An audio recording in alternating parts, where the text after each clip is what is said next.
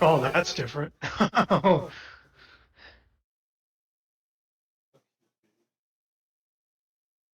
different aesthetics with the OBS there. Yeah, they changed a lot. I like it.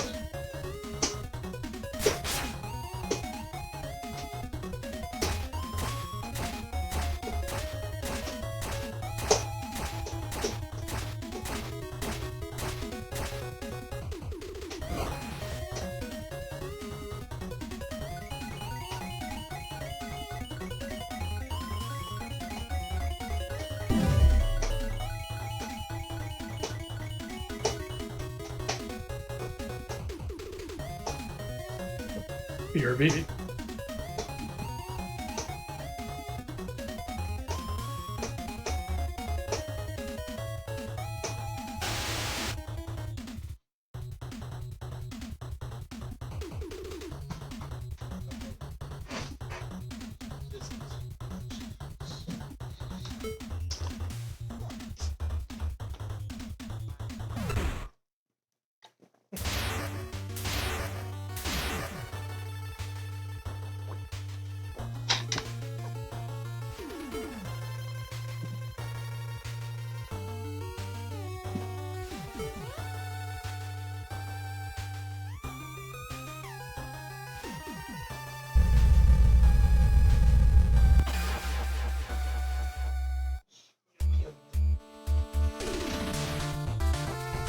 Alright, more Megaman 3, everyone.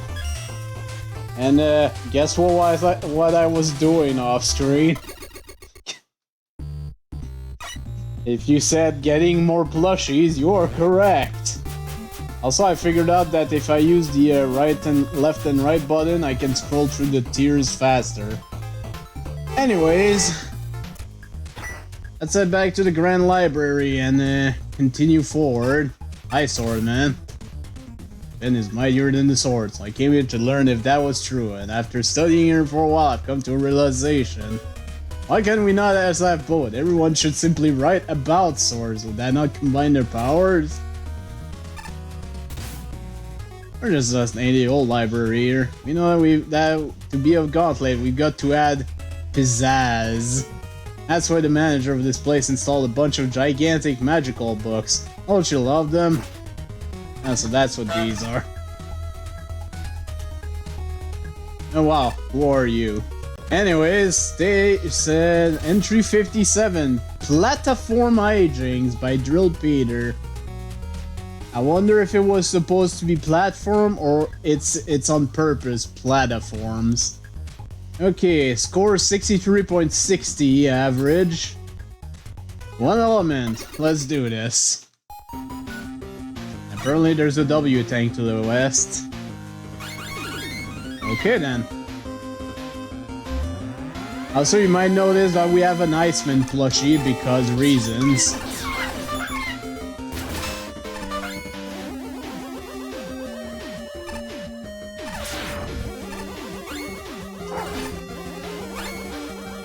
Lots of bolts hanging around.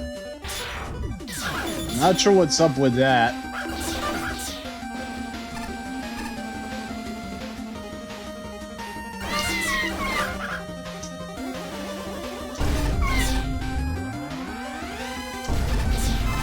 There we go. Okay. Here's the platform, I guess. No, I will not get over that. I still don't know if that's a type or it's on purpose.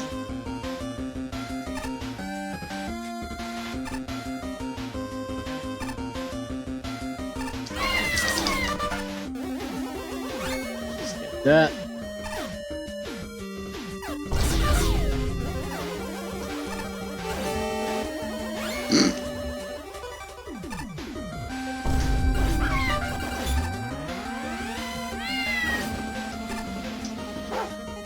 I mean, we gotta have the funny noise. God damn it.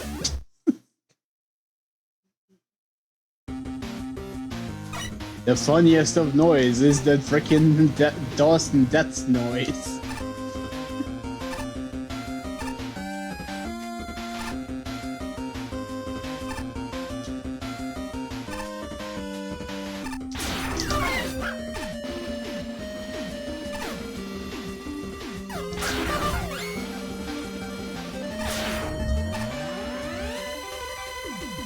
Okay, this time let's maybe not get murderized by spikes. Iris. Okay, more platform. I will not get over this.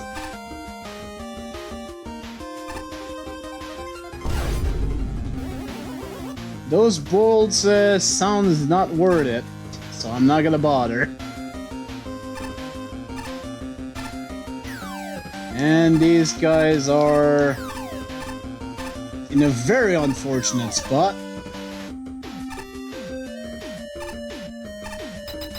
I wasn't sure if I was gonna land there. I'm glad I did. Yeah, I heard. I was listening to it. It, went, like, yeah. Slaughter maps. Okay. Just a bit of platforming challenge.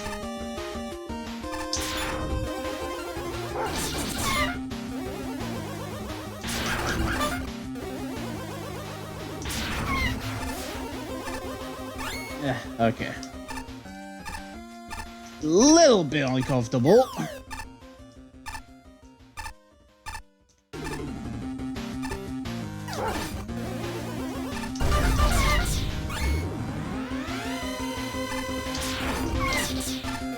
So many enemies from Challenger from the future.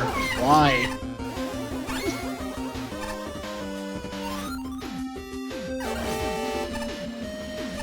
Let's just say it was a map with like 3,000 or 4,000 enemies, and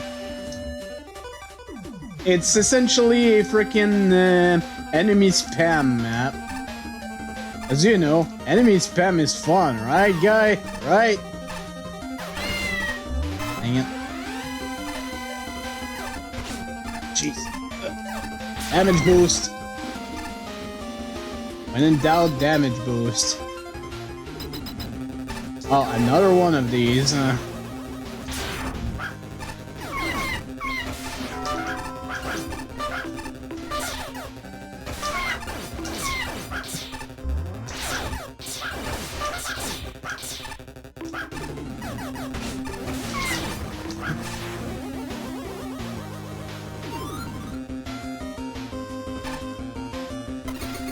Oh, that's pointless. More platform. And not jumping. That's also a thing.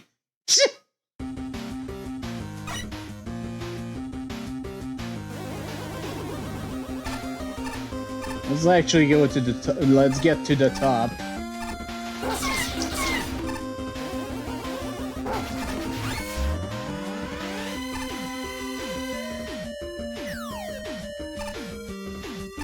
Okay.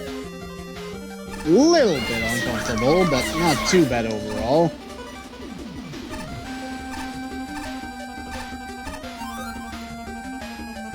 Honestly, so far this has just been pretty much an enemy romp with sometimes platforming. No, I still haven't gotten over that. I probably won't. Ow.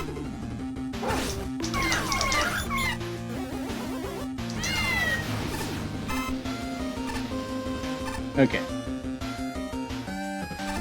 Yeah, there's a kind fish there. These stupid enemies from Challenger from the future, I tells you.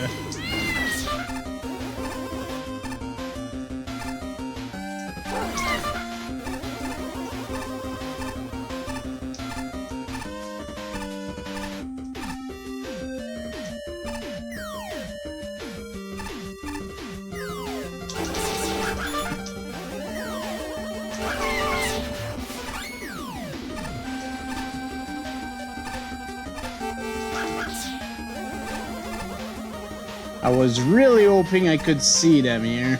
Okay. Bye, Kalinka's head.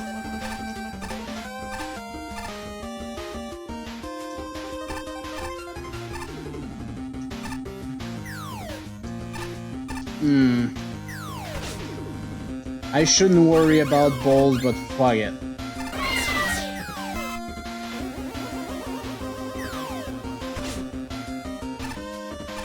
I freaking hate these drawn Scaravich wannabes.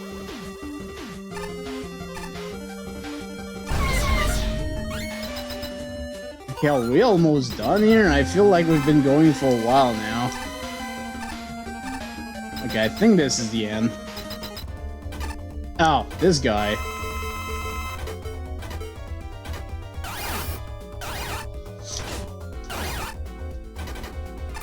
It's nice to actually have the enemy weakness analyzer now. I don't have to guesstimate.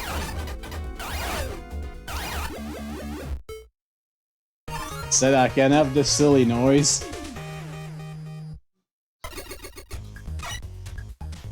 Well, again, this was mostly an enemy romp. Let's see what the judge thought about it. I don't think Opie is back, so I guess I'll start reading. Oh, this level turned out better than the misspelled name implied. Okay, so I'm not the only one. The two core gimmicks, Dengen girders and conveyor wheels, are simple yet highly effective for platforming. And the level finds a decent variety for them, though it can get a bit samey. They also have a natural difficulty curve, and there's a lot of useful enemies to bolster the level's design. Of those enemies, Ace Manbo is easily the most effective. Its range is massive, but it's predictable and slow, making it the perfect combination with the wide open platforming rooms.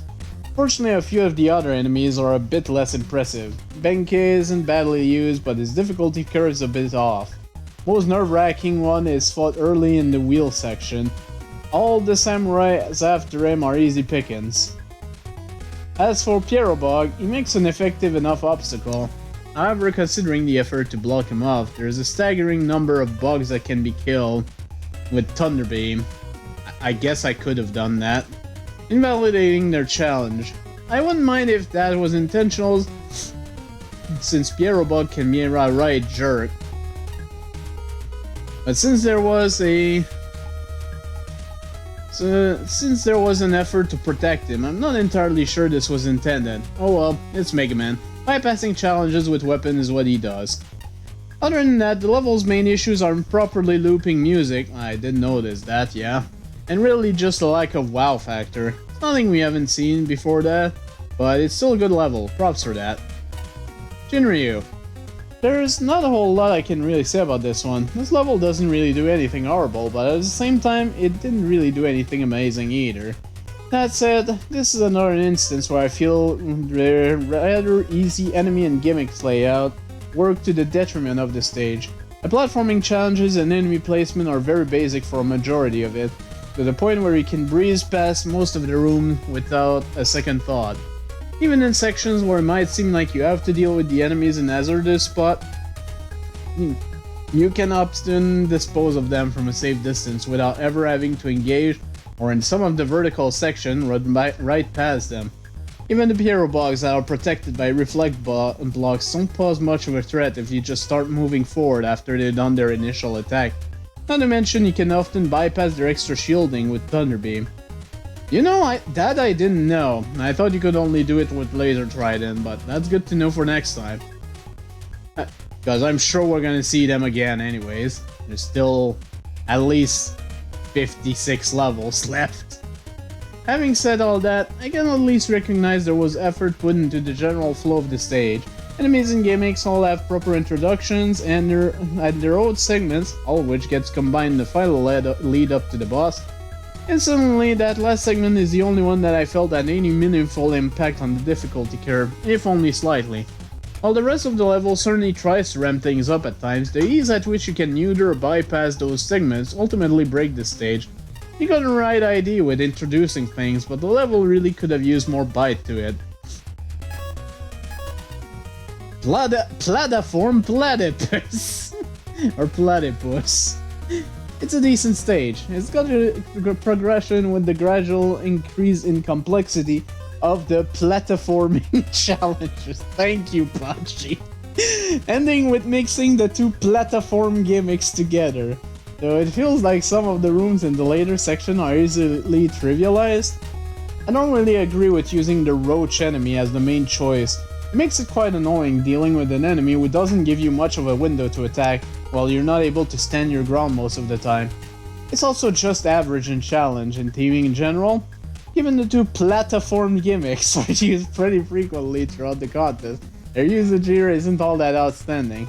Poor audio mixing job with the stage music being so much louder than anything, and it doesn't even loop properly.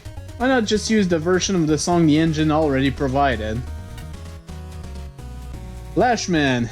Give me a level with a clear difficulty curve, regular checkpoints, clean visual, a sensible screen count, a logical flow, and some fresh IDs, and I'll be happy as long as it doesn't do anything to wreck the fun. This level delivers on all accounts. I like the challenge progression. Introduce the main enemies, add a gimmick, switch to a different gimmick, then combine both gimmicks. There's ample time to acclimate to each new challenge. Admittedly too much time. Several sections could stand to be condensed, especially in the beginning. The challenges are solid though. Benkei is used in subtly clever ways. The mini-bosses make great use of both gimmicks, and instant death enhances the challenge without dominating them. I appreciate the meaningful use of indestructible blocks to shield Jugglebug, or whatever it's called. Apparently it's Yerbug? I'll have to check again what was the name. Though that's one setup we see a bit too often. It's refreshing to leap without scrutinizing what I'm going to land on.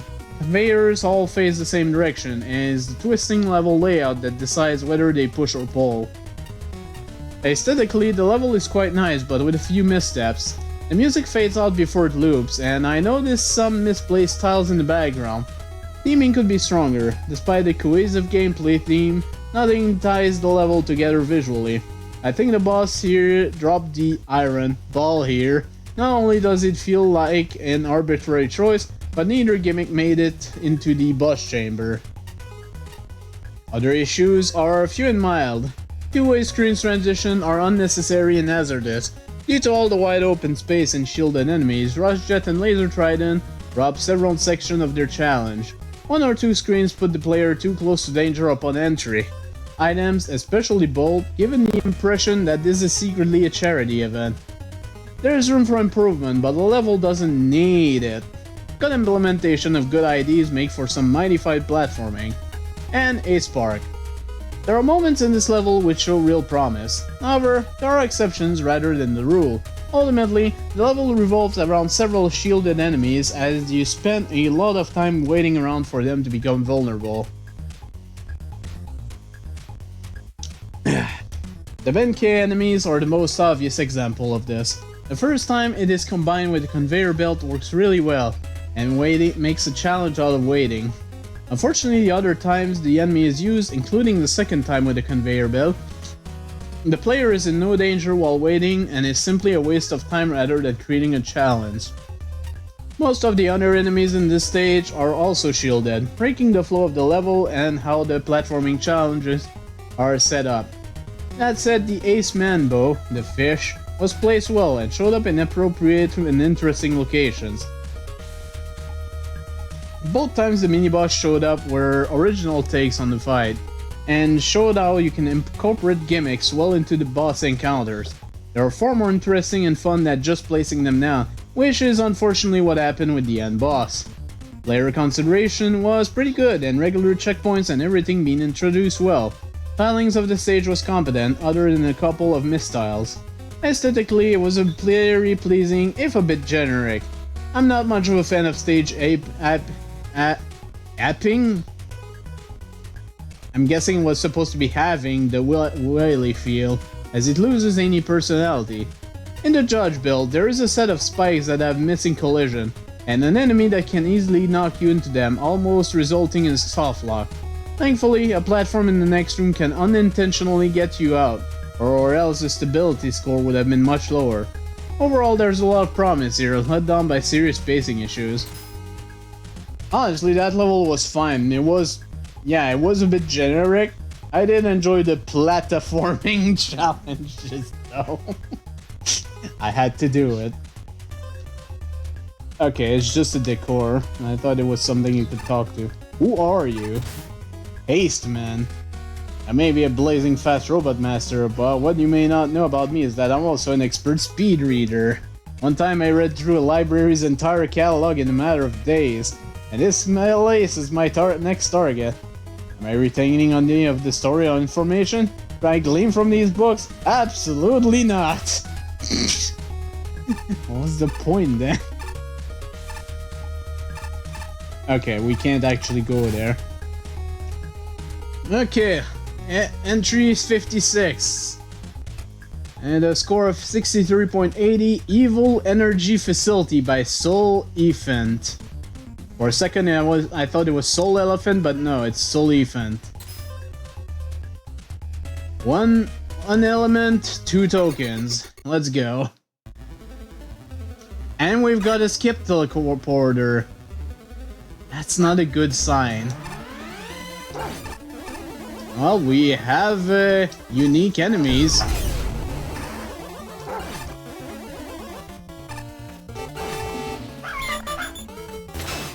I'm guessing those are Mets. Yes, they are.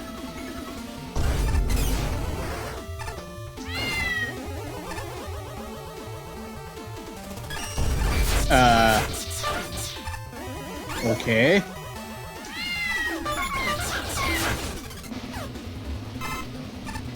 Not sure what to think about these enemies. Excuse me?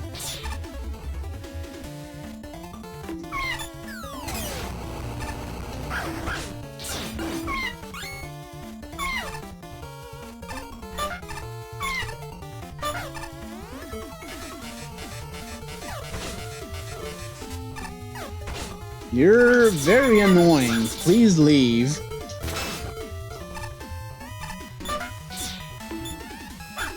Oh, we're doing second-person platforming here. Interesting.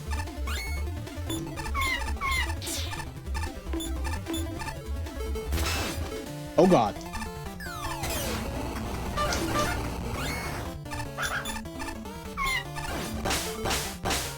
Whoa. That guy had an Omega symbol on his shield.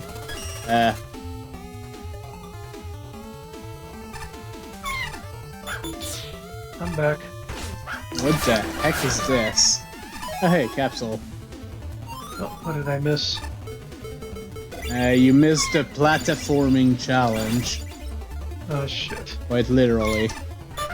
Oh, what the hell is this? Oh, fuck. Aha! This is what we're doing here. Okay.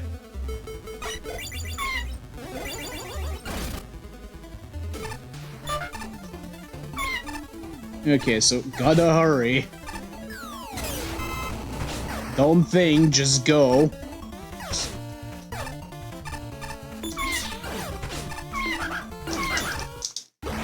Seriously? Wow. You know, when there's a little bit too much shit. Just a little bit. Gonna use Trident. Oh.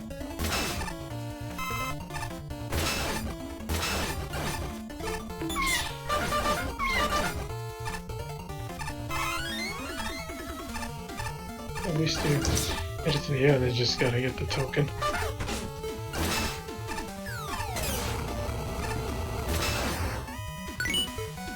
Okay. Alright. By the way, this level has a skip teleporter. Oh, it's one of those. I haven't seen a skip teleporting in quite a while. Excuse me? Whoa. A powered up, Alright, I forgot she has Toadman as Rustwell. that's pretty cool.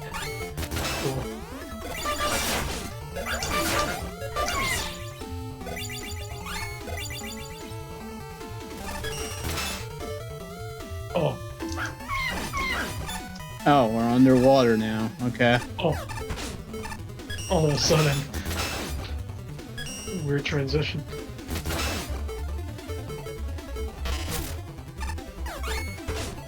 Oh, more of these guys. Jeez.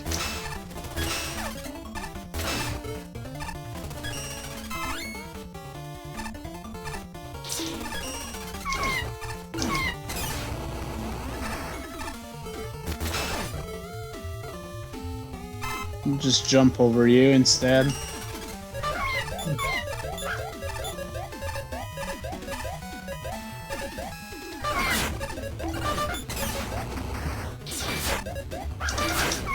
That's so weird. Yeah, I think it's because it's creating oil. Oh. These Ringman platforms have really strange. Oh, we have wind. What the hell? Hmm. Oh, fuck. I see. I kind of see what I have to do here, but God, if it's not gonna be a pain in the dick. Oh no!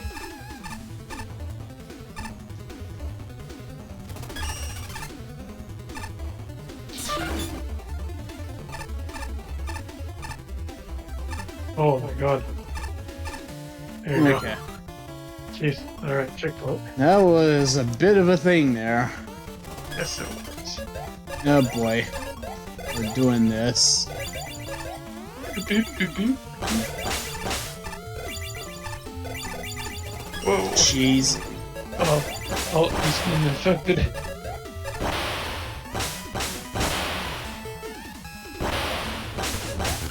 Oh, Ah, come on.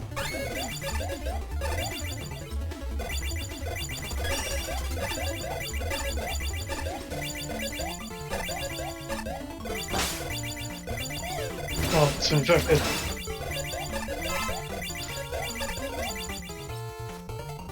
What's up with that? What's up with that? What's up with that? Oh, shit. I hate these freaking map types. Oh.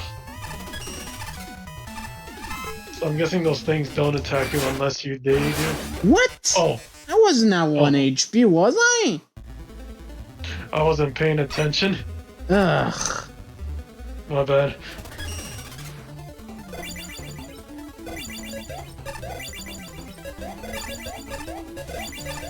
Also, Omega, I can't answer that.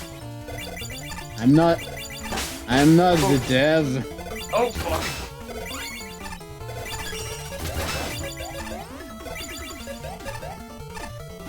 Oh, well, alright, yeah, that kind of It's still fucking deserve a oil retry. bullshit. That did deserve a retry, though. I'm starting to see, though, why this has a freaking skip teleporter. This is annoying. It's not necessarily bad, it's just annoying.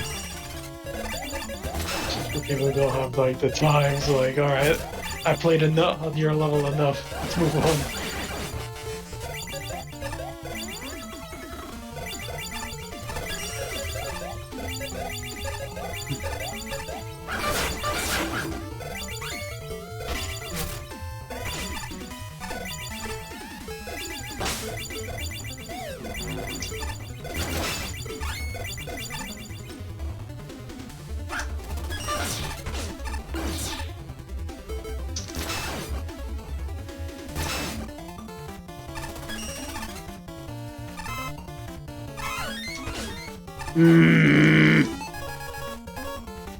Piece of shit.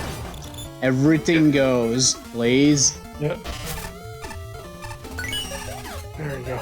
Alright, got both tokens. Now I just need to beat the level. Come on. Enough with the oil slicks. Oh no. And now we've got water I was physics. about to say, it's like, I would do that. Oh my god.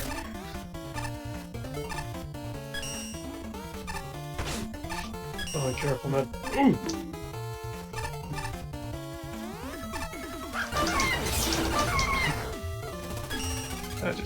Just get out of here, man. Checkpoint's down there. There we go. Alright. Oh no, not this Oh, stuff no, again. another one of these. Oh, yeah. No. Oh, no! Oh, fuck. I lost the water physics. Uh, Enemy spam.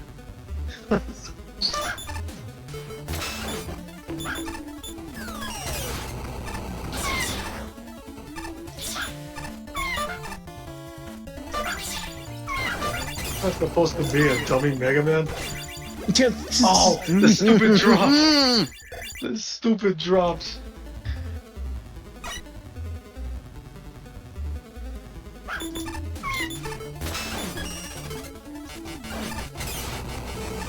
Fuck them drops, man. Sir. Oh my god, every time! I keep forgetting I don't have the water physics anymore. It's off screen.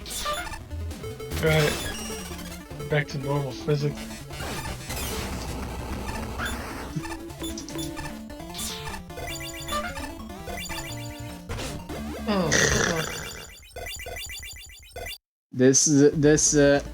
I see the ID, but this is not At this super fun. At this point, you might as well resort to the fucking Magnum beam.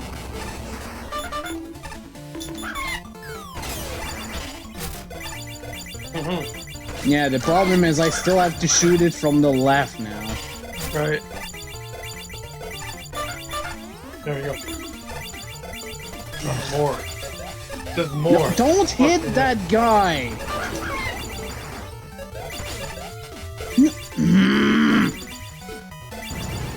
Nice and easy. God, Get him out of here. Oh, jeez, left. No! I did not see the line there! No! It's too much. God damn it. Am I just too bad, or is there really just enemies spam the level? More, it's just spam. Spam, spam, spam, Stop. spam, spam. Way too much spam.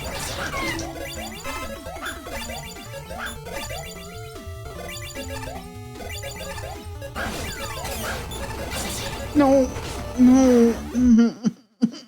Oh! I don't want to shoot that. No. Why? Just why? Please tell me there's a checkpoint after this segment. There probably isn't. Yes, exactly, Steel. It's a fairly interesting concept, but the fact that you're spamming enemies while you have to do this is just annoying.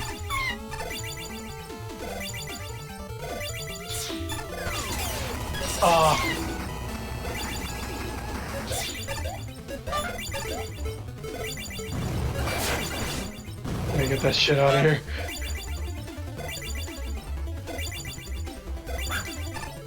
Go. There you go. Get rid of these enemies first before you proceed.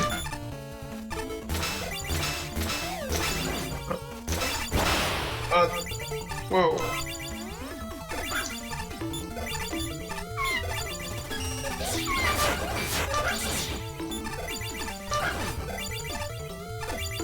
Yep, the checkpoint's in the next room. Oh, we're at the boss. Get me out of here. Oh my god. Alright. Okay. You're weak to Trident and Y2 life bar. Okay, you take 8 damage. Okay, kind of balanced.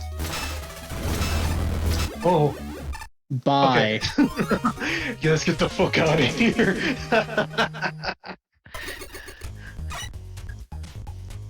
Oh, capsule. Yeah. Flashman. Don't put this one too close to the ceiling. Goo-filled eggs will fall on you. Fall on you. Yeah. From Megaman 7, of course. Yep. Okay. Time for my terrible reading skills. And I can see that Flashman is kind of an agreement with me in regards to fun and functionality for this level. Anyways. Wow. Alright then. This is certainly a level. In regards to individual pieces, I've only a few complaints. The Raptor Raven, if I said it right. I don't know, this is a new enemy, so... Rav Raven, I'll say that. Enemies work well in groups. And the Evil Joes are an excellent bait and switch. On the more gimmicky end, the Voodoo Dolls and the Hex enemies are just plain cool. I have to give props for the telegraphing work, which, with the specific spells, pay attention to your health bar, wrap it up with Revel-style evil energy drips, and properly telegraphed ring-man platforms. And this is off to an excellent start. My complaint here is the Mets. Their shots are too fast and too big. I also think the evil energy drips should have been a different color. Purple on purple is a poor choice for readability. Unfortunately, what really shoots the level in the foot is the rough design. Not for a lack of trying, the stage makes excellent use of its variety. However, this gets too difficult, too fast. Agreed. The best example I can name is with the Ringman Rainbow platforms. Immediately after their introduction, we have precarious climbing, wind effects, respawning ravens, puzzle, and that's all at once. That's too much for a second room, and it's one of the most finicky challenges in the stage. Even beyond the sometimes literal difficulty spikes, there's just too much going on at once. I have a recording of the final section, and even watching it and replaying it later, I'm still not quite sure what's happening. It's never quite enemy spam, since the replacements clearly have thought behind them, but it's chaotic enough that I really feel the limited checkpoints and lack of power-ups. I get this is a facility for malignant alien energy development, but this is a bit much. Weapons can make the level easier, but they must be used intelligently. Proper application of tools like Thunder Beam and Tornado Blow can quickly and rapidly get you killed, and oftentimes I found it easier to stick to the Buster. Hexman himself is a lot like his level. His AI is learnable. His concepts are solid and the fight can be fun. He also has more attacks than his health bar can sustain, and he does a ton of crash damage considering his AI. Figuring him out completely is an arduous task, especially with his cramped arena and general physics insanity. Once you are used to him, he's fine, but getting to that point can be more trouble than it's worth. It's ultimately an enjoyable duel, but one that's quite rough around the edges. In the end, I'd say that summarizes the level nicely. It can be fun once you're used to it, but until you are at that point, the level has no issues throwing you at a spiky grave. Or pit, but anyways. I really want to like this level. a lot more than I currently do. It's got some very neat things going for it, but at the same time, it also has a lot of issues that hold it back. The main problem here is the difficulty. While the stage introduces new enemies and gimmicks just fine, there doesn't seem to be much of a middle ground for testing the player before throwing them into the deep end. One example of this is the rainbow platforms. They introduce a pretty straightforward way in a safe room. This is immediately followed up by a rather demanding room that has you contending with wind effects and respawning enemy that own towards you. It belongs more like a setup that belongs later in the level. All of this isn't to say I dislike some of the challenges here, but a good chunk of them end up being a bit too brutal. It's kind of a shame, since most of the IDs here are really interesting. The evil energy affecting enemies is something I wish was explored a bit more, as there's a lot of potential with that concept alone. The voodoo dolls on wire are also pretty neat, but the section they show up in, barring the first one, are so packed with enemies that they quickly turn into chaos if you don't take it as slow as possible. And sadly, that's not even an option for the one leading into the first token. Yeah, you have to all ass.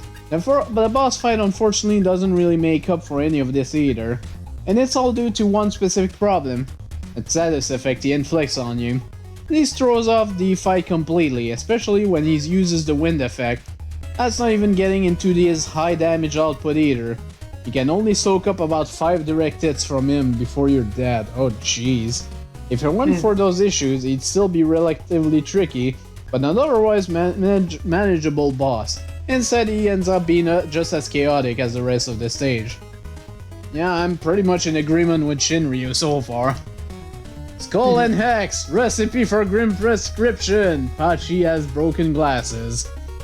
It is definitely a very creative stage with some really cool and unique mechanics. The problem though is how the stage plays out. How the stage layout is so restrictively designed in a way that there's not much wiggle room for the player. Ended up making it not a very pleasant experience. I like the idea of the various curses the witch doctor enemies can inflict. However, I can't say I'm a fan of surrounding said enemies and reflect block cages in pretty much always, that they might as well have been indestructible stage hazards. The side effect that comes with the cages is that it also limits the playing field as well, making the stage feel cramped in various spots. There's also an abundance of instant death pits with respawning flying enemies who home in on you, and mets who can aim their shots. You see where this is going? All these together essentially force the player to play slowly and carefully, which makes getting killed and sent back become more severe of a progression loss. The voodoo doll? I like the idea behind it, how it controls the screen scroll, and what I don't like is the tendency of the flying enemy hanging around those. That it's very easy to miss your shot and send the voodoo doll flying through the long string. Don't use Thunder Beam with these things present, trust me. Oh god, I'm glad I didn't. Tile set and aesthetics look great, though the purple is a bit monochrome throughout the facility session. Music that sounds fine, but the short loop can make it a little grating after a while, with the forced slow pace of the stage. The boss just doesn't work at all. Having him also inflict the curses at you, making you have to constantly adapt to the changes in the heat of the battle, while he also reacts to your inputs, it's a lot of micromanaging to do. The wind especially makes it nigh impossible to avoid damage. Oh, and the ceiling spikes, they're instant death. Ah, goodness. Flashman.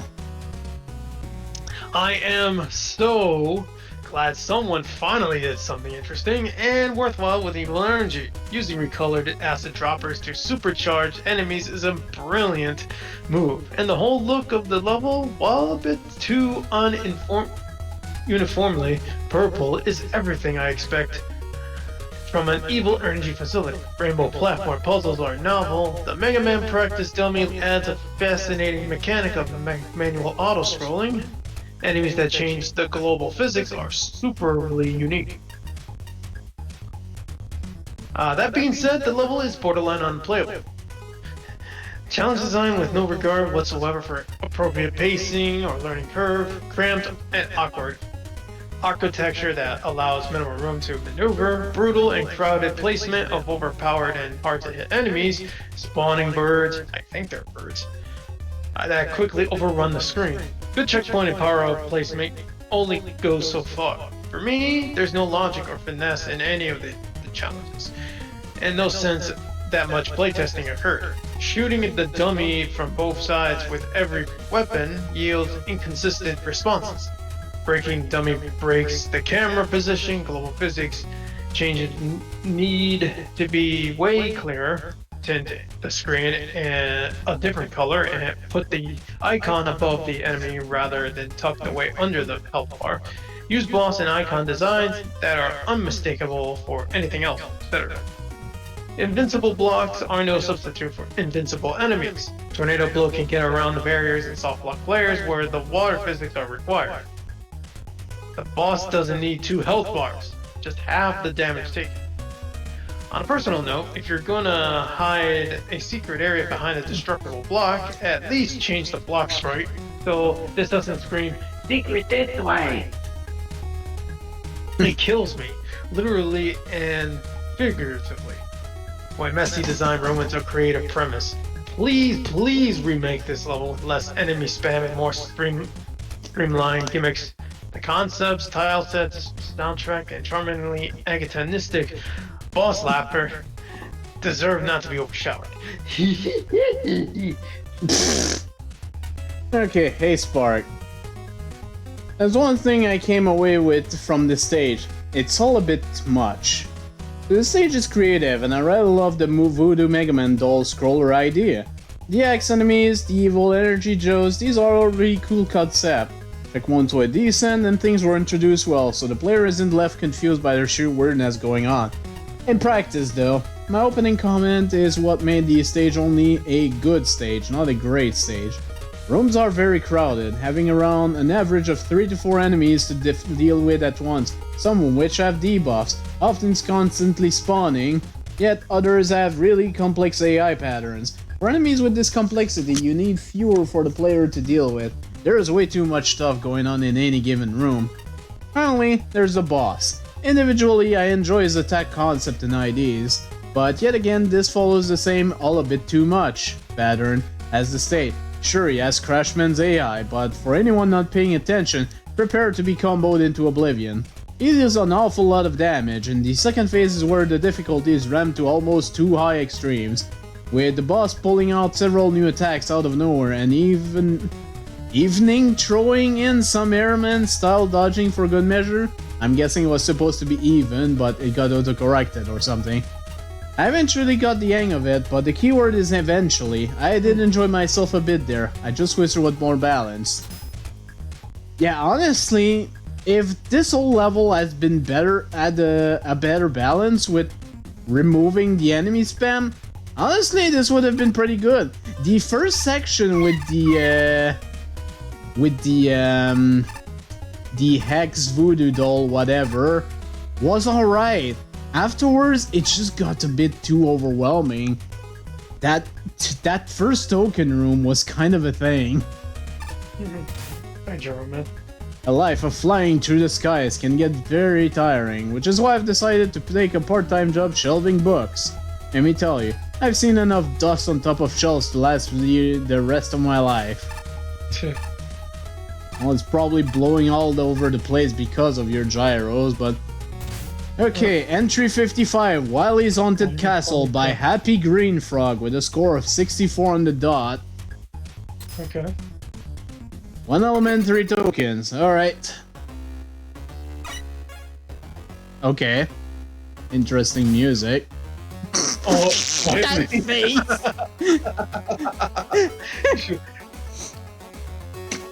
I'm gonna get a shot of that and make that a get a gift or something.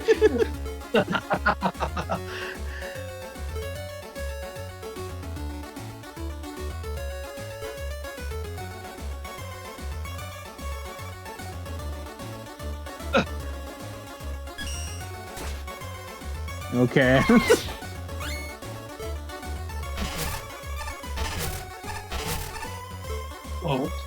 damn it.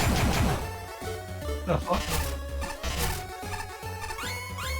I accidentally pressed my joystick, which activates the weapon. Oh no! Jeez. Double gangers.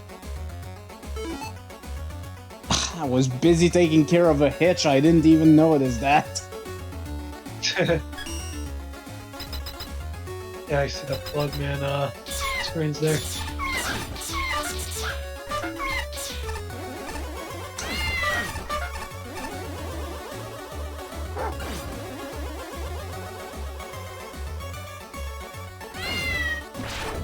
Another one.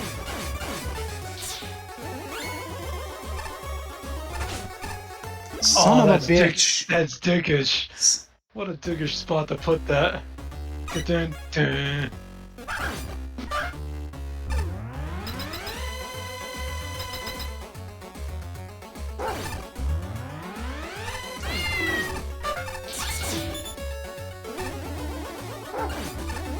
Arfk.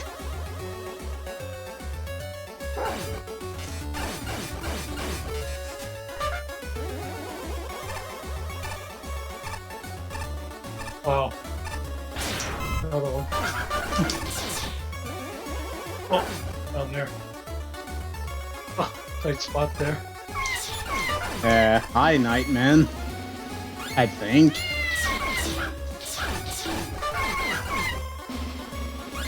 Oh.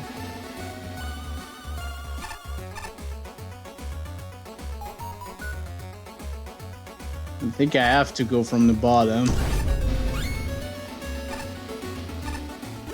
Of course you don't jump. That would be useful. Why would you jump?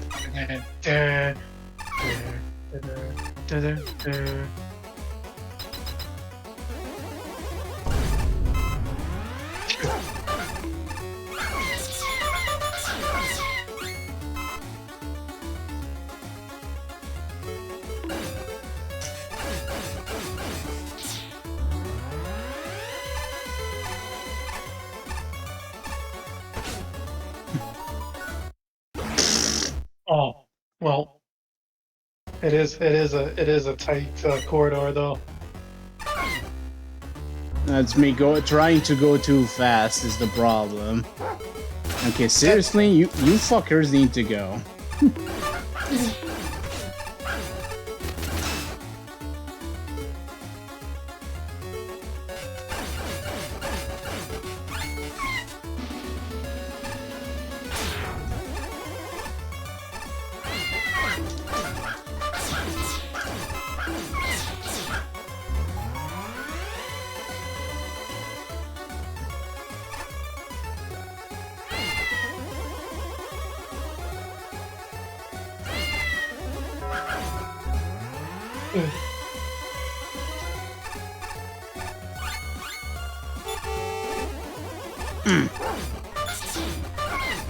Uncomfortable.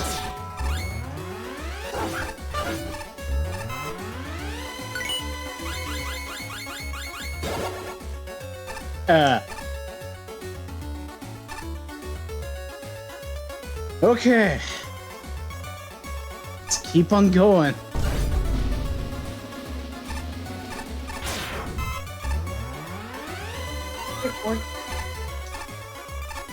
Okay, these platforms on belts now. Interesting.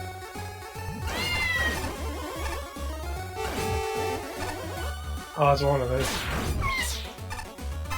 Hello, Astroman gimmick. How's it going?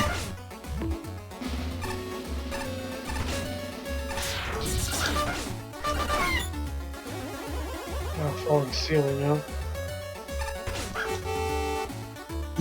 Just go.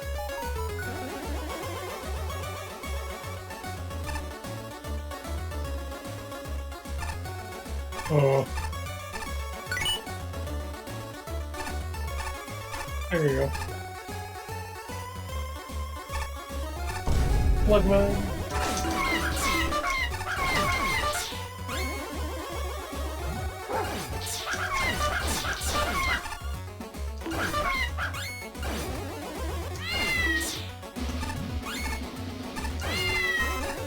Yeah.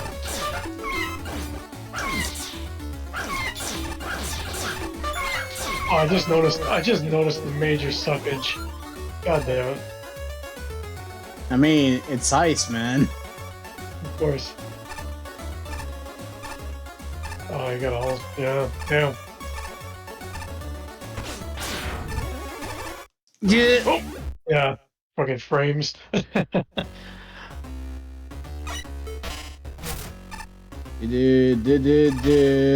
the shit.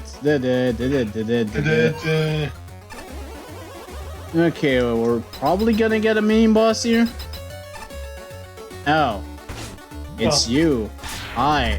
Go away.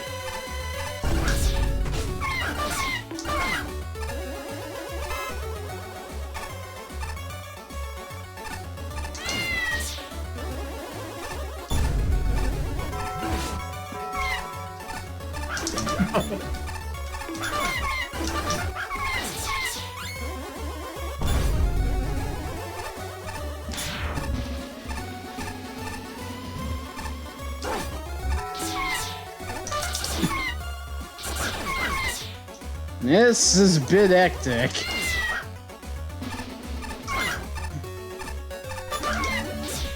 Okay. There you go. Excuse me? Oh, that's a bit annoying.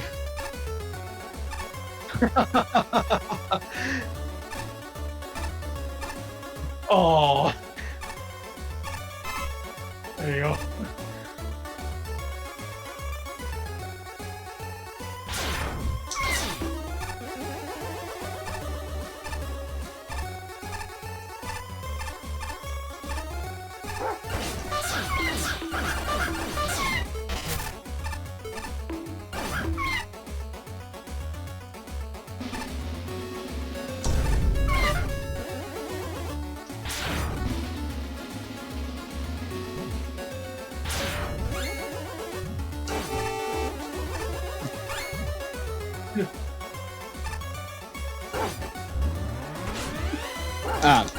God damn it.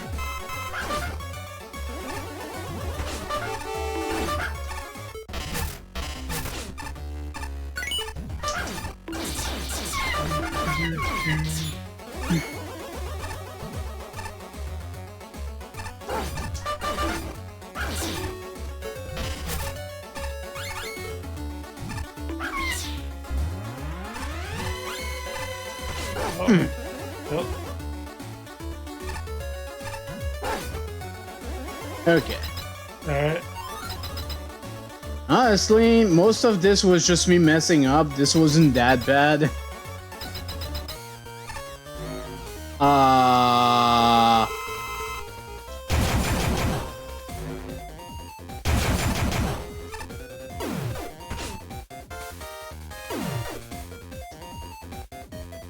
Freaking music. What is even going on?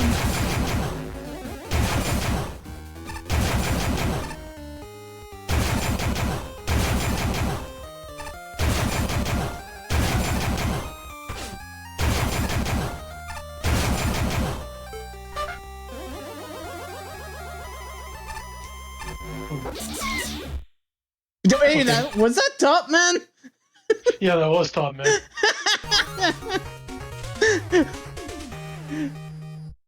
I'm sure the face of Dr. Wily will be very happy with what I just did there.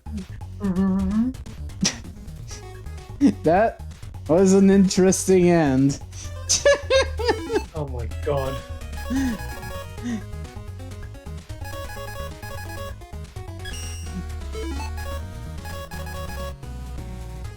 Right, it's Last Judgment.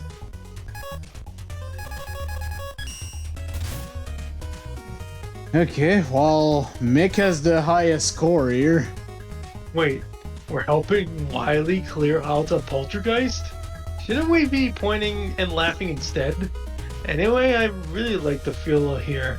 I expect the haunted castle to be all spooky and dreary, which is kind of true of the boss. But between the popping music and the reliance on regular Dev Kit assets, it becomes a subtle Saturday morning cartoon sort of haunted, which is really cool. It's also cool to see just how the theming manifests. Shadow Mega Man at the entrance was beautiful, and there's a number of bouncing platforms that can only be explained by ghosts, at least in universe.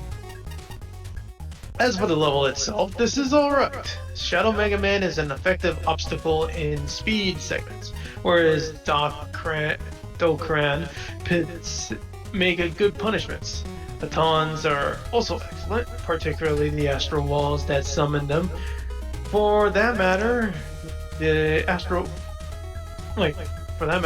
walls are just plain entertaining. I appreciate that the variety they can spawn was kept low, eliminating some of the excess RNG problems the walls can cause.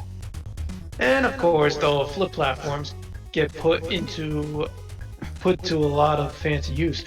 I'm not seeing them on rails prior to this, and the way they influence the final few rooms is just plain fun. Unfortunately, the design itself is a little off. Not for the lack of trying, this haunted castle has a wide variety of interesting scenarios, particularly with its two bosses. However, the level has a strange idea of how to use instant death. After introducing the core gimmicks, the player is immediately thrown into a segment that's basically stop and die. However, as the level gets more complex, it gets less deadly, which cancels out any difficulty curve and makes it feel about the same throughout. There is still growth as you can get further, but the loss of difficulty curve is still to the level's detriment. Beyond that, my only other complaint is that the boss is a little on the long side, owed to ridiculous airtime, and can break outright if you fight him wrong. As a whole, this is a fun level. Difficulty curve a little too off-kilter, but the overall experience is a good time. Fine job. Shinryu. It's not really getting too much of a... I'm not really getting too much of a haunted vibe from all this, aside from the general theming of the enemies and boss. Either way, the stage has some decent things going for it, but not without a few issues as well. The platforming in this level is a bit odd. While I like some of the concepts present, there is a problem with the room layouts. A few of them, especially in the early parts, feel way too cramped. The sheer number of enemies in some of these sections don't really matter either. Thankfully, the room becomes more open and enemy count is mostly reduced once you get close to the mid-boss, which I found to be rather tedious without abusing Laser Trident in all honesty. I didn't think of doing that, but I guess that would work, yeah. This is also the point where the gimmick usage becomes a lot more interesting. Putting the flip platforms on rails offers a small but decent twist to their functionality. Most of the segments involving them are rather enjoyable, save for the aforementioned mid-boss, and that one room towards the end that features an astral wall and a long winding rail. I got tired of waiting for the flip platform in that room pretty quickly, especially since the astral wall doesn't offer that much of a distraction during the whole process. That aside, we also have a custom boss to contend with. While I like the concept behind him, I definitely would have preferred if he didn't follow a perfect pattern with his attack. A bit less predictability could add something in the face of his projectile being rather easy to avoid at least. I also discovered a pretty major bug with his Firestorm attack. If you get rid of some of the flames with Water Shield, the boss becomes stuck in an idle state at the top of the screen. Even without abusing this glitch, however, I still found the fight to be the easiest part of the level. His desperation mode doesn't really make him that much more threatening. There was a desperation mode? Overall, while it's not that bad of a stage, I do think it could have easily been a lot better as well. Pachi, Boo! Haunted Castle! Broken Glasses! 69 points! Yeah, baby! The stage started out well, but it kind of became unreasonable towards the end. I think the Astro Man screen gimmick is decent in its usage here, at least when it's just spawning the bats at the very beginning, as they have a startup time before they target you. If then it starts putting the flipping platforms on Crashman rails, they definitely required some getting used to. They weren't so bad when used as purely platforming challenges. The problem with the stage begins with the mini-boss fight. When doing Buster only, they are just really hard to hit due to very precise hitboxes. Going on where you didn't notice that, but I still did it. Going on where you can only hurt them in certain spots, you also need to time the platforms right to get up to shoot them without bumping into them directly. The biggest annoyance of all is the infinitely spawning bats. They really didn't need to be there. Towards the end where the Astroman screens start to spawn more things, like the Tomahawk platforms too, it's funny for sure, but at one point, one of the platforms just kept bouncing on one side of the Crashman rail part indefinitely, and looked really janky, so it became a bit awkward to play. Dr. Light Capsule is a boss who spends 80% of the time airborne and out of reach. Just use special weapons. Which I did. Flashman. Any bedeviled building is worth its salt ought to have a personality, be it horrifying, creepy, or just spoopy. This is less a haunted castle and more a regular fortress filled with thematically related objects. The dialogue with Wily is a great start, and the picture is great too. And the ghostly boss, though intolerably slow to defeat without special weapons, is a great end. The fade to black between sections is appropriately ominous, and it helps downplay how bewilderingly varied the decorations are.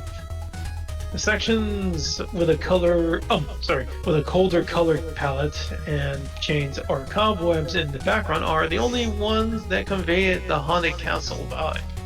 The enemy gimmick selection helps to an extent, but not as much as it could. Girders could be disguised as chunks of ceiling.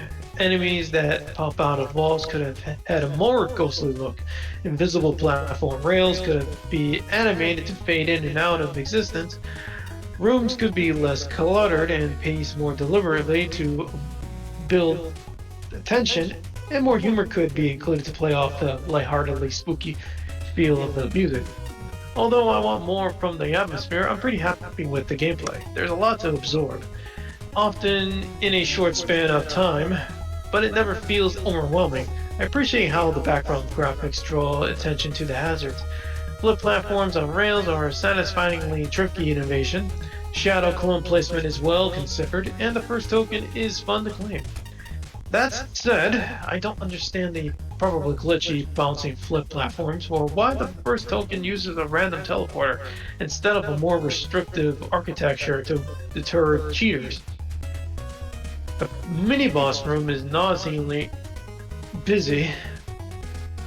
Power-ups are far too generous. Things tend to get messy when objects spawn from scrolling walls, and there are logistical issues with infinitely spawning stationary objects. So the execution could be tighter, but for the Haunted Castle leaning heavily on the not-so-haunted dev kit assets, this is a good effort. And a spark. My main takeaway from this stage is I actually enjoyed it. A combination of gimmicks, enemies, and yes, the mood and music gets the stage to completely sidestep a recurring problem in this contest. Wily Castle style levels that feel utterly generic and forgettable. This level has a clear identity on its own, and while I would preferred some more unique tiling or tile set, this combination of assets that also allow for some genuinely memorable moments of panic as you dodge falling ceilings, weave between bats, and somehow miss seeing the haunted mirror that's very clearly visible and does get bonged by your doppelganger. Yeah, that's happened to me a few times. It's also a utter mess. Rather slapdash placement is further compounded by the Astroman wall throwing a real randomness into the mix, often killing the player as a randomly spawned and now unavoidable enemy or girder knocks them into a stray pit, as they were trying to maneuver around the thing mentioned above. The flip platform from Windmen are a particular nuisance, as the player often has to reset their orientation, so a platforming challenge is even possible without weapons. I do appreciate you leaving the utilities enabled, and thoughtful checkpoint placement really helps lessen the frustration. It's a shame not enough care was split into the placement of some of the assets. The boss was unexpected.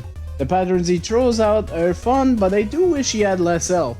It's a really big drawback here. as a long drawn out fight with the boss staying out of firing range for most of it. Not only do you see everything the boss does rather quickly, the whole thing is pretty damn easy, thus making the arbitrary health boost even more egregious. Really does not justify having 2 phases. The first 2 tokens are pretty fun to collect, but unfortunately the third one was incredibly messy, alongside the entire room it's in. Real shame, the level layout had to end on a low note. So it's Wally's haunted castle. Where's Simon trying to take a dump? That's what's missing from this stage. Oh man, I've got nothing else to say other than that Wily face was amazing at the start.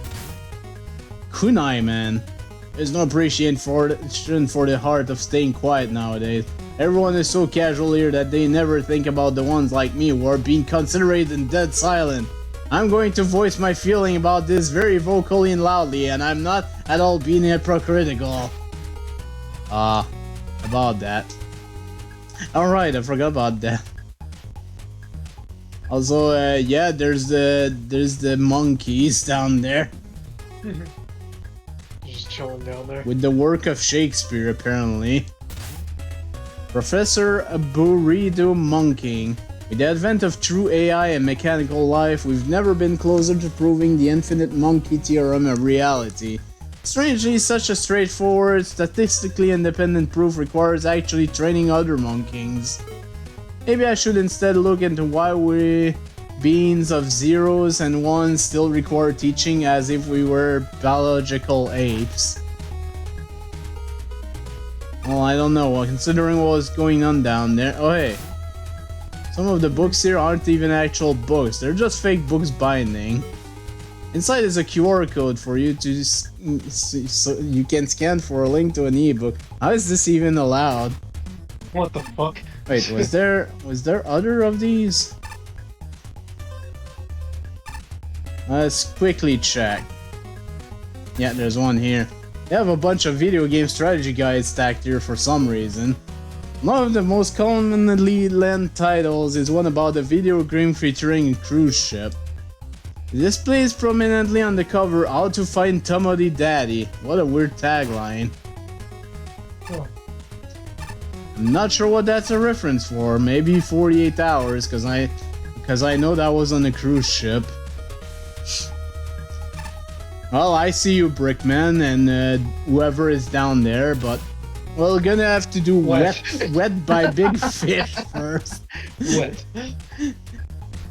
What a name! Holy shit, a 98% by Flash, man. This might actually be a pretty good level. But it had So a this would have been an 89 wow. if not for the 25%. So, and it only has one element. All right. Wet. Ooh. I don't know what this song is, but sounds pretty good.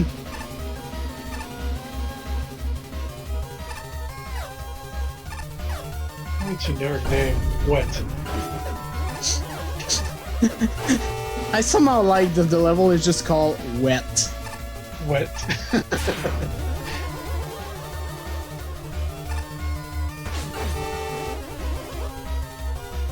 Imagine you're moving around the level of a hack of Super Mario World. Oh, the map is all over the place here. Imagine you're walking around a Super Mario World hack and you just find a level and it's just wet.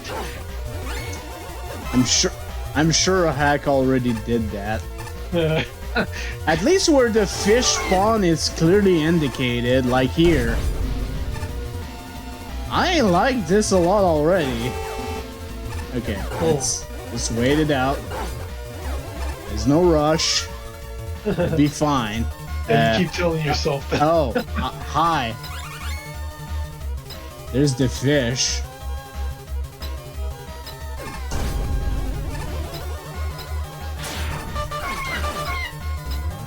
Well, I guess once I get access to the fishing rod or whatever, Okay, look at that. okay, that's pretty good. Just killing him. Here they go again.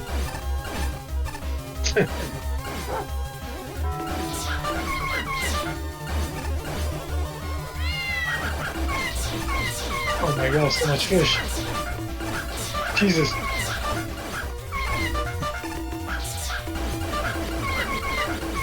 So much fish! What a waste Good of fish. checkpoint placement. Oh hey, Oh. it's that useless fish. But it respawns. Oh my god. Oh no! Oh, this one's invincible. And there's wind. Careful. What the hell? Have some fish! Oh no!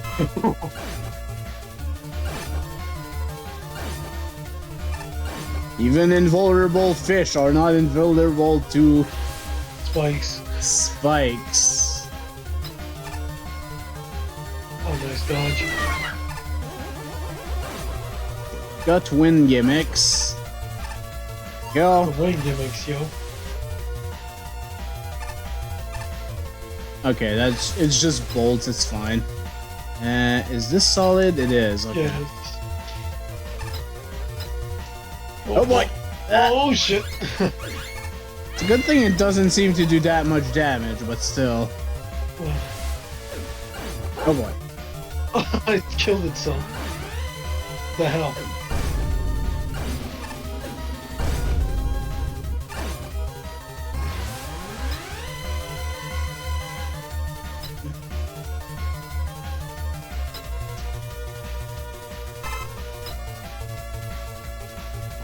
This level is kind of amazing so far. I like it.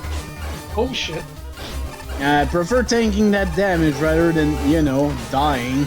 Oh no! Oh. Look at the fish face! Hi, Kine. Oh. What are you doing here? Thanks for playing this cool stage. Make sure to do these cool dudes for the assets used in the stage. Oh, playtesting was done by Pyro, Big Fish, Yoshiatom, Mini Macro. I'll be fighting you in the next room. I hope we'll have a great time. Don't stop it. Oh boy, we're fighting Kine. Oh. Oh man.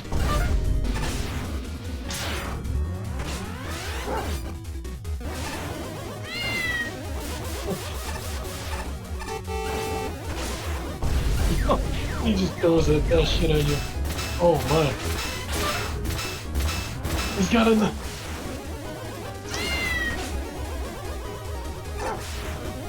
Oh no. Oh no. The fucking wind.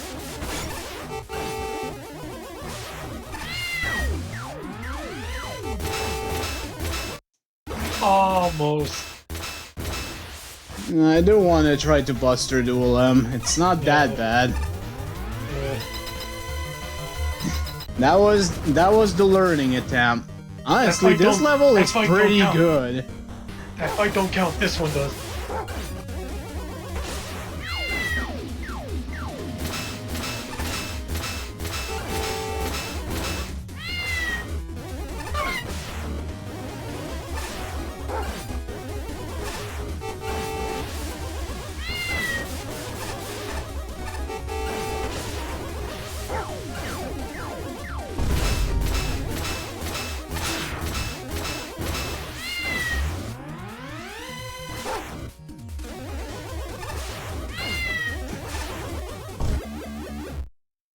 That was awesome.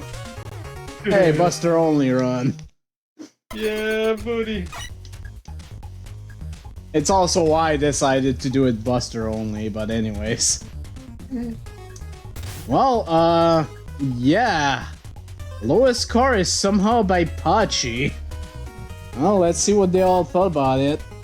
I say 7.8 out of 10. Too much water. But there's no water at all. So the level just lied to me. In all seriousness, what's here is pretty freaking great. This fishy level is a fun time. Getting great use of Gabgios and the tuna shoots, aka the greatest things to walk on this earth. I really like the spawner challenges, particular props for all the visual tells, and the late stage win added a lot of appreciated variety. As a whole, this was just plain fun, even without the advertised walker. Wet. That name is That's probably great. like the best name of the whole thing is Wet. Of course, there's still a few issues besides A's manbow vanishing before his time. He could have really worked really well with the wind, but only appears once there and is easily dispatched. I found Big Fish to be overall lackluster. His content is fine by itself, but instances like the super tight ladder or the tuna shoot sandwich can be aggravating due to the punishment factor. I also found that I didn't like their purple shoot telegraph, as it seemed very tacked on and jarring with the rest of the visuals. Perhaps a contrasting color that isn't brand new to the palette might be ideal. Besides that, I found the invisible enemies didn't add very much to the level. They're oddly sporadic, to the point it feels like they are barely a presence, and their introductions tend to be less than ideal. Despite the flaws, Wet is a pretty fun time. It's entertaining from start to end, and the Kind fight is a good note to end on, even if his wind can really kick in before you've had the chance to get a feel for his abilities. I'm glad I got to play this. Same. This was pretty good. I'm surprised Wet. this is no one's favorite, unfortunately. Aside from the obvious potential theme of water, I honestly wasn't sure what to expect from a stage simply entitled Wet.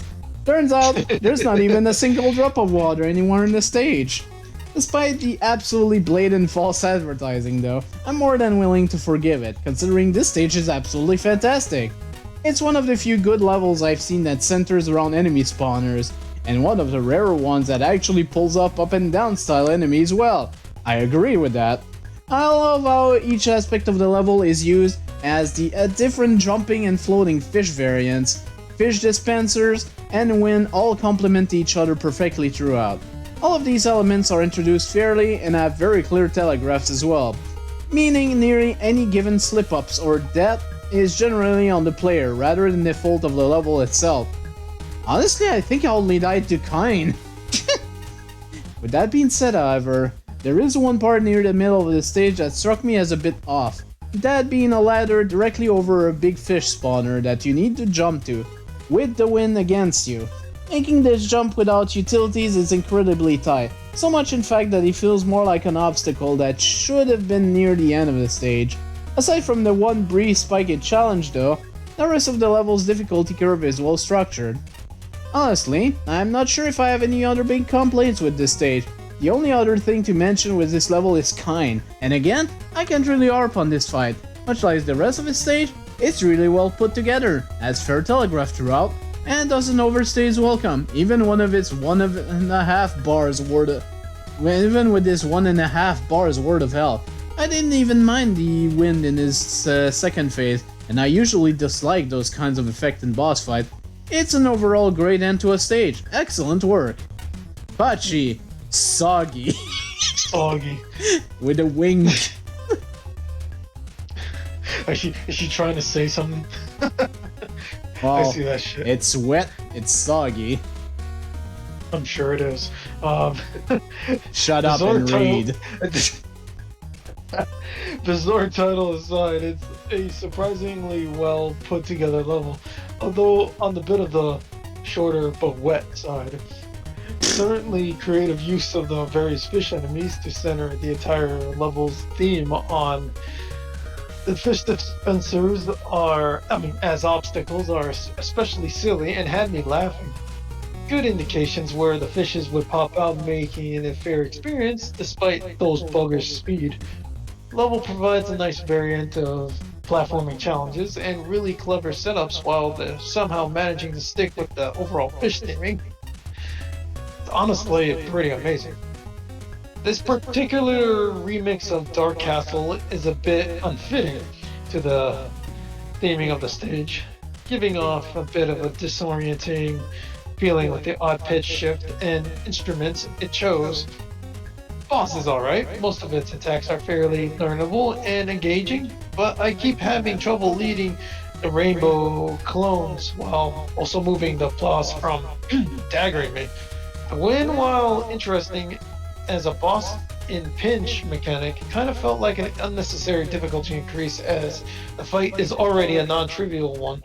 Kinda had to dock a few fun points because of how that alone lingered me on the entry longer than I would have liked.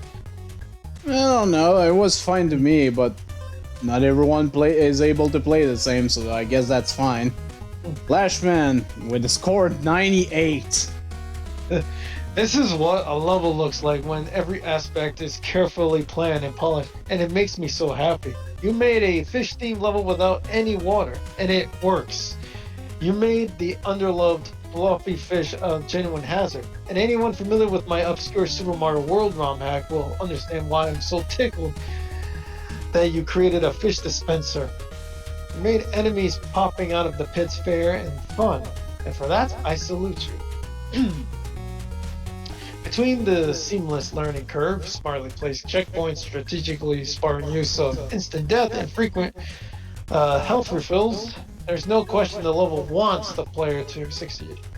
At the same time, the player is constantly being tested by increasingly involved challenges that require good planning, timing, and situational awareness. Moreover, the music perfectly captures that balance between fluffy fun and stalwart seriousness. For me, this is platforming at its finest. The visuals are gorgeous and right on the money with the amount of detail and variety. I noticed the little touches, balls hanging on hooks, the boss portrait at the door, and level credits work into some friendly dialogue that sets up the boss fight beautifully. It is purely a matter of personal preference that a boss fight delights me, slightly less than the rest of the level. The concept and execution are impeccable. Programming, layout, architecture, and everything feels professional. I don't miss having tokens or split path. I appreciate that the dispensed fish don't just drop power-ups, thus avoiding any grinding potential. Swapping out balls for weapon refills in one or two places is about all I want. Big fish that don't suddenly stop respawning are about all I need. Excellent level, and truly a joy to play. Without a doubt, one of the highlights of Being a judge was getting wet. So basically, this And one made a him wet. spark. Wet's main focus is something that is really easy to screw up. Timing challenges and gotcha pit enemies. You swim right past that, and this stage ends up a really nice, fun, if easy romp. The stage introduces gimmick in a thoughtful way, clear graphical indicator to where surprise spawning enemies comes in. This is a great way to handle this, but can sometimes get lost in the detailing towards the end of the level. But since the only times I found this happening were in non-lethal situation, this is a minor quibble at best. Most of the timing challenges were easy to grok. Few instances took any real effort to get down. I kinda wish there were just a few more difficult combination of assets toward the end of the level. It's so close to nailing it, but never quite reaches there. I think the highlight of the stage is the boss. Kind is just a nice, clean, fun fight. Despite an enlarged health bar, he feels like it's justified thanks to being always vulnerable and having standardized defenses. Thanks to the great use of the wind gimmick, the attacks are tricky the first time you encounter it, but it's predictable, making for a fairly engaging muscle memorization fight. I felt like going and no damaging it, a really good sign a boss has stuck with me. So I rather enjoyed this level. It showed really solid design chops and is super duper close to being superb. It's almost among my favorites, but I don't know if the stage is a tad too easy for its own good, but I'd much rather be left wanting more than having something that overstayed its welcome. Great job! Yeah, if the stage had not had the delay, it probably would have been in tier 14 or 15. Easily. This was kind of amazing. It was short but sweet. That kind fight was very good. Nothing else to say, it's just really nice. I've had enough of people calling me a blockhead. I'm studying up here to prove them wrong. What should I read about next? Nuclear physics, trigonometry, or highly specific trivia about 20-year-old video games? Alright, who are you? Megaman. Feel honored to be competing in the same tournament as such a renowned girl. However, I seem to be in a bit of rust. All of a sudden, I'm struggling to beat any of these simulations. What's that? Would you like me willing to spar with me? Okay, sure. Oh.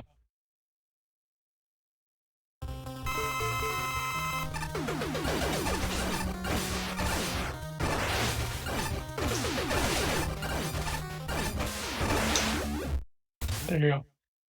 I've been bested, but I feel reinvigorated. That battle and my blood pumping. Please take this spirit energy element as my thanks. I don't need it for this tier anyway. Yeah, there you go. Easy enough.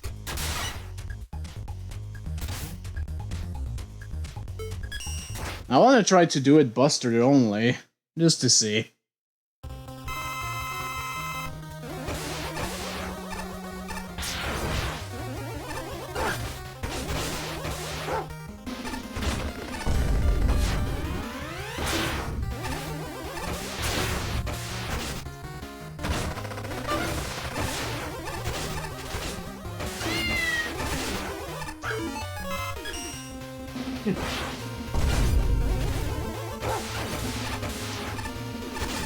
Ah, jeez.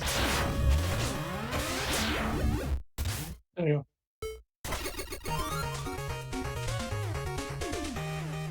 Kinda messed up that fight, honestly. Oh well. Oh. This shelf has physical video games donated by Free Fishing. They've got the entire Fine Eel Fantasy. Oh no!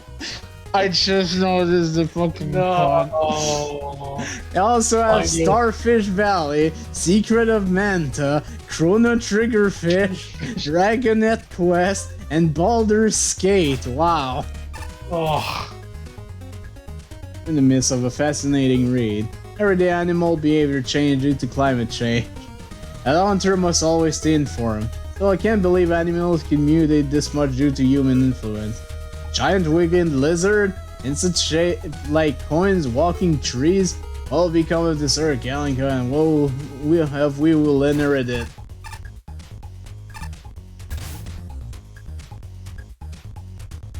Yeah, fucking power piston with its loud noises. He works here. To noiselessly slide up the walls, I stuck shelf. A far cry from my deafening days of old. Yeah, you try Buster dueling freaking power piston and have fun with the noise. No, I'll just throw axes to it, man, and just be on my way. Okay, Cloud 9 by Diamond Wolf with a score of 64.20. Okay, that's creativity. Yeah, Shinryu has the lowest score again. 1 element, 3 tokens. Okay. Oh. Higher, man.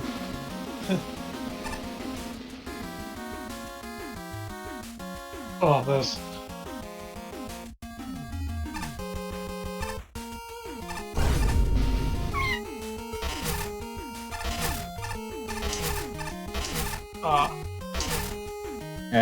Excuse me.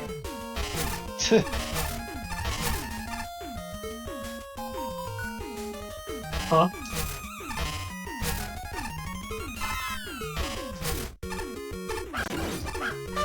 There's no limits.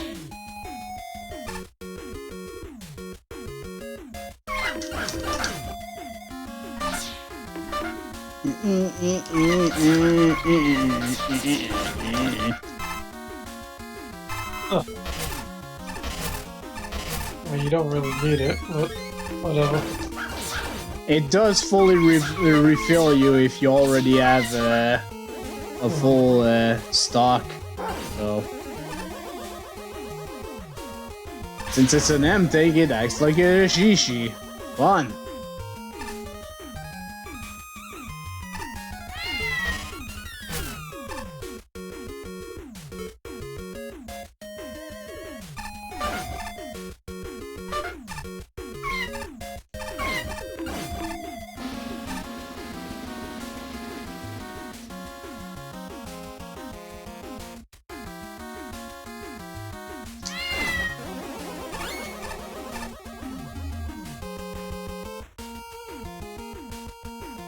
Do do do do do do do do.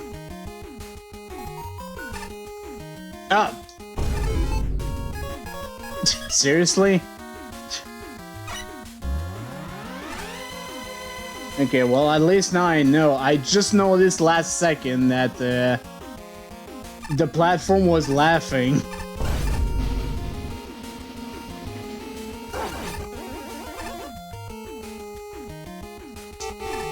I really should have noticed this quicker. Capsule. Nice.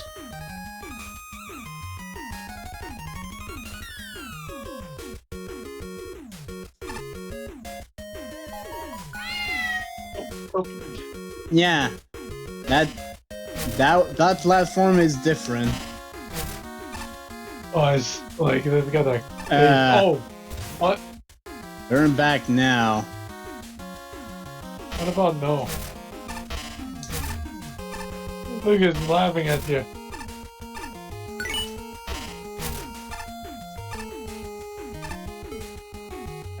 That's creepy. Oh. Oh shit. Okay, so gotta pay attention to the platforms now. Because since this was introduced, I'm sure it's gonna happen again.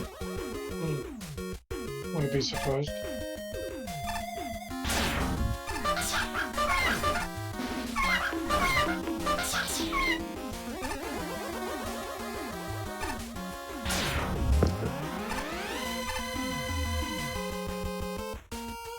Yeah.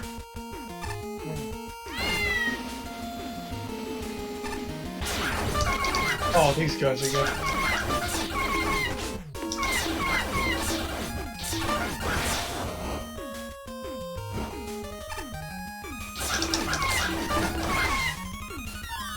There you go. Oh.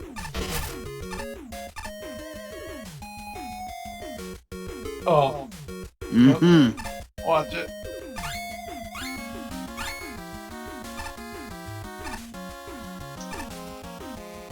I got two of them in there. Can you slide?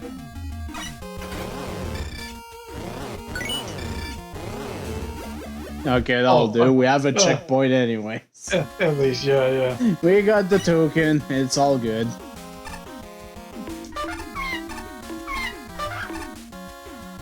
I was about to say, you can't slide that, can you? Good question. Nope. Oh, nope. It just drops. So it. good thing I used the bike then. Yep. Oh, there's another one. That is some neat ass face. Okay, that one's fine. That... I gotta say, that's an interesting variant to the whole airman graphics here. That's something. That's some shit I would see in if I want to be the guy game. You step on one of them and they just instantly turn into a piranhas like and you die.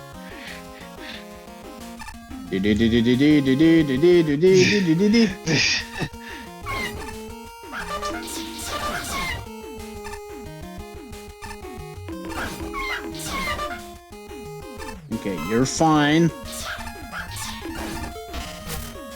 You're also You don't fine. trust that. Oh, it's just a... Oh, what? Oh. Yeah. There you go. Oh, you gotta slide in there.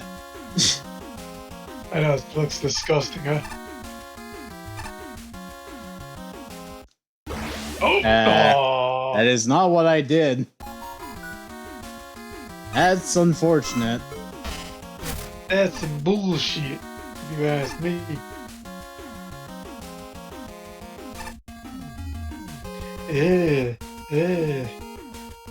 Oh my god. Oh, fuck. The problem is like I'm also hitting left as well, so I keep hitting the spikes after. With the reaction.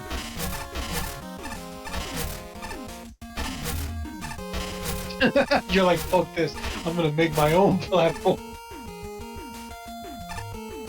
Okay, that didn't work.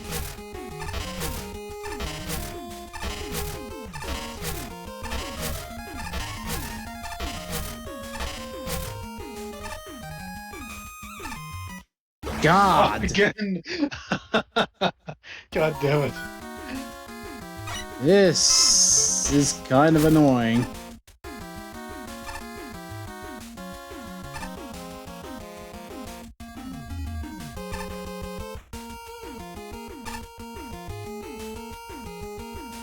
Okay. There we go. They say every cloud has a silver lining. Oh. Shove your quote up your ass.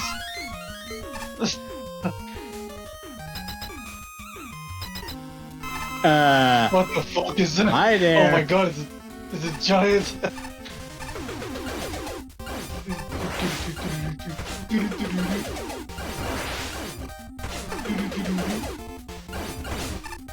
Ouch! 14 Damn, contact damage.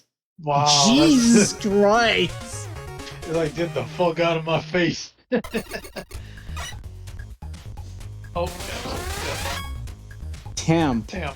We are investigating a report of this plushie randomly appearing in people's house. From Wall 5. So... Mick. Okay, we've got an airman vibe here. In some areas this works, but it falls flat in others. Where the level stands strong and is some of its visual aesthetic and teaching. But with the air tikis paired with cloud platforms, as the Honorable mentioned, the visual aesthetic is quite pretty when it uses the parallax clouds.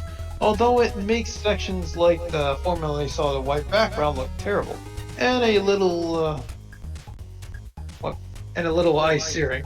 For teaching, the laughing imp wasn't an entertaining fake out, but the second appearance was a wonderful moment. It was easily the most interesting part of the level, being somewhat by and large brand new. Unfortunately, the level itself is just there.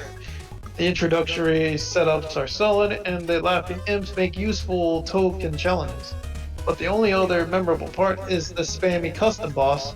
Everything else just exists. It's generally just Airman 2.0, except arguably less interesting due to a bit less gimmick variety. There's an attempt to mix things up with the snake clouds, but not only are they not that interesting, being yet another weird cloud platform, instead of something more gameplay changing like the fan fiends. Final token room associated with them is a bit broken. The low wall in the transition has killed me in truly spectacular ways. Seriously? I'm curious how. But There is at least a custom boss, but the big lightning lord's kind of a spam fest. I don't have a lot of drive to actually engage with the boss's intended challenge either, as dodging constant bolts on precarious clouds is rather annoying. You don't even need the second one until it comes time to collect the element. The first cloud moves high enough that you can buster snipe, which is just as well as since it's easier to survive getting knocked off cloud number 1. yeah, I guess. Except for hitting him with his weakness. Again, I guess you're intended to use the return of the shield, but anyways. Shinryu. Outside of if you expect, this stage really didn't stick out to me that much. It's a bit of a shame, since it's obvious that there was a good amount of effort put into it. The stage's biggest strength is easily its visuals. The scrolling and layering effects are all really nice looking, adding a lot of depth to what would otherwise just be a typical sky background. Although there is a part early on where the details completely stop and switch to a flat shade of blue. Intentional or not, this is still a really odd shift in background elements. Aside from that, and some weird gray outline on a few spikes, the visuals kept up their solid presentation. Sadly, the rest of the level didn't stand out in the same way. It essentially plays out like a more amped up version of Airman stage, which means a lot of hopping between cloud platforms. The actual platforming challenges are laid out decently, but they just weren't interesting enough to keep me invested in the level, to the point where I started to forget about entire segments after I passed them. Besides the visuals, the most memorable things here are the fake platforms and the boss. The former gets some interesting use in the hidden token rooms, though the second one threw me for a loop until I discovered Rush Bike was the solution. Ah, so it was the actual solution. Okay. And to make those low ceiling jump. The third token room also struck me as odd, since the given solution really doesn't seem like it should work. But surprisingly, sliding from the cloud platform is pretty consistent in getting through that small gap, even though it feels like Megaman should drop off the side. That kept happening to me, so yeah. Then we have the boss, which I honestly didn't enjoy that much. He sits in one spot and only has one attack that he uses at a near constant rate. Finding him on the cloud platform doesn't really make it that much more interesting. Not to mention you can make the fight a complete joke by using Spark Chaser. It's a pretty weak climax to an otherwise average stage. Pachi, Airman 2.0, 9.0. Looks pretty with the cloud and parallax background. The aesthetics are definitely the strong point of the stage. As for the stage itself, kinda like a remix of Airman's stage, with a lot more of addition to it.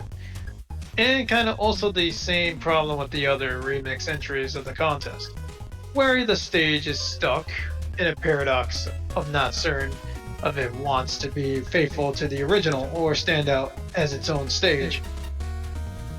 Unfortunately, the one thing that remained faithful, still having to deal with the slow-moving clouds, like the original Airman stage. The fake-out platforms with the Japanese goblin face difference is pretty clever gimmick. Though the player can fall straight to death if jumping to the right of the goblin head is in the first instance. The gimmick is encountered pretty rude placements there. There's also the room with the low ceiling jumps, where you also can't really grasp how far the fake platform extends to. Well, also because of the low ceiling, a lot of the utility weapons are rendered useless. Needless to say, this wasn't a very fun room. Wonky transition due to the low-hanging wall room with the third token. Also, it's deliberately made though you are very likely to die if you fail to time the very strict and awkward sliding window. As for the boss, with a big lightning lord, the second cloud platform is a trap. You have less time to react to the lightning bolt throw, and you are very prone to getting knocked off. Otherwise, it's somewhat an underwhelming boss. But Airman has already had his fair share of appearances over the Magma franchise, so I'll take this. Flashman. I'm not quite on cloud 9 with this level, on account of some disorientation and repetition, but I still have fun. Disorientation? The scrolling background takes some adjustment. Without knowing the level layout in advance, the shifts between the horizontal and vertical can be confusing if you don't follow the intended path. Bottomless pits are easily mistaken for screen transitions, and entering certain screens from the wrong angle can be disastrous. Repetition? Even though platform challenges aren't identical, most of them feel very similar. Shoot an enemy, wait for the right time to jump across a couple consecutive platforms. A checkpoint at the start of the left scrolling section would be appreciated. The beginning of the level is a slow but good tutorial that is a drag to replay after the real challenge kicks in. Fun? You bet. Excellent theming and atmosphere. Those fake-out platforms are one of my favorite things in the contest, and they're used highly effectively. Token challenges are clever and hidden, well, the first one is fantastic. The mini-boss fight has a simple twist that works surprisingly well, though I question its backward lightning bolts and abnormally wide hitbox. Boss is satisfying with thoughtful weaknesses. The rest of the level is fine, it just leaves me wanting more. The lead up to the boss gate is a little anticlimactic. More combat, larger lyrics, swarms, maybe, or more unconventional platform usage, like in the final token challenge, would help to shake the occasional feeling that the challenges are mostly variations on Airman, and Snake Man to a lesser extent. Lyrics and gremlins are functionally similar, so I'd swap out for one for another enemy type. But you know what? The level doesn't need these things to be enjoyable. Low points are totally manageable, and the high points are very high. Hey Spark. One of the recurring issues with stages in this contest that resemble the OG Robot Master stage, they often come very derivative. Comes down to I swap one or two enemy types or the original but worse, but not this. Despite being a rehash of Airman's level, obviously, it does not in fact feel like a rehash of Airman's level. It has an identity of its own, and that is something that should be praised. Because yeah, from how it's constructed, the new additions, this is not Airman's level. For example, I just adore the false floor gimmick. It's very cute, and utilizing the cloud platform from Segment stage alongside the one from Airman stage is one of those obvious in hindsight moments that still elicit a feeling of playing something I haven't seen in the OG games. Graphically, it really stood out to me. This is a very polished looking level, given the obvious drawbacks of Airman not having a lot to work with. The token challenge were clever, although I'm not convinced the final one is exactly intuitive to find.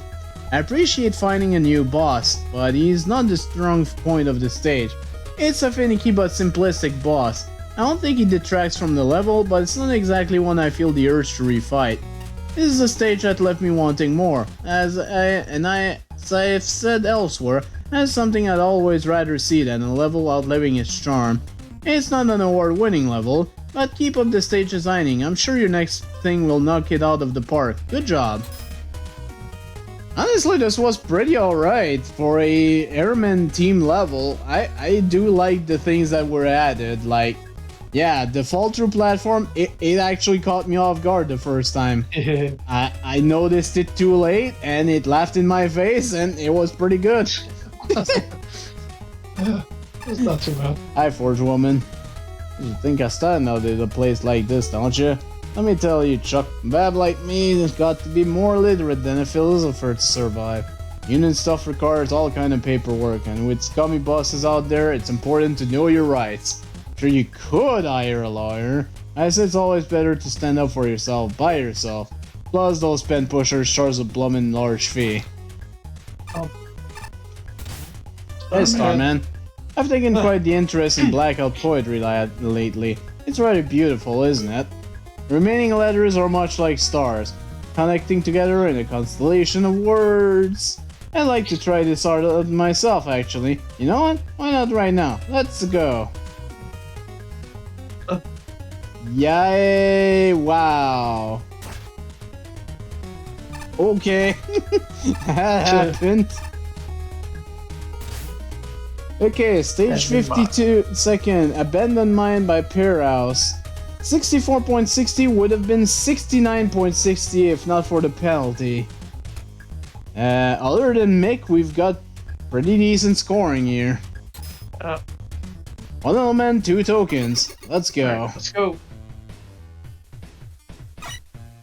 Oh. Aha. Oh my god.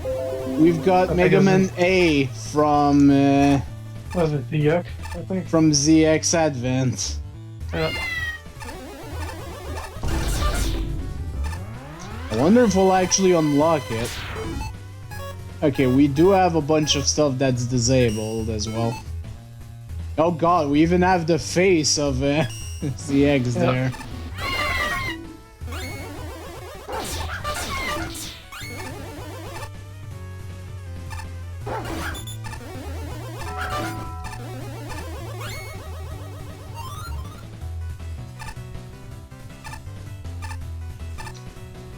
Alright, we have a dash move. And a wall jump, which I completely missed out of. Okay. At least you know. Okay, let's practice that a little bit. Yeah, okay. Alright. Should be good to go.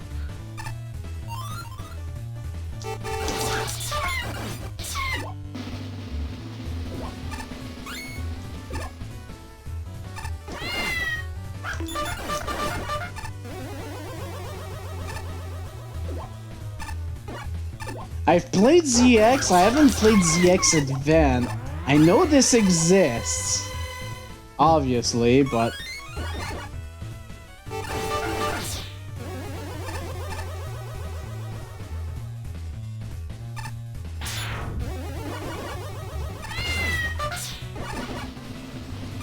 I'll just keep going.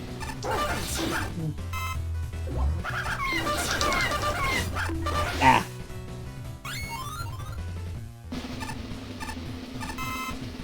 Okay, this does also still count as a slide.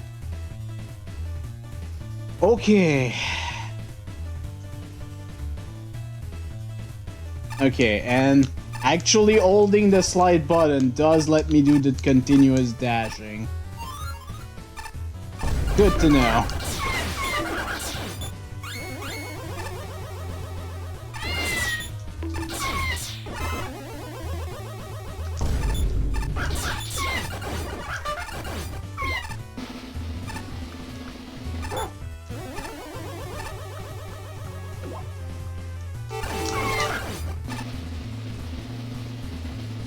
I haven't seen any of the tokens yet. Oh, hey.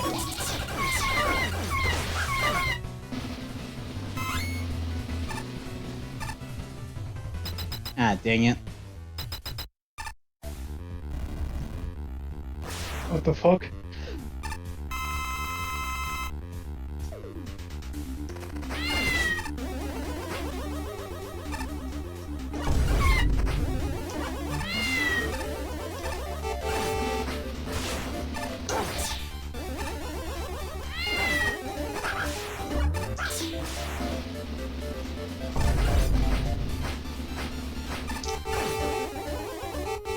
This really just feels like I'm fighting in an X environment right now, thanks to the dash. Yeah, it does.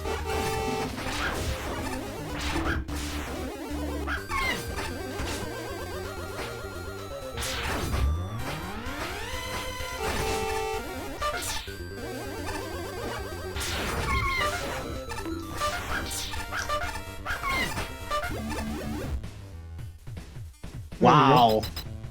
Really good. And we're not done yet. Yeah.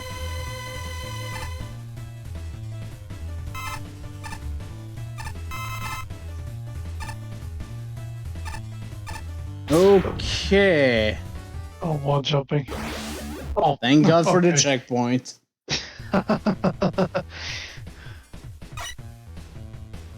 Okay, I might be better off just holding the slide/dash button. Oh, whoops.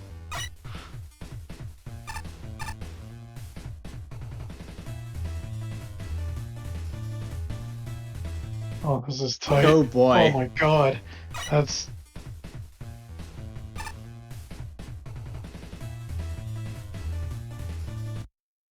Oh.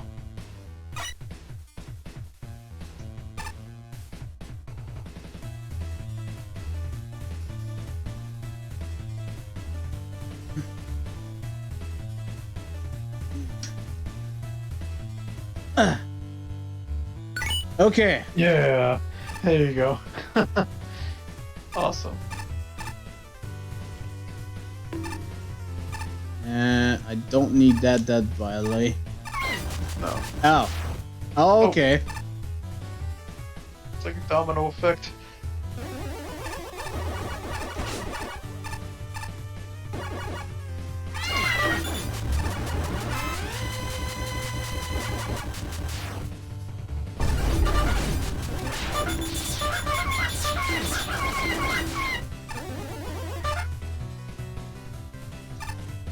Oh boy.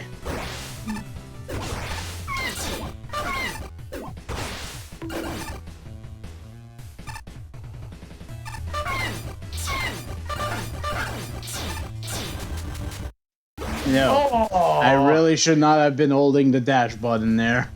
Whoops. My bad.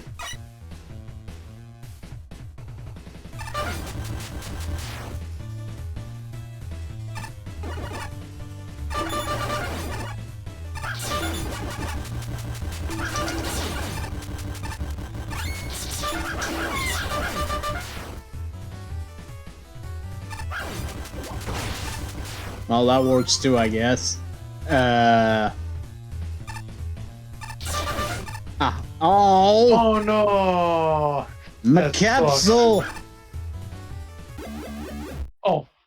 I was so disappointed by losing the capsule that I just died.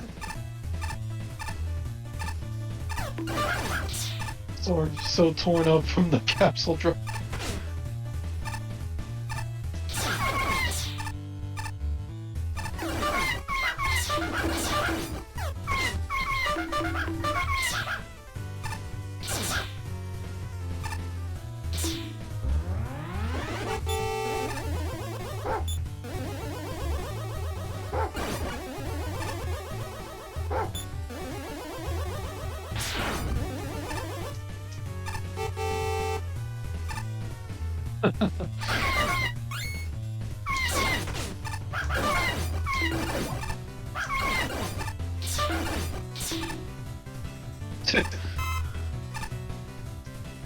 Okay,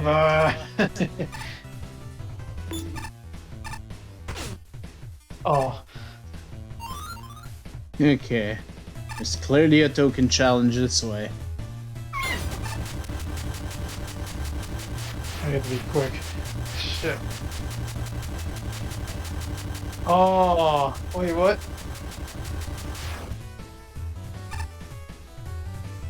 Unless you're supposed to start on the right. Yeah. That's what it is. Oh.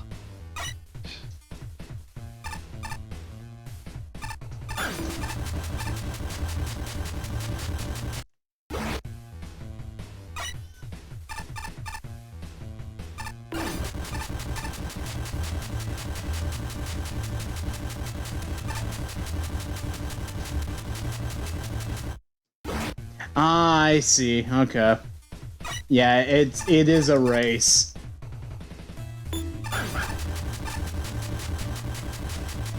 Hmm. Okay, I need to do another jump there.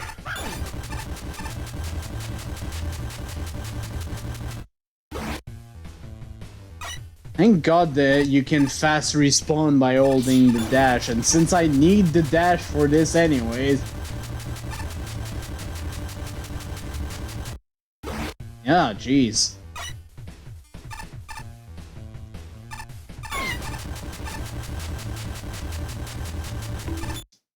Why did I jump? Honestly, this isn't too bad. I'm just messing it up.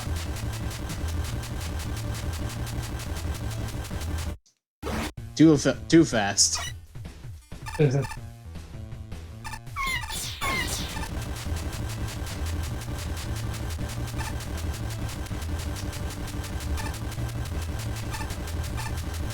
Okay, Get that shit. There you go. we got it. Yeah, baby. Let's go. Now to beat the stage. Hey, There capsule. we go. Compensation. You could have had two though. Shut up. At least we got one. Shut up. Shoulda, woulda, coulda, but didn't. But can you blame it? It was above a pit. Come on. Oh. Okay, it's just a mystery thing. Alright. All good. You're already maxed out. You'll be fine.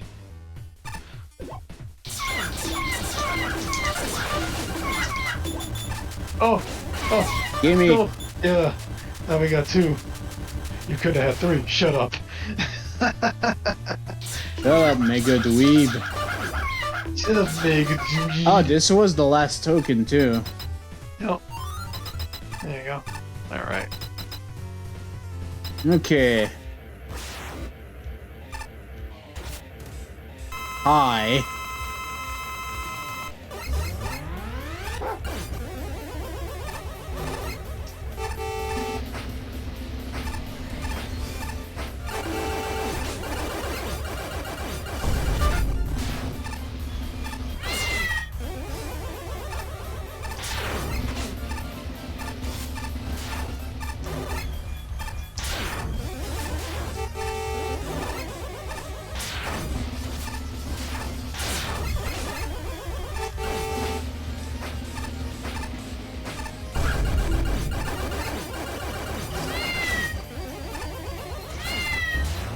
Honestly, I feel like this boss is very learnable.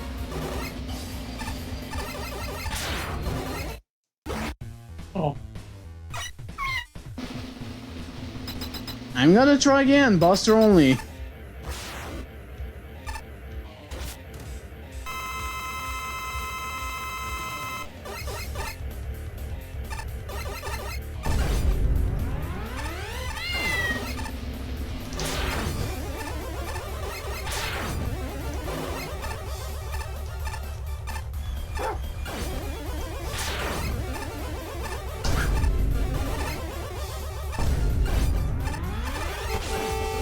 Okay, that was my bad. Game. Oh, what the hell? What the hell is this? Did the engine just crash? What's You're happening? kidding. You're kidding, right? No way. The game just crashed.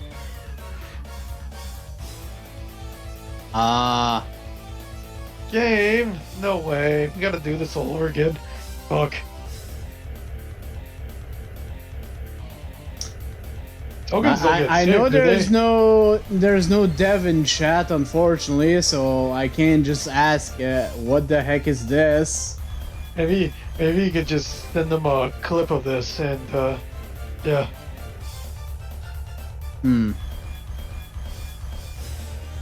Interesting. Well, that's unfortunate. We're gonna have to do this whole stage again.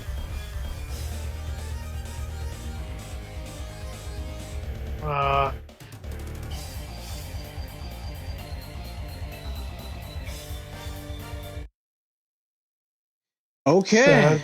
That's The fight was too intense and it crashed. I was doing too good, I guess.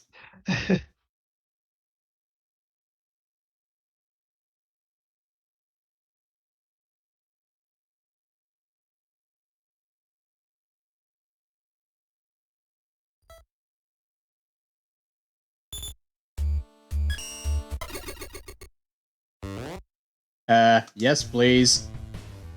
Okay. Quality of life, people.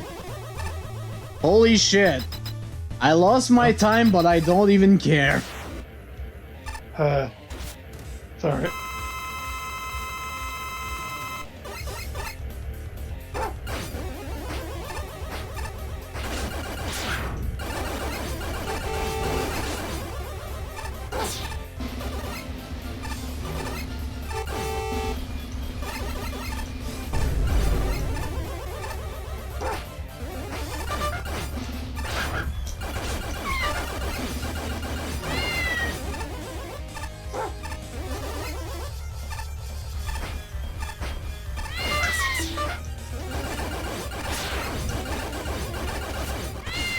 Oh. Right, he's almost at half health, so now he starts with the charge attack. That's a new one.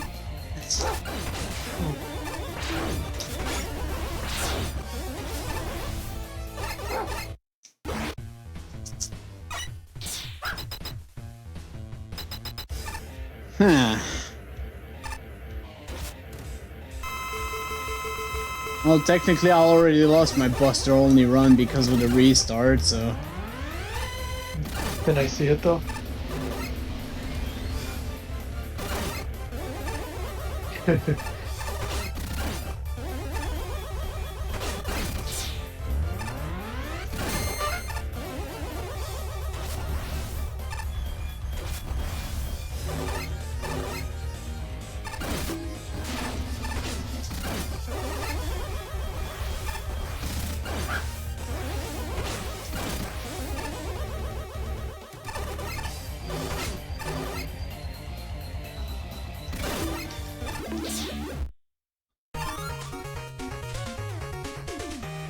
Okay. We also get to keep the capsule. Sweet. Duplicate. Only one. That's unfortunate. Ben. What? Can I see? What? the stream. God damn it. Yeah, I can't. I missed the whole thing.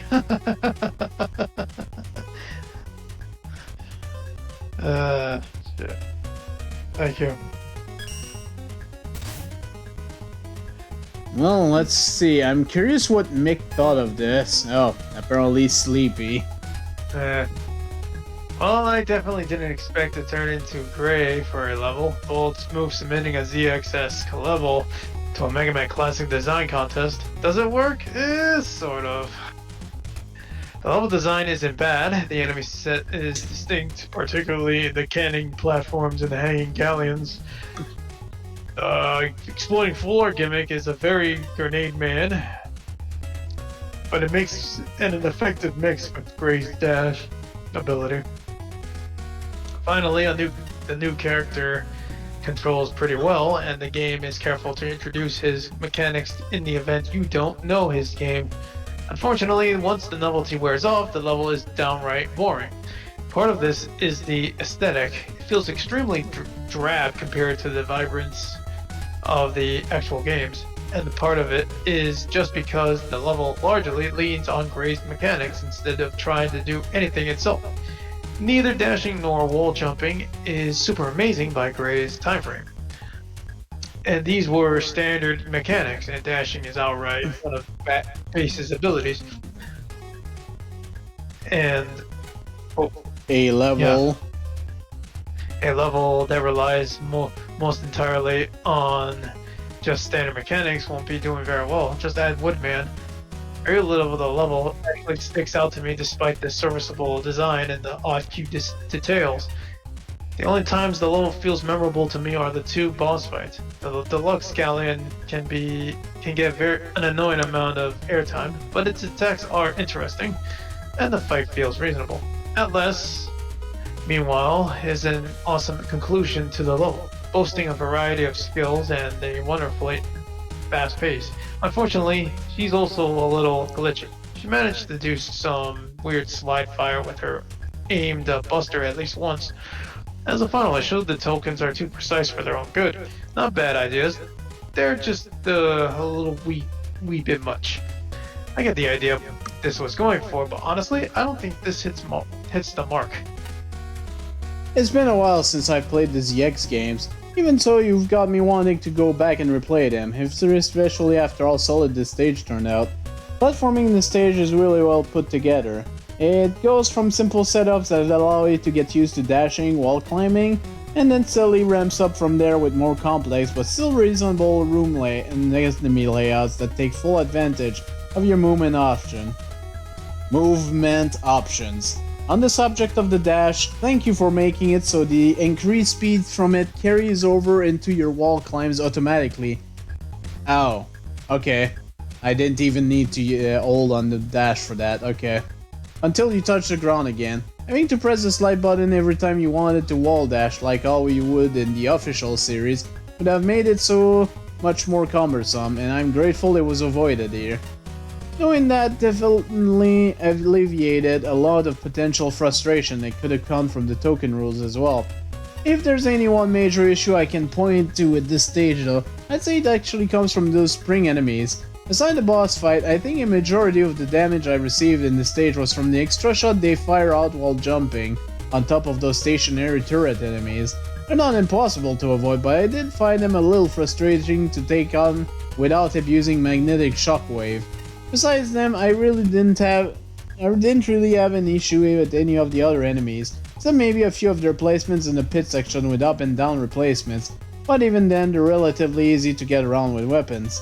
As far as the bosses go, the mini-boss is nothing to really write home about, being a solid fight with pretty standard but still trending projectile patterns, if you're not taking this seriously. Atlas, meanwhile, gets a pretty faithful fight to the source material, also comes with a few issues. She has a lot of going on, and can easily flood the screen with projectiles in her second phase to further confuse things. Speaking of her second phase, there's also where I found the sole bug of this level. Atlas' position can easily desync from her usual pattern as the fight goes on, which is very easy to do given she has 12 bars. This causes her to do things like put mines down in the wrong spots or slide around the ground during her desperation attack. It's a minor thing at first, but it does throw off the pace and timing on things if you let it go for too long, which for a boss fight like this seems pretty crucial. All that aside, however, I really enjoyed my time with this stage. Great work with this one. Pachi, 8 rands! Hey, neat little ZX Advent crossover and callback. The stage lets you do a dash jump and wall climbing, which definitely takes a bit to get used to in a classic setting. Thankfully, the stage is not strict to push you into mastering them, since most often jumps are doable without actually needing to wall kick. For those who want to utilize the new movement, there are always the side token rooms designed with the mechanics in mind. Also, a bit unfortunate that the Gray was not given unique sprites for wall climbing. It's not a big deal, but without a clear visual distinction for conforming the input, it can be a little bit awkward sometimes. Spring enemy and the shooting thing is pretty neat. Enemies interacting with the environment or gimmick are always nice to see, but perhaps they're a bit overused throughout. I like the extra little interaction where you can shoot the ceiling cleaning guys in the hand and they fall down from losing balance. Some more backgrounds. I didn't notice that neat. one time. I did that accidentally, so yeah, that was neat. Some more backgrounds would have been neat. Too much blank void. The fight with Atlas is fine, though she often shoots through normal shots without much tell. Some of the attacks are also rather hectic to dodge around. Doesn't help that for a ground pound attack, the warning symbol doesn't exactly convey the range the explosions would have. There was a weird instance one time where she was on the standing pose, but yet she was moving around. Kind of strange. Flashman. Pardon me, I believe you're looking for a Make a Good Megaman ZX level contest, which is down the hall. I'll judge the level, hey how, but to me, the spirit of this contest is classic style Mega Man. The core gameplay alterations and forced costume change rub me the wrong way, even if the rules don't explicitly prohibit them. Having said that, I'm impressed with the quality of the design. Introductions are really well thought out, keeping in mind new hazards and new game mechanics. The mini boss is solid, and I liked how it's partial practice for the main boss. The delayed hitbox at the beginning, directional signs in the background, and alerts in the boss fight reinforce this attentiveness to the player experience. Some gripes include a few negligible technical issues, a color scheme that makes the interesting tile work feel a bit drab, and the level title that undersells the enemy population, this mind. Health refills are concentrated around checkpoints where they are least useful, and the only weapon refill is an M-Tank. The boss and tokens, while exciting and completely appropriate for the ZX game, might be a stretch for classic players who need more than one level 2, if you count the hero as remixed, of practice with dashing, wall jumping, and strategy altering utility restrictions. Although a bit heavy on galleons for my taste, one more gimmick or enemy type would have been welcome. The challenges make good use of each asset. Every section feels purposeful and well paced. My favorites are the beginning, where there's an incentive to stick to the top path, and the area with platforms suspended over a sprawling abyss, which epitomizes the level's look then act mentality that I enjoy so much. Divine activated cannons are fun too. This level has a vision, and everything from the music to the gameplay contributed to its success. And a spark. Ooh, I want to judge using my in-game Daphne, and forcing another character on me is not cool, man. In all seriousness, this is another stage where it may not be breaking the rules, but I feel it breaks the spirit of a classic team contest. But unlike the other stage that shoehorned the later series Mega Man style of gameplay, wall jump dashes, etc., this one isn't quite as dull and offers something new, but still rather uninteresting. That really is the main issue, as despite the odd new playable character, it just feels too safe at the same time. But this does do stuff right. The destruct blocks that serve dual purpose, both to block wall climbing and shots, also open up paths These are a nice, solid gimmick, used reasonably well, and there's some cute moments involving dropping enemies. The optional time climbs are rather thrilling, not quite hard enough to get frustrating, but not so lackadaisical, that's a word, that is devoid of challenge. And I can praise the stage for one more great thing. For what it has to teach, it teaches well. Most of the enemies ported from ZX Advent are neat too, and I can't help but be amused by being able to knock away the galleon shield. Heck, the other little interaction given with the enemies elevate the identity and charm of the stage. The new sprites are frankly more fitting than the minigame in ZX Advent. Galleons no longer being Megaman edits is a big improvement, and while it's not perfect, the line art for the new, old enemy is pretty consistent. Overall, this is a nice looking level. Stoneman style always looks nice, a new color palette, even if I'm getting a bit bored of them, especially with so many Mind Team levels. That might be part of the stage's problem. Such a generic concept doesn't really fit the boss at all. Would have preferred seeing Atlas's original desert and oil complex stage here instead. And about Atlas, I'm very conflicted about the boss. Was she the original intention for this stage? She really does feel out of place.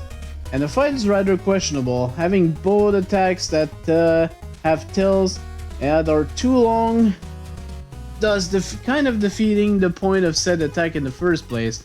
And attacks that have basically no tail and would amount to a lot of unavoidable damage. It's pattern based in spot.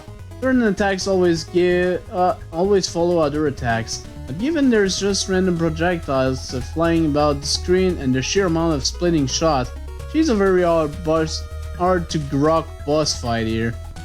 Due to how RNG heavy she is, she's either a cakewalk or hands you your tail. I did eventually perfect run her, and I don't really feel I earned that win. I will admit, I haven't played ZX Advance since my wrist issues flared up. I don't remember Atlas being quite this hard to parse. I think the animation styles of those games lend themselves to better subtle tells. NES sprites need more exaggeration in tells, especially with bosses that are the size of Megaman. Although I will acknowledge, even in her Source game, she had an habit of pulling off rather useless attacks. I don't think this fight was calibrated correctly for this art style and game speed. This is a weird one to rate. The stage does an awful lot right, and I can't deny it has charm, but at the same time fails to really engage. I was not expecting a ZX Advance reference, gotta be honest. I was expecting that in like the Pit of Pits, but we got this here. It was alright. Got one. Oh hey, is this Pikachu? Pikachu. All of these books suck. Why are so many people going out of their way to read them? They should be going out into the world and trying to find all sorts of creatures like me. Fuck. God damn it. You open a random book for fun and find a legal sticky note in it. It says, the Wi-Fi password is password 1985. I mean, I guess this is useful knowledge, but I'm not sure why people put sticky notes in books like this. Hi Cerberus, man. History is written by the winners, and as the saying goes, I'm sure I won't find much of value here. All goes well for me, perhaps the dial will turn in Robotkind's favor ever so slightly. I'm sure you're more than comfortable with your mark on literature, however. Okay, entry 51, Magmatic Panic by Sky with a score of 64.98, would have been 69.98 without the time penalty. And I do see, speaking of a 69, I see one down there. Yep, I also see 85 from Flashman, so let's see what it is. One element, one token.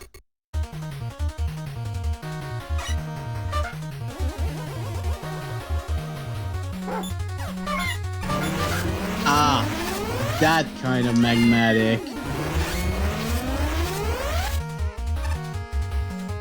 Right. Okay, this also kills the mats. Good to know.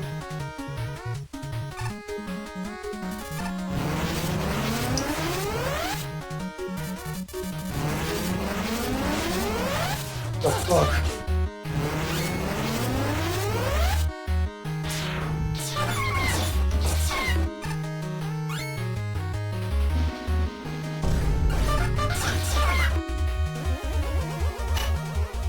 Oh boy, Jewelman platforms. And magma beams.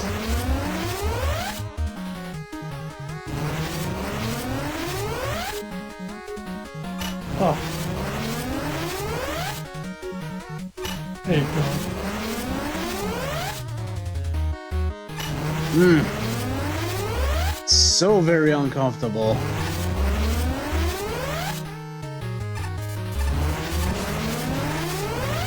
Whatever, I'll take the damage. Okay, bye. Okay, I am enjoying those magma beams actually killing enemies, though.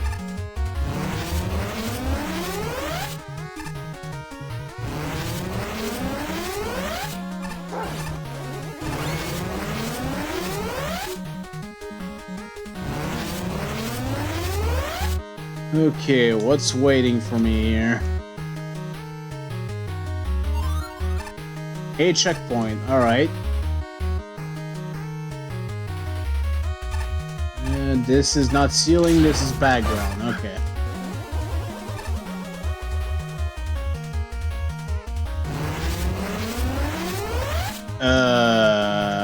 Okay. Hurry up.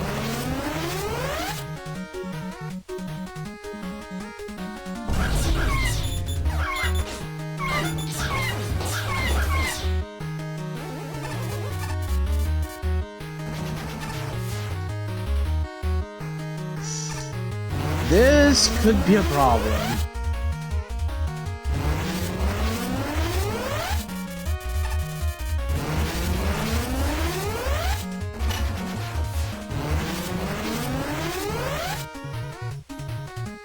Yo, Jesus Christ. I didn't even see that. I just got fucking uppercutted there.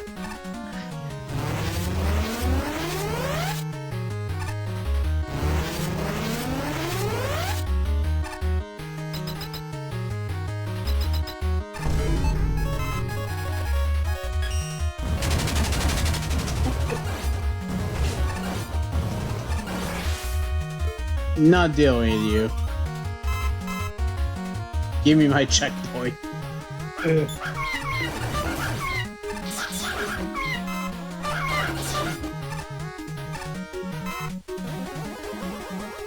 have not seen where the token is, though. Oh no. Haven't had a secret yet.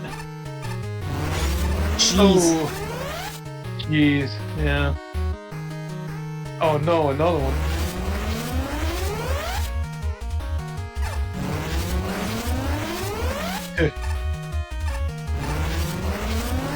This is a little bit much.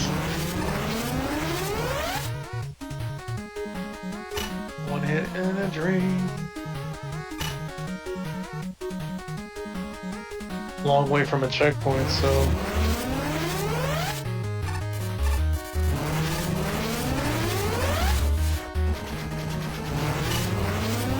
Tokens in vicinity here. There it is. Oh no! What? No. Oh.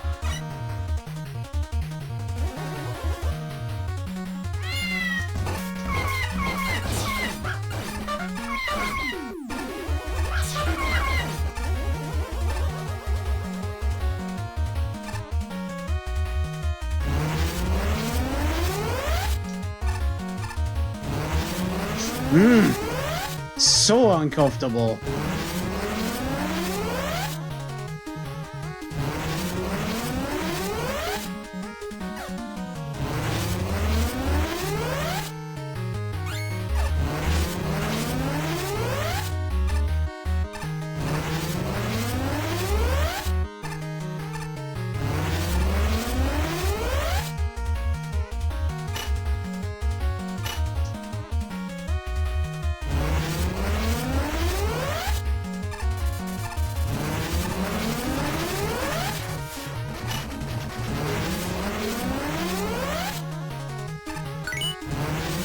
Ugh. Not comfortable.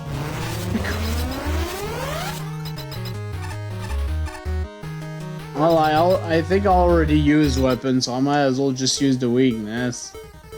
Especially since it's just firemen, apparently. Oh, how generic.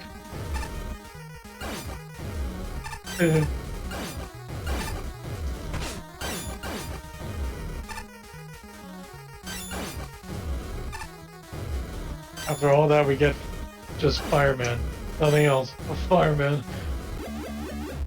God damn it. What the fuck? Yeah. Yeah, pretty much. Not a fan of magma lasers. But I can see why it's called magmatic panic. Well, they got now. the perfect 10 on the bottom. So Well, that's the thing. functionality. They function. I hate them, but they function. This level definitely has an appropriate name. Certainly, I was crazy anxious the entire time. In this case, that's probably a good thing. It's a rarity to see an instant death gimmicks that can sustain an entire stage. But the magma beams here do a good job. The level maintains a constant stream of new and frightening setups, breaking it up every so often with simple enemies, and it spruces things up with pendulums and count bombs to make it an entertaining experience. Some of my highlights were the combinations. Getting pendulums and magma beams to work together without being unfair is a huge challenge, but this level largely managed it. The only one that felt a little odd was the very last one. It's telling that I find it easier to grab the token instead of going the normal route. I also appreciated the care taken with the count bombs.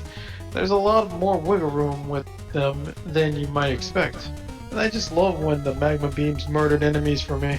I get a kick out of spontaneously exploding mess. I gotta admit, that was pretty good, yeah. If there's one aspect I feel warrants criticism, it's the implementation of carry.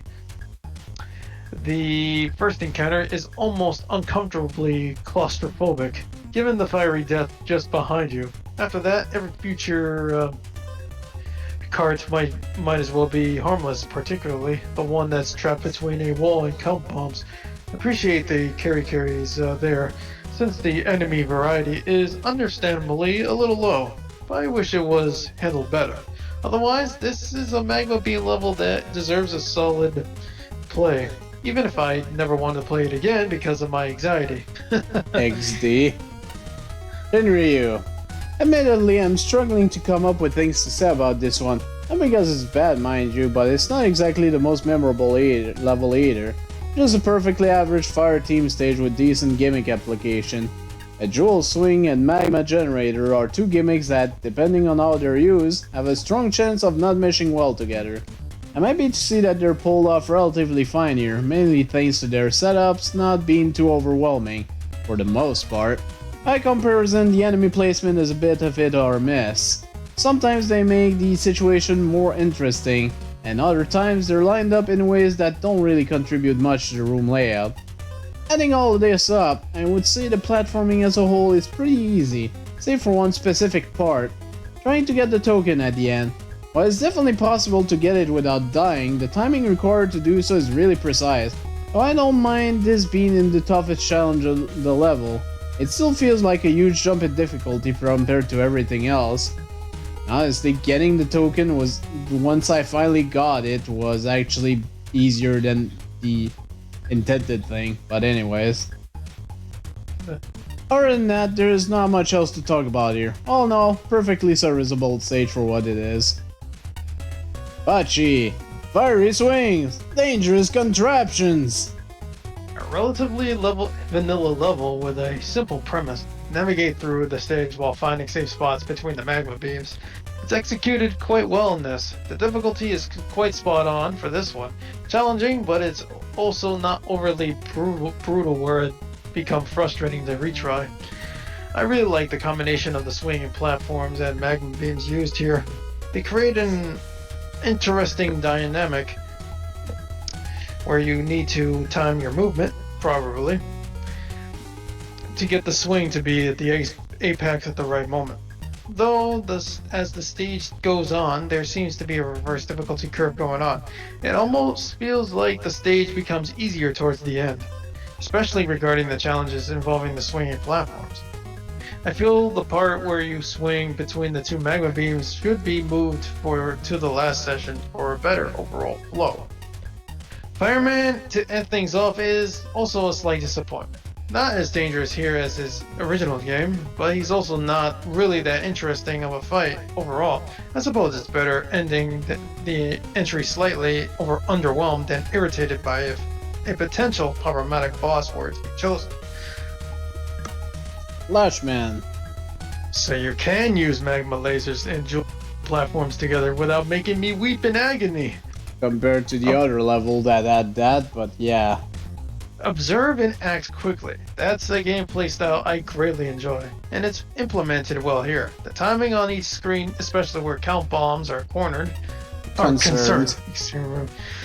feels comfortably tight. Same could be said of the architecture, which firmly controls the flow of the level, without feeling overbearing. Generous power-ups ensure the player always has the option to use special weapons, which ease the difficulty without destroying it.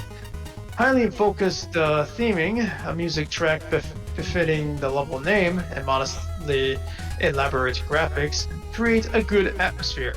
This level makes the most of the latter's twisty architecture, differently angled lasers, strategically placed enemies, and gimmick synergy. The token challenges at the end is especially devious, allowing a few of the enemies to be torched by lasers is a nice touch. My only disappointments are with the mini-boss and boss, who fit the premise but lack pizzazz. Any other issues are minor enough. I had some trouble telling the wall and background stealing apart on the account of their colors, and the sheer number of death lasers made the level a little exhausting on a replay, when I wasn't being nearly as cautious. I might restructure the order of challenges and finesse a few screens, but nothing stands out that needs improvement.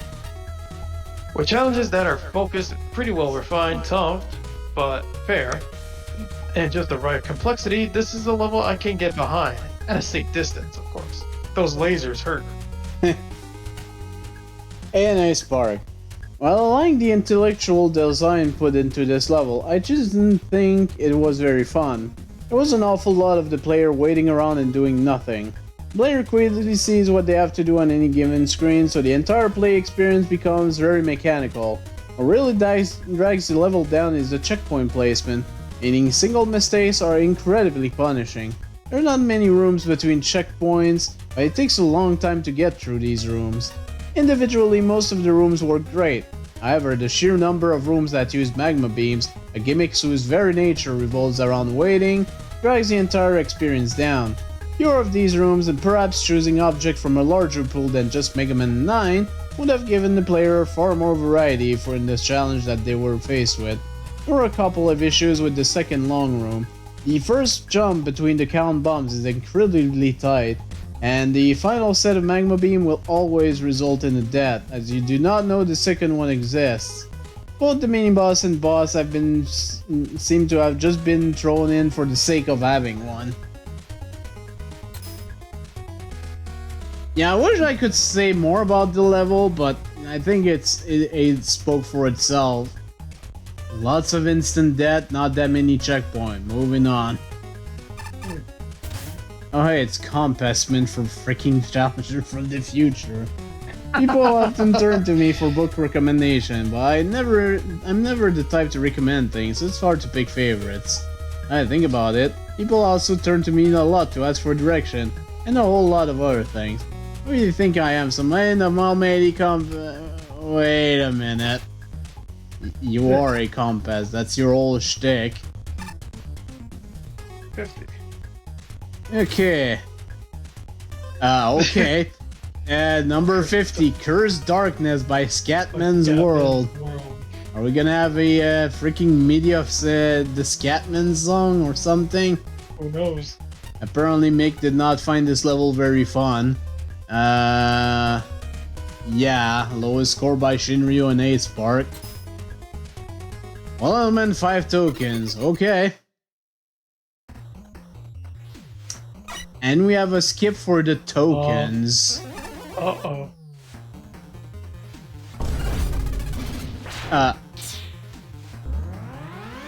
Nanny the fuck? That's your light.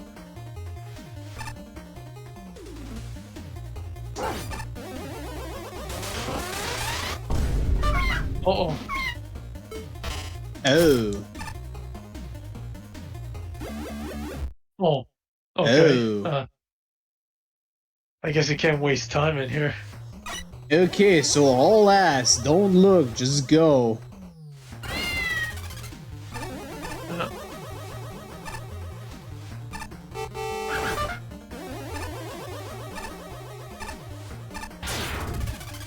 Those things are your lamp.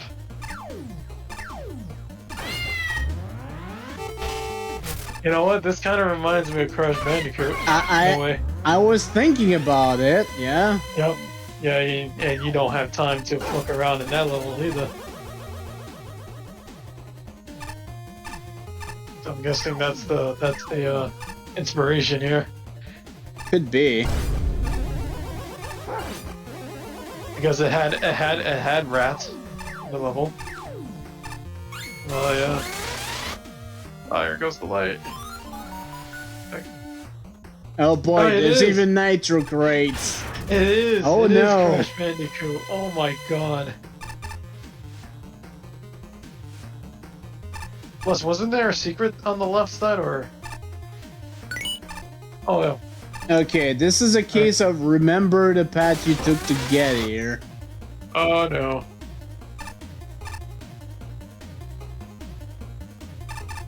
Well, I did. Good. Very good. Okay, yeah, There's we got nitro crates. Nitro crates. Oh no. Okay. Oh, nitro crates are your temporary light.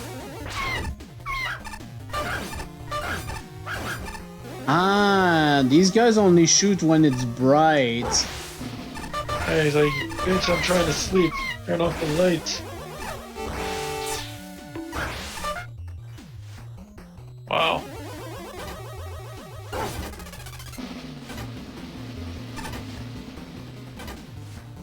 I think even the music is like an 8-bit rendition of a Crash Bandicoot song.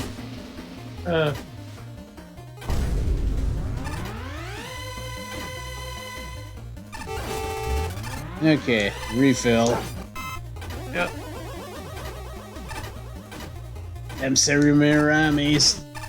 Oh shit. Oh. Just tank it. Fuck Yeah, it. just go. Yeah. Oh shit. Ah, this fucking thing.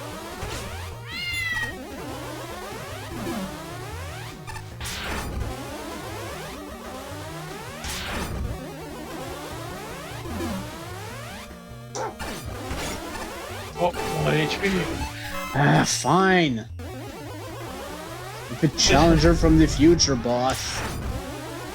From your favorite Megaman game.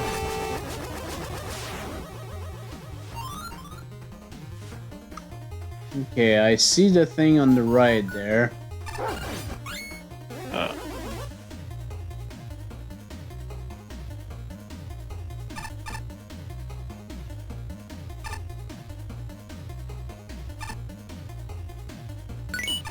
There you go.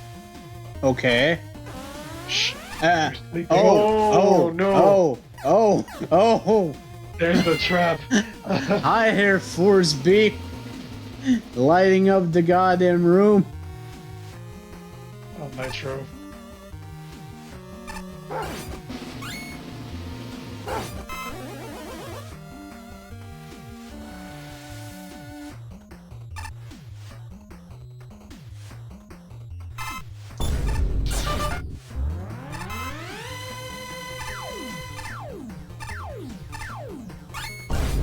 It's nice that these safe platforms are identified with small power-ups.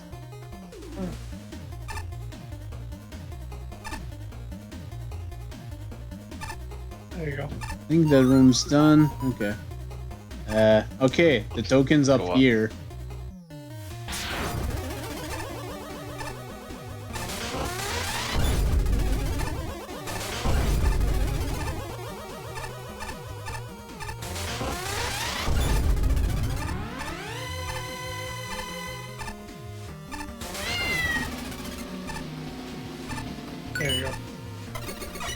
And this brings us back at the start. Okay. Nice. Shut that shit off! Turn off those lights!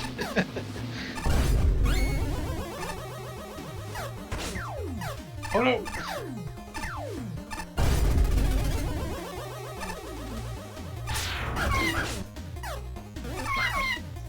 Was that a jumping nitro crate?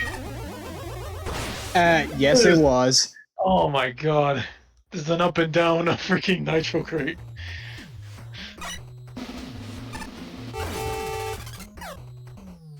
Beep beep.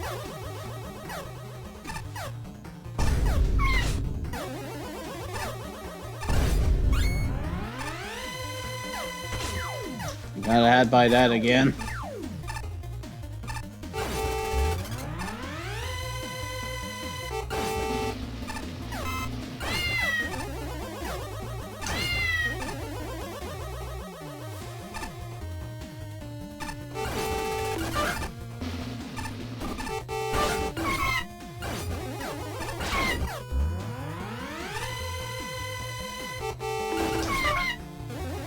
Platform, please. Yeah.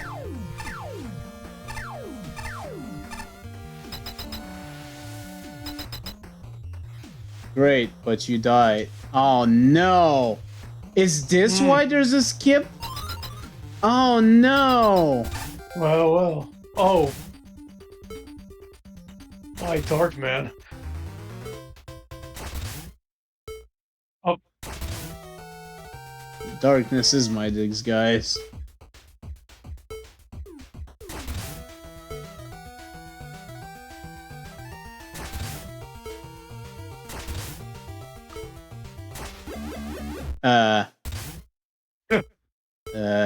Is this part of an attack?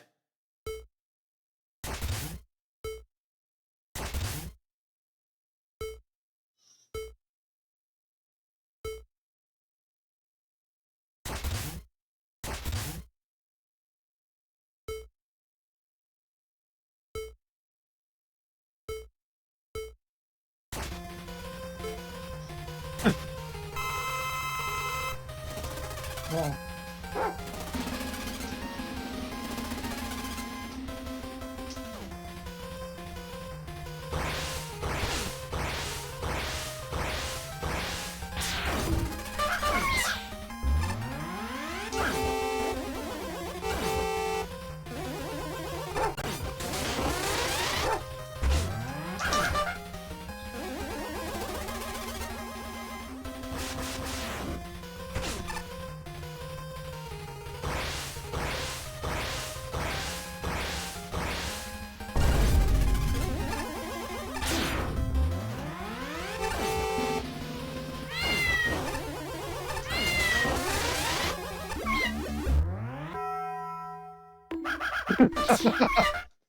Man, I missed 2 tokens somehow. Oh, yeah, they go back. Well, I can kind of see why there's a skip for tokens, though, but... We'll try it legit. So I guess I just have to restart if I die. Shit. Ah.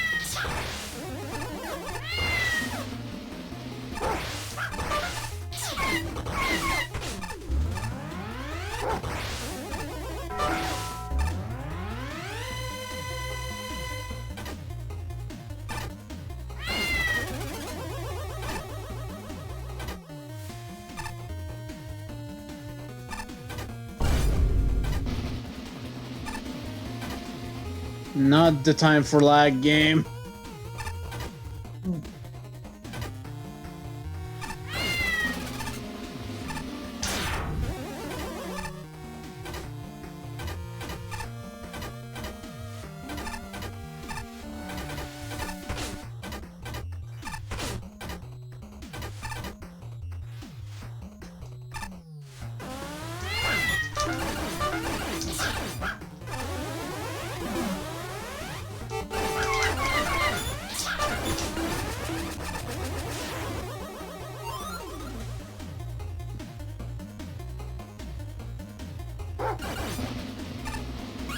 Give me that small heal, please.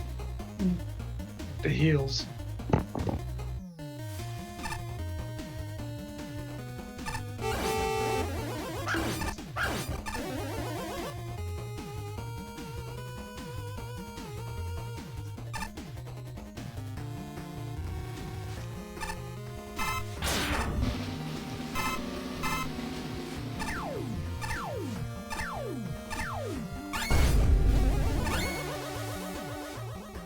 Okay, that spider disappeared.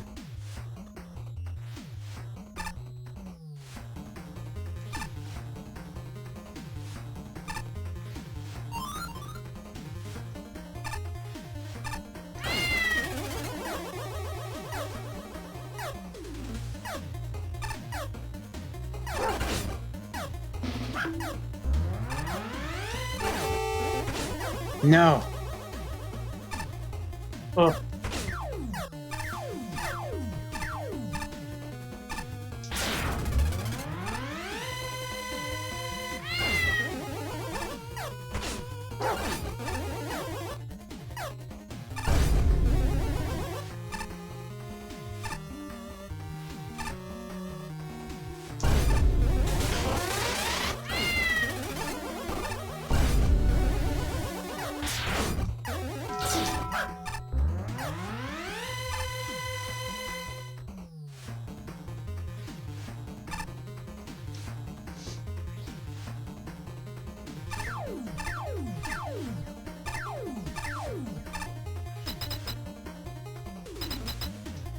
Perfect, no death.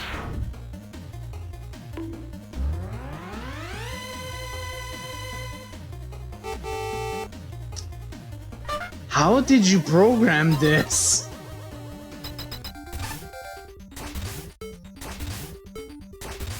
Mhm.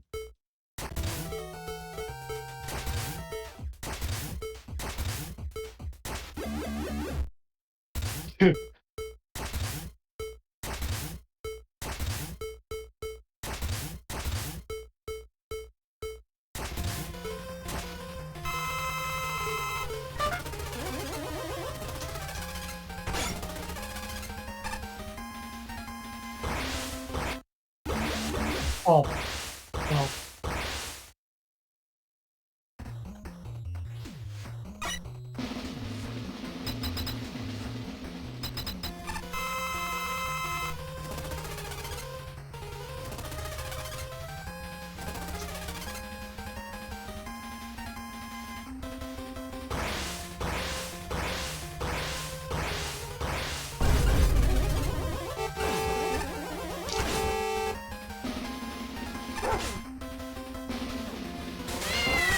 God damn it, piece of shit.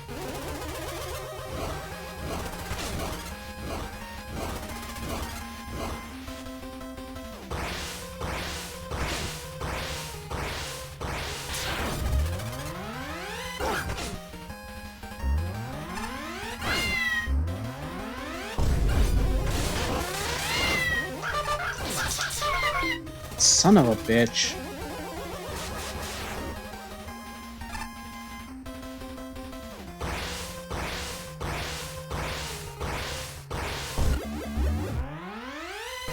Played a bit with fire there. What do you you mean submitted cheat runs? Cheats. Wait, because I had like the cheat about freaking enemy explosions? Seriously?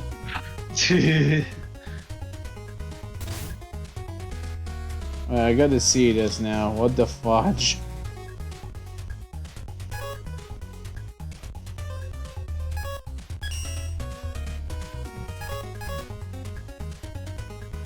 Yep, apparently this counts as a cheat run.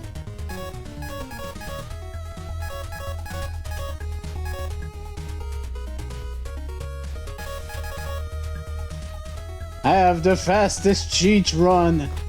Hooray! Yeah, baby! What the fridge?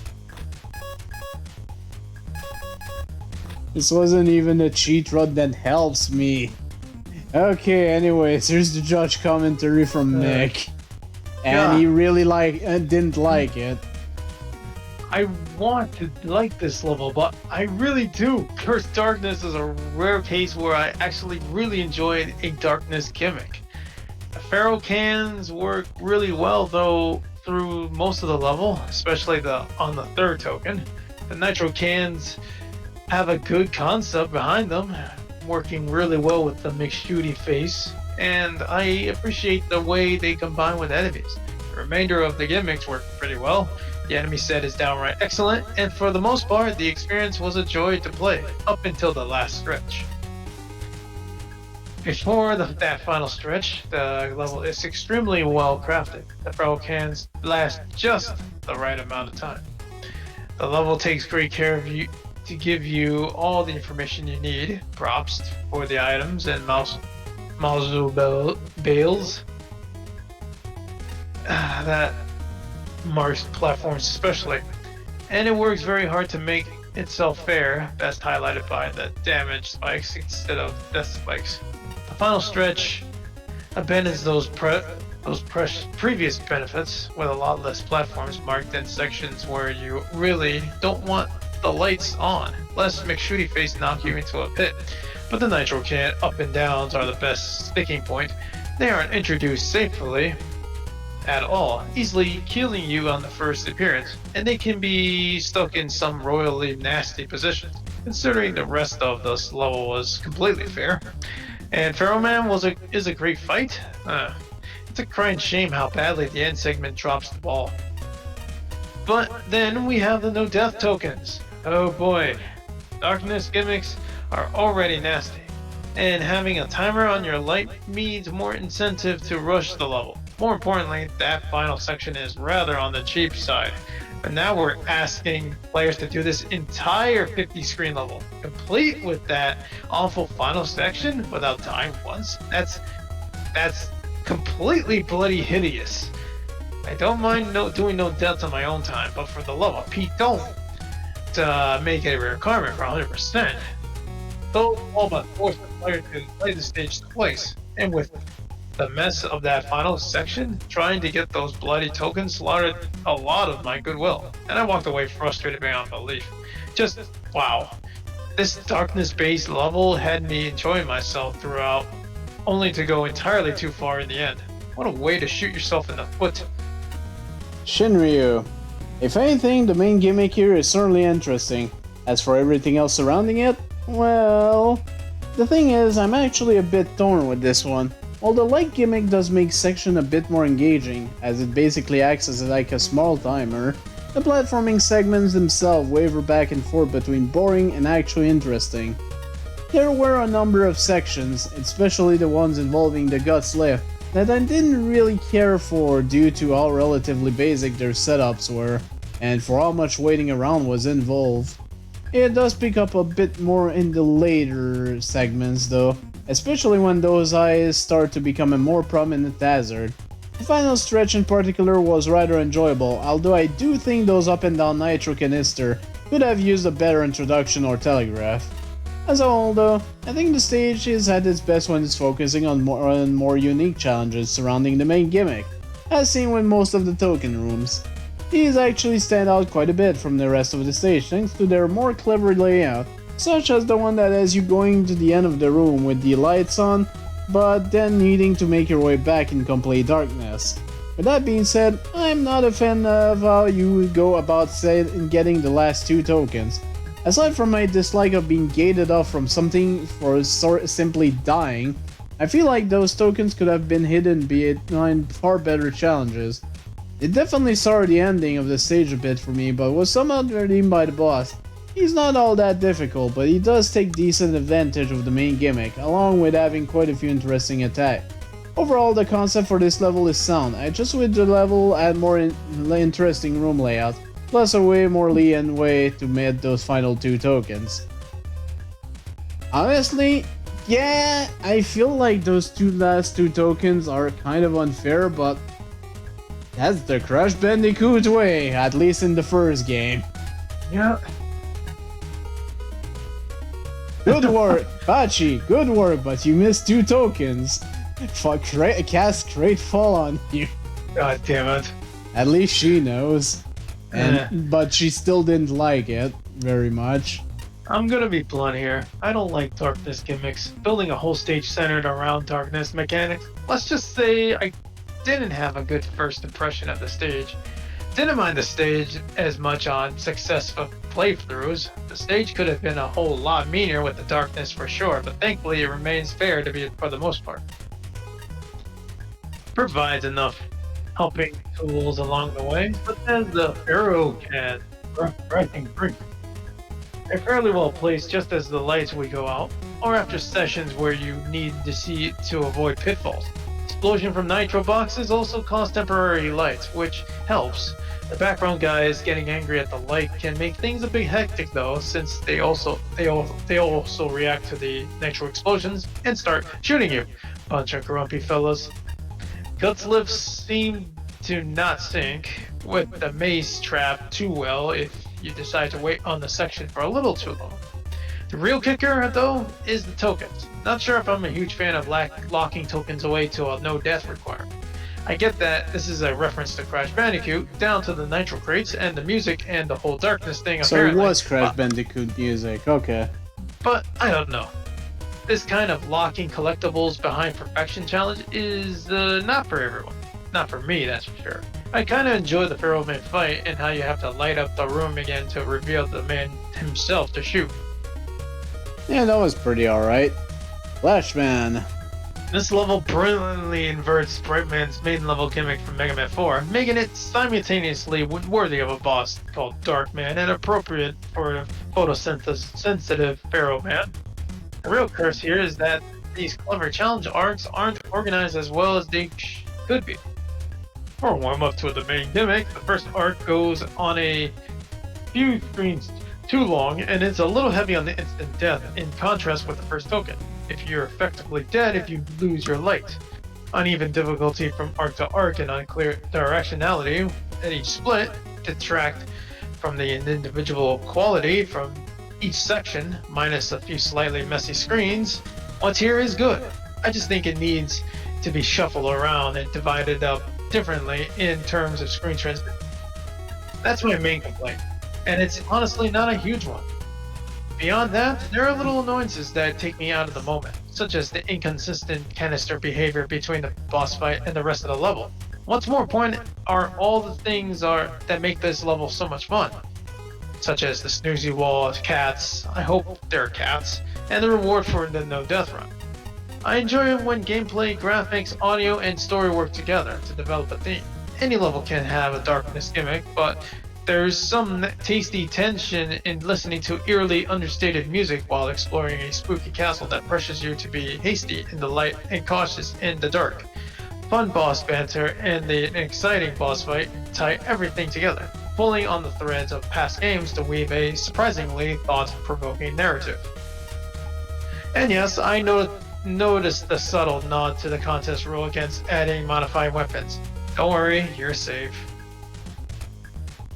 Eh? Oh, okay, because of the whole Pharaoh shot thing. Okay, that's probably what. Hey Spark.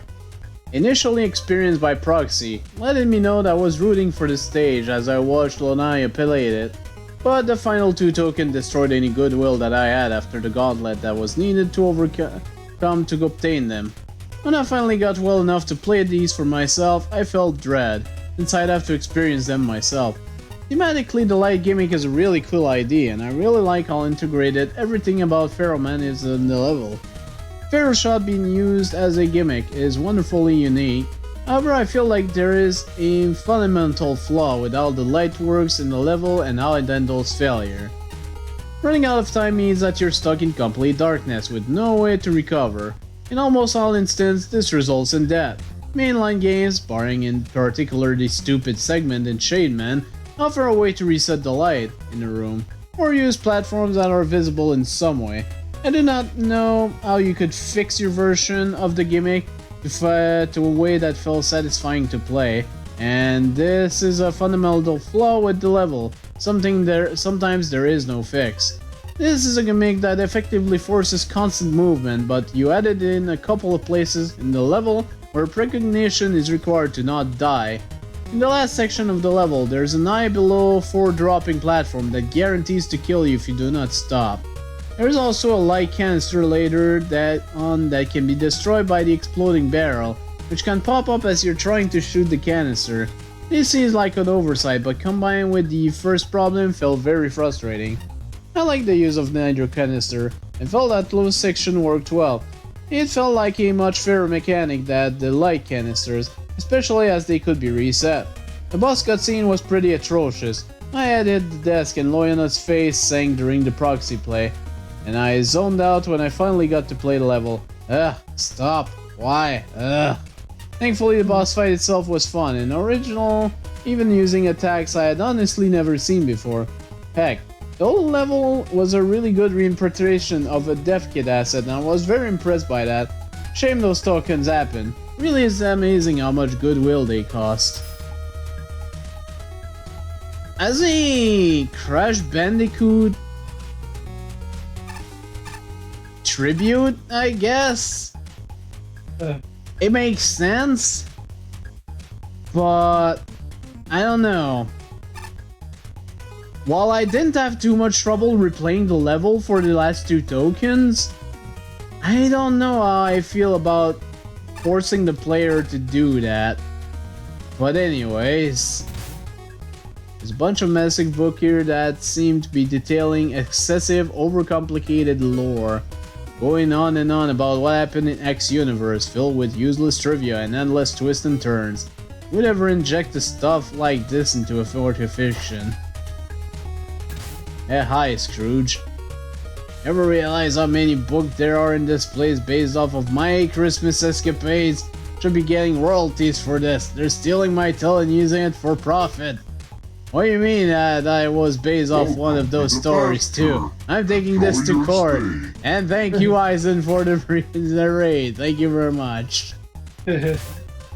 Susie G. I'm always fascinated by the power of fiction to display worlds wildly different from ours. My favorite manifestation of this is long-form alternate universe novels. So I guess you made it to Ball Castle? That's my guess. So much about the fabric of reality can change with even the tiniest difference. Right now I'm reading an 85 chapter long fic that's an alternate universe where instead of a reclusive boy being the star of the show, it's a compassionate young girl instead, and hey, why are you walking away from me? TLDR. Okay, number 49, RoboGarden by Tellers. A score of 65.40. Oh boy, I see Shinryu was not good, happy with that one. Half of Pachi's score. 1 element, 4 tokens. Let's go. And this is climbable. It's like the top Plant Man music. Oh, interesting. Huh.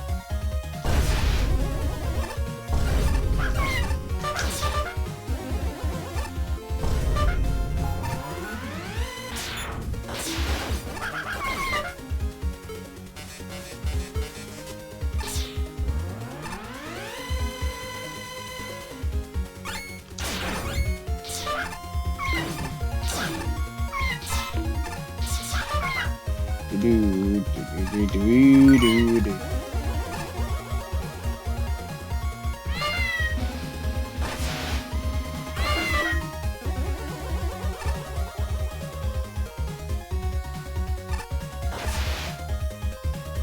think I can just rush that section.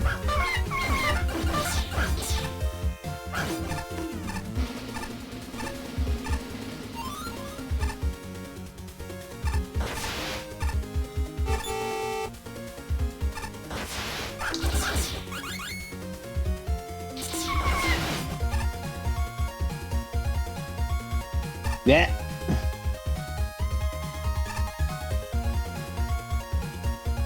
Don't Megaman.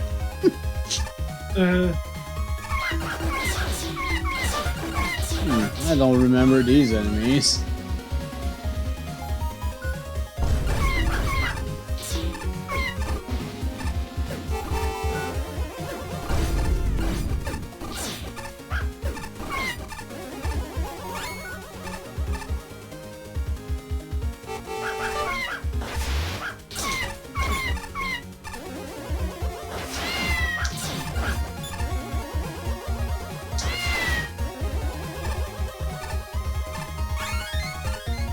Might as well. I did use a few of these.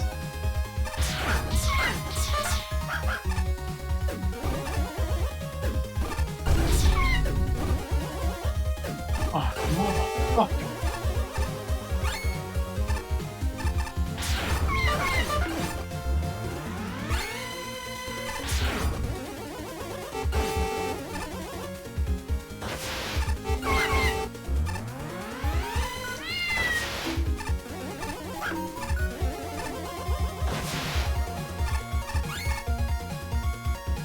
Right.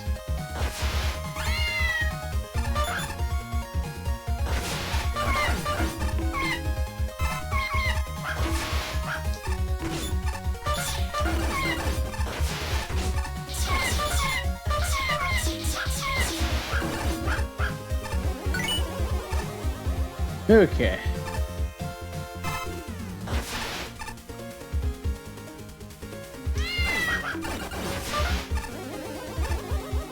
Well, I've already used weapon, might as well.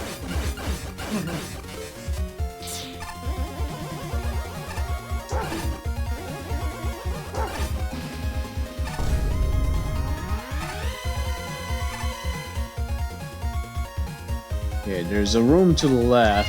Anabilan! Oh no. it's your favorite enemy.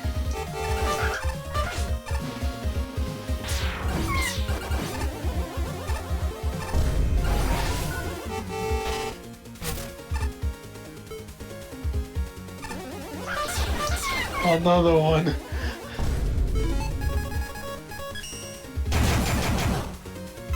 Just out of reach.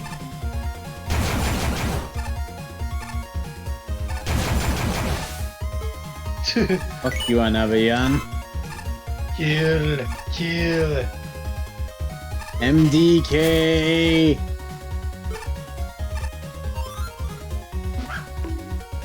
Okay.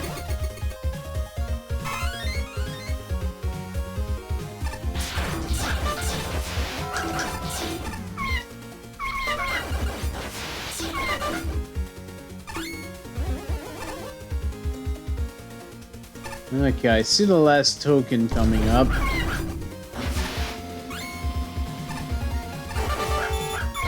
Oh jeez.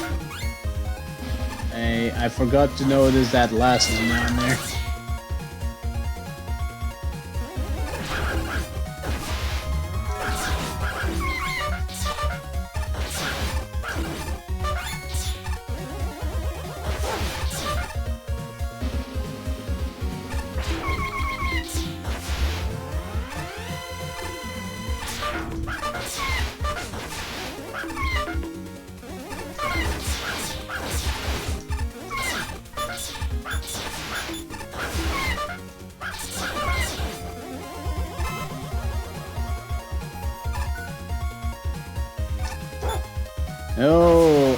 Oh. Okay, we're gonna have to do a bit of that.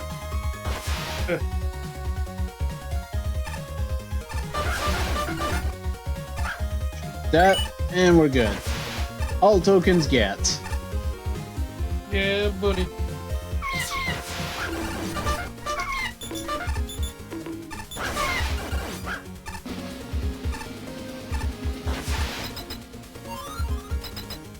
So, are we fighting Plant Man? Uh-oh. Yes, In a pot. you look different. He's in a pot.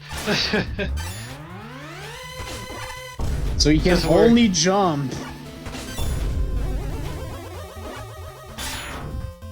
Yep. He's just like a piranha plant.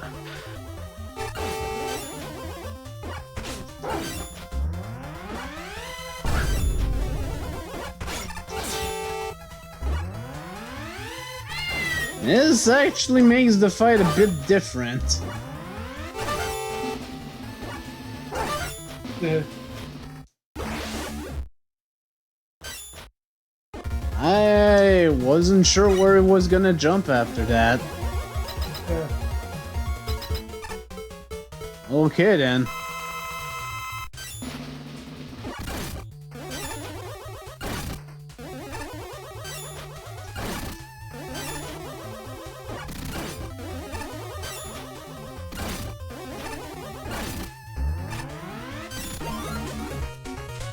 There you go.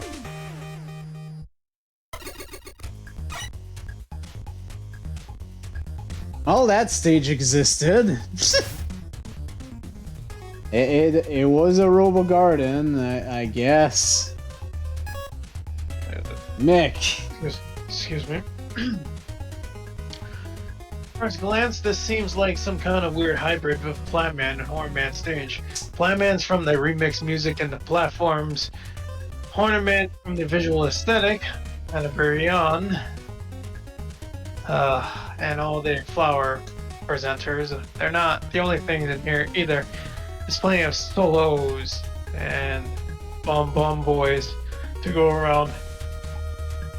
At first glance, that seems like not much. Not much would also be an inaccurate assessment.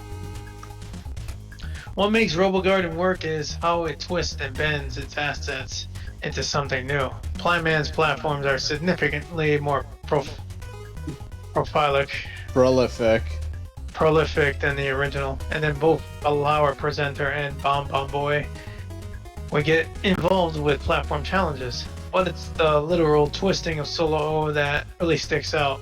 Typically, it's just the turret with a charge time, but twisting its aim to angle upwards or downwards makes it an excellent obstacle to avoid throughout.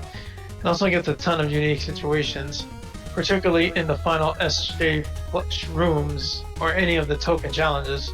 That alone is enough to put Robogarden on the radar, or it otherwise wouldn't. It's a simple twist that makes a unique feeling level. The boss fights are no slouch in this department. While Hanabiran's general fighting style is unchanged, the terrain it fights you with feels more like a Surge's reference than a spicy clock we all know and don't love. As for the boss, Plantman had me cackling with laughter, and then he turned out to be noticeably harder than the original, and I was very surprised. Yeah, again, small twist that was a to thing. the assets, but they make something very new. You don't always need to go crazy to make something unique and more importantly fun, and this level is a fine example of that. Yeah, it had some enjoyable parts. That Plant Man was unexpected though. I was expecting Plant Man, but not like that. Not potted Plant Man. I wasn't sure what to think of this stage at first. By and large, it's a relatively inoffensive level that does its best to utilize dev kit assets. I'd say it does a pretty decent job at it. And yet, I ended up leaving my initial playthrough without any strong feelings on it, one way or the other. It's strange, because I can definitely see there was thought and efforts put into the room and enemy layouts here. The end result, however, is a surprisingly easy set of segments to get through. Despite how intimidating they might seem at first, you can breeze past many of the setups without much thought. The enemy placement is probably the biggest contributing factor to this. Bomb Boys are very rarely a threat here, as often placed in ways where you can take them out at a distance without ever having to trigger their attacks. The solos are a bit more engaging thanks to the new variant that can fire up and down. A simple change like that can open up a lot of possibilities, though I don't think its ways was used to its fullest potential here. You can still take out a decent number of them without having to get in their direct line of fire, and the ones that serve more as a stage hazard, thanks to their out-of-the-way placement, usually aren't much of a threat due to how easy the room layouts are. That said, the stage does come to life a bit more during the last few segments leading up to the boss. Some of the rooms past the Anabira mini-boss are a lot more engaging than what came before them, even if a few feel a bit too crowded with enemies. The one with the 30 solos just past the ladder room comes to mind. Unfortunately, the level is almost over by this point as well, with the only thing left being the boss. Speaking of which, while the idea of stuffing PanAnning into a pot is pretty amusing, his fight is ultimately just a very slightly modified version of the original, just with a lot more jumping. He's definitely the most engaging part of the stage by far, but I don't think there was enough done to set it apart from the original's fight. That's basically where the stage sits overall with me. There's a decent set of IDs here, but overly easy room and non-threatening enemy placement makes most of it blur together into a relatively indistinct level. Pachi, Jungle Groove! And she winks. I'm quite impressed with this one. While the stage doesn't offer many custom assets, I can say that the way it cleverly uses enemies of the Garden variant put itself at a great standing. The vertical solar plant enemy is a very simple modification, but it provides many more variations to possible jumping puzzle with the property alone, and the stage doesn't hesitate to implement them into all sorts of challenges. The battle with PanAnning with a funny leg, aside from having to jump to move around, has only one major difference. To the regular PanAnning fight, the amount of jumps he does after generating his barrier is now varied. Such a small addition, but it adds so much more complexity to the fight, making it so much more fun and engaging. It's brilliant. This small change to the AI fits very well to the whole philosophy of the stage. Simple additions, yet elegantly executed. Excellent work. Flashman. Who would have thought that PanAnning would have become more fearsome when shoved into a vase? Simple twists make this level interesting, at least in concept, if not entirely in practice. Improving Music Remix sets the tone. I've had my fill of levels that replicate the Hornet Man aesthetic, but I recognize how carefully the architecture and backgrounds are arranged for artistic effect. Vertically oriented laser flowers bring in extra novelty to the uniquely focused plant theme.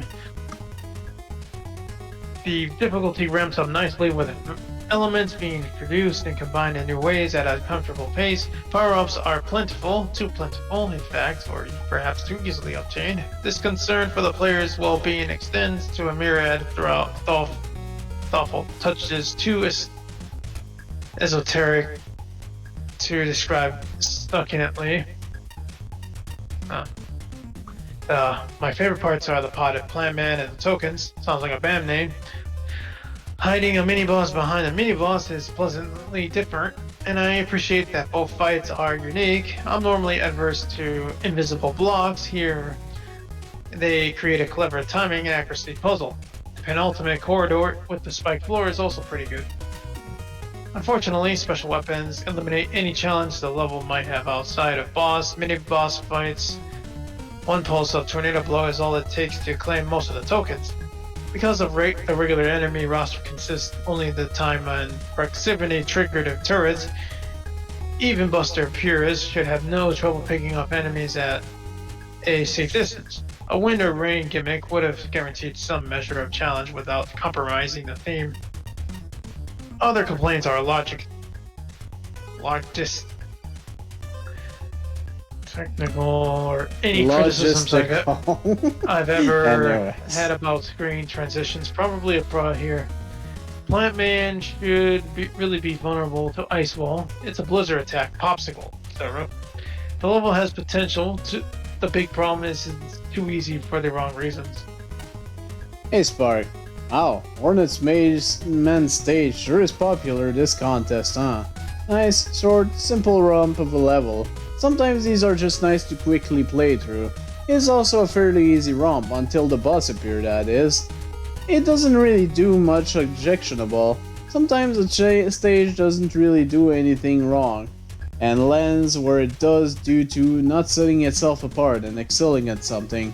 Props to adding just a few new stage elements based off dev kit assets. The vertical Solarman enemy, makes a nice addition to the enemy set. I'd say this enemy overall gets used better here than it did in Megaman 10. The two other plant enemies generally complement Sola too, and where these get used as things to avoid rather than just wasting your time is when the stage clicks. Although there are one room with the twin ladders and a horde of fearsome Florins a smidge tedious without just using Tornado Blow on the bally lot of them. The platform gimmick is also fairly solid. This is a hard gimmick to use well. I think it gets the job done here, and the tokens rewards paying attention and aren't too hard to obtain at all. This stage ends with a modified dev kit boss. This is the kind of thing I'd like to see more of. The real purpose of the dev kit bosses is to provide a basic and example for your own fight, and Flower Pot Man, oh boy, just got vivid flashbacks to my childhood with that boss, but I'll leave out any details or else people will wonder what the blood am I even talking about. What the hell is that word? Still manages to feel like a different fight to Plantman, despite using him as a base, obviously. If I had a complaint here, a combination of sheer unpredictability, constantly staying shielded, and lower damage values dealt to the boss does make it wear out its welcome. The unpredictability is kind of the point, but a better health balance would help this boss a ton. So yeah, nice, simple, slightly above average romp of a stage, I'm fine with that. This was honestly pretty alright. I was very surprised by that plant, man. I was not expecting that, though. Not to brag or anything. Actually, I'm totally bragging, but did you know that yours truly has made the history books several times? All of those times of which have been documented in this very library? You say the same? I bet you can't. Megaman probably can, actually, but whatever. Hello, tiny frogs. I see you up here. Information. Greetings. I have posed the blue girl to answer your questions. What to do, you, Oh, nuts, that's not right. I'll never be good enough to man the information boat. I get so nervous. I'm Alinga's biggest fan. I can't wait to meet her. I wonder what she looks like.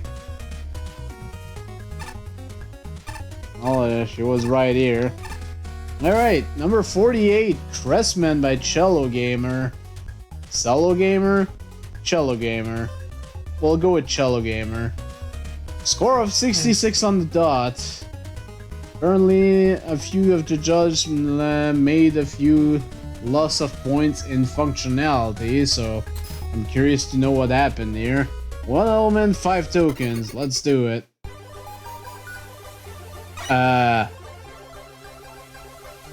Oh, Crestman. Okay, I get it now.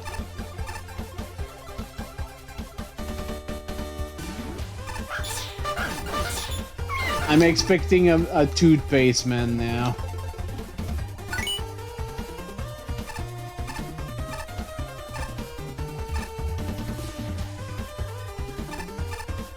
Let's see if I'm right.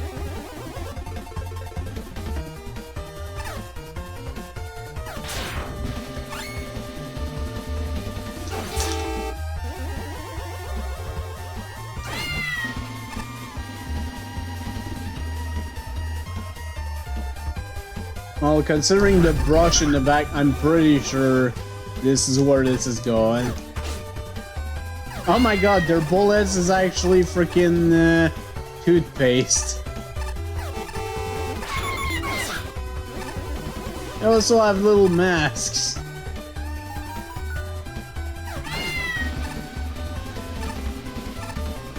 Why is the theming of this level so good?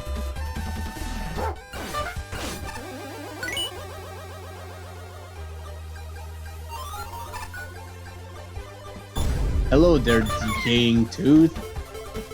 Let's try you. No. Ice wall? No. No. No. Aha! I have infinite water shield. Huh. In a way, it kind of makes sense. Yeah, I get it.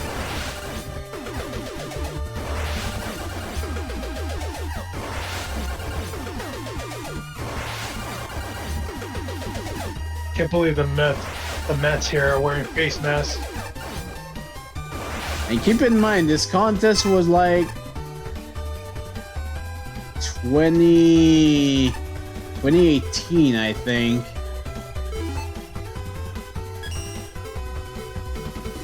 Then again, dentists still have to wear them anyways.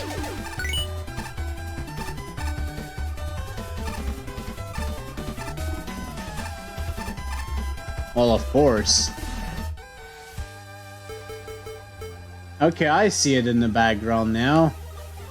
How did I not notice that earlier?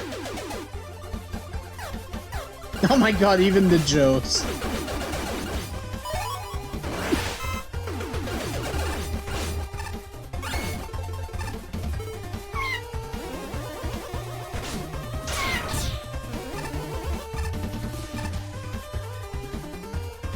I sure am enjoying the aesthetic of this level anyways. Oh my god, their shield is a toot.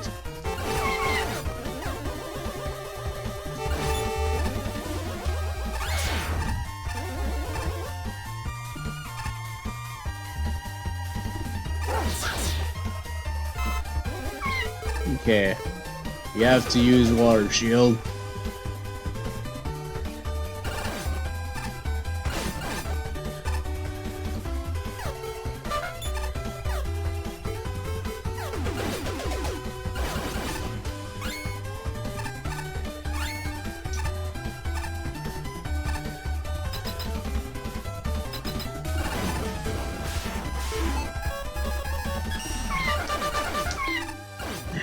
Even that guy has a freaking mask on.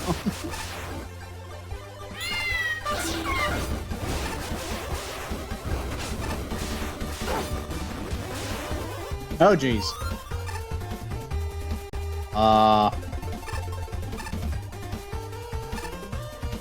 Okay, we sink in the toothpaste. Good to know.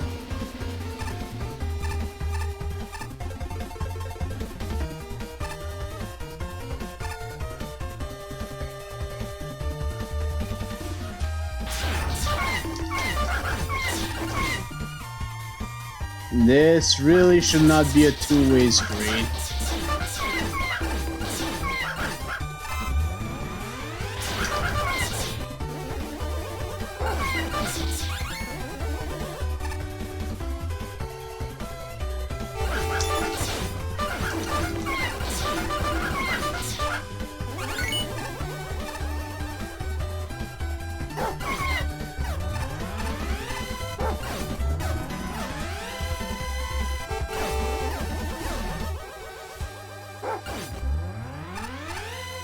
Oh, this even sticks you to the ceiling.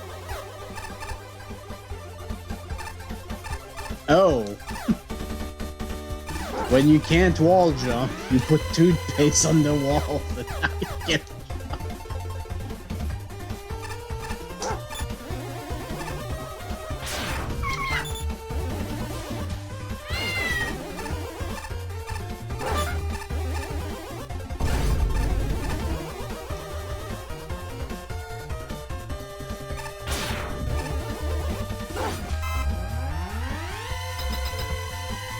Okay, where is the last... Oh. Oh no.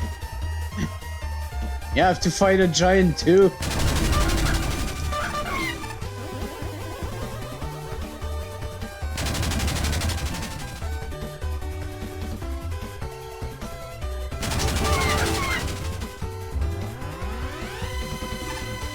Okay, I guess that was just the halfway point.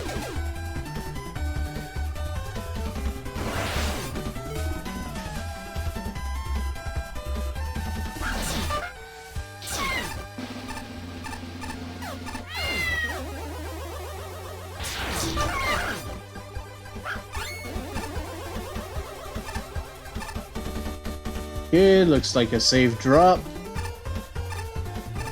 Oh boy.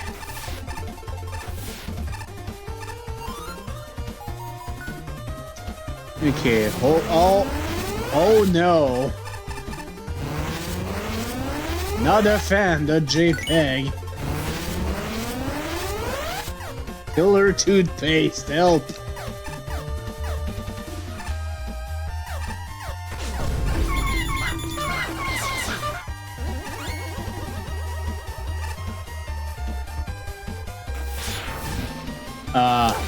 That doesn't look like a water tile.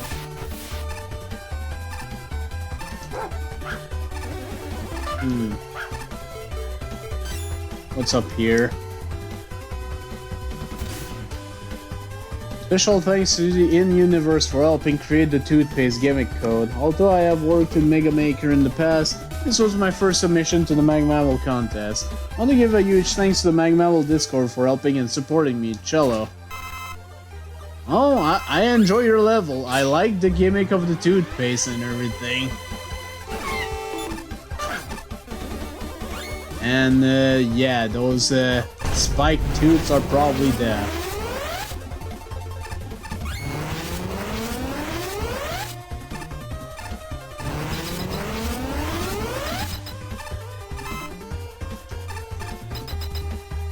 Oh, who's the boss? Well, Crestman, obviously.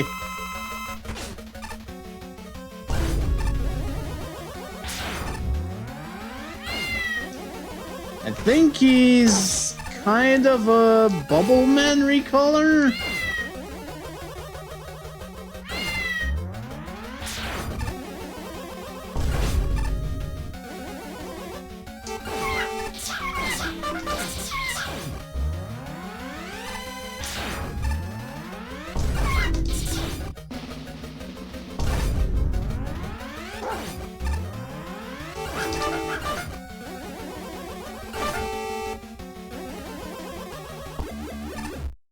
That was a nice stage. Cavity killers. Oh, we got a capsule. Duplicate. That was really nice. I'm wondering what Shinryu didn't like about this one, honestly. Let's start with Nick. Let's start with this level's weakest aspect. The background visuals are awful. I get what this was going for, but the original blend of double yellows can actually be hard on the head. Have you been at the dentist? It's always garish. We tweaked it down to something a little bit less garish, but that was definitely painful. The visuals also create some hitbox issues, as it's been a bit unclear of where the toothpaste globs are and aren't solid. Beyond that, this was a pretty fun level. Toothpaste themed Robot Master is not something I expected, and Crestman takes the theme and nails it. Everything here is tuned and reskinned to fit the theme, creating adorable enemies like Toothpaste Worm, Dentist, Gun Drill, and Cavity Head. The toothpaste gimmick is a highlight. I love trying to wall climb with it, and it creates scenarios that make Sniper Joe and shield attackers semi-interesting. I also appreciated the challenges with the cavities, if only because I actually wanted to use water shield first. If I were to name the non-visual design issue, it's that none of the assets feel like they hit their peak. In particular, I feel like the toothpaste beams and water spouts should have had more spotlight, and I don't remember the swarms getting a lot of use either. Other than that, I am a little confused as to why Crestman has 2 health bars. I really don't think he needs them, since he's basically just Bubble Man, so that just makes the fight drag, Buster only. But then his weakness is obvious enough that the double health might just be there so he can still put up a fight. Can't say for sure. Still, this level's decent, and I'm seeing a lot of potential for future endeavors. Keep it up. I wonder how much damage the water shield would have done, since apparently that was its weakness. Shinryu, out of all the things on my Magmammal bingo card, a Robot Master stage made it on a brand of toothpaste wasn't one of them. so you definitely get kudos for surprising me with the concept alone. As for the level itself, for a first time submission, this actually isn't too bad. It's certainly very rough around the edges, especially in some of the early segments, but I think it improves a decent amount as it goes on. While the introduction segments in the first half are fine, it doesn't really evolve beyond those basic room layouts until it gets to the second half. Thankfully, things get a lot more interesting once the toothpaste gimmick shows up. Even though it is functionally just quicksand, the way it's used on the wall and ceiling allows for a lot of interesting setups with the enemies. I do wish some of the other gimmicks were used to just as much effect, though. The water jets, breakable teeth, and magma generators feel really underutilized by comparison.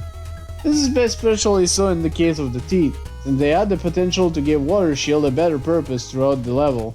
Even though it has infinite ammo here, I didn't really find myself using it all that much, considering a majority of the enemies in this stage are shielded. The only exception to this were the few instances where those teeth showed up, along with the end boss. Speaking of the boss, well, I'm glad that Crestman actually shows up. I was a little disappointed to see that he was just a Bubble Man reskin with a double health bar, which didn't really matter that much in the face of his weakness. It's a bit of a letdown after going through the mostly decent second half of the stage, but overall I didn't outright dislike it as a whole. It's really average for the most part, but the concept alone is rich with potential. If I could make two suggestions, it would be to 1.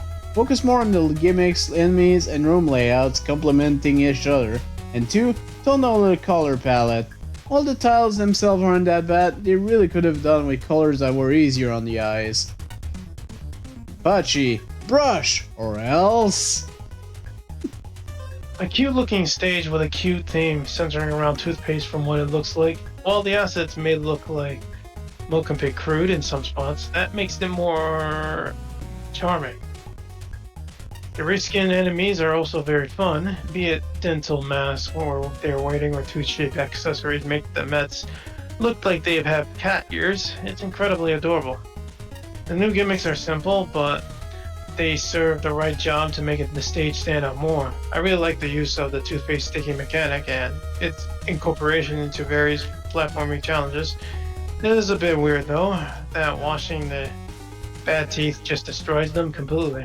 Bit of a mixed message here to our fellow Crestman is giving nice foresight of making Water Shield infinite to eliminate soft lock potential.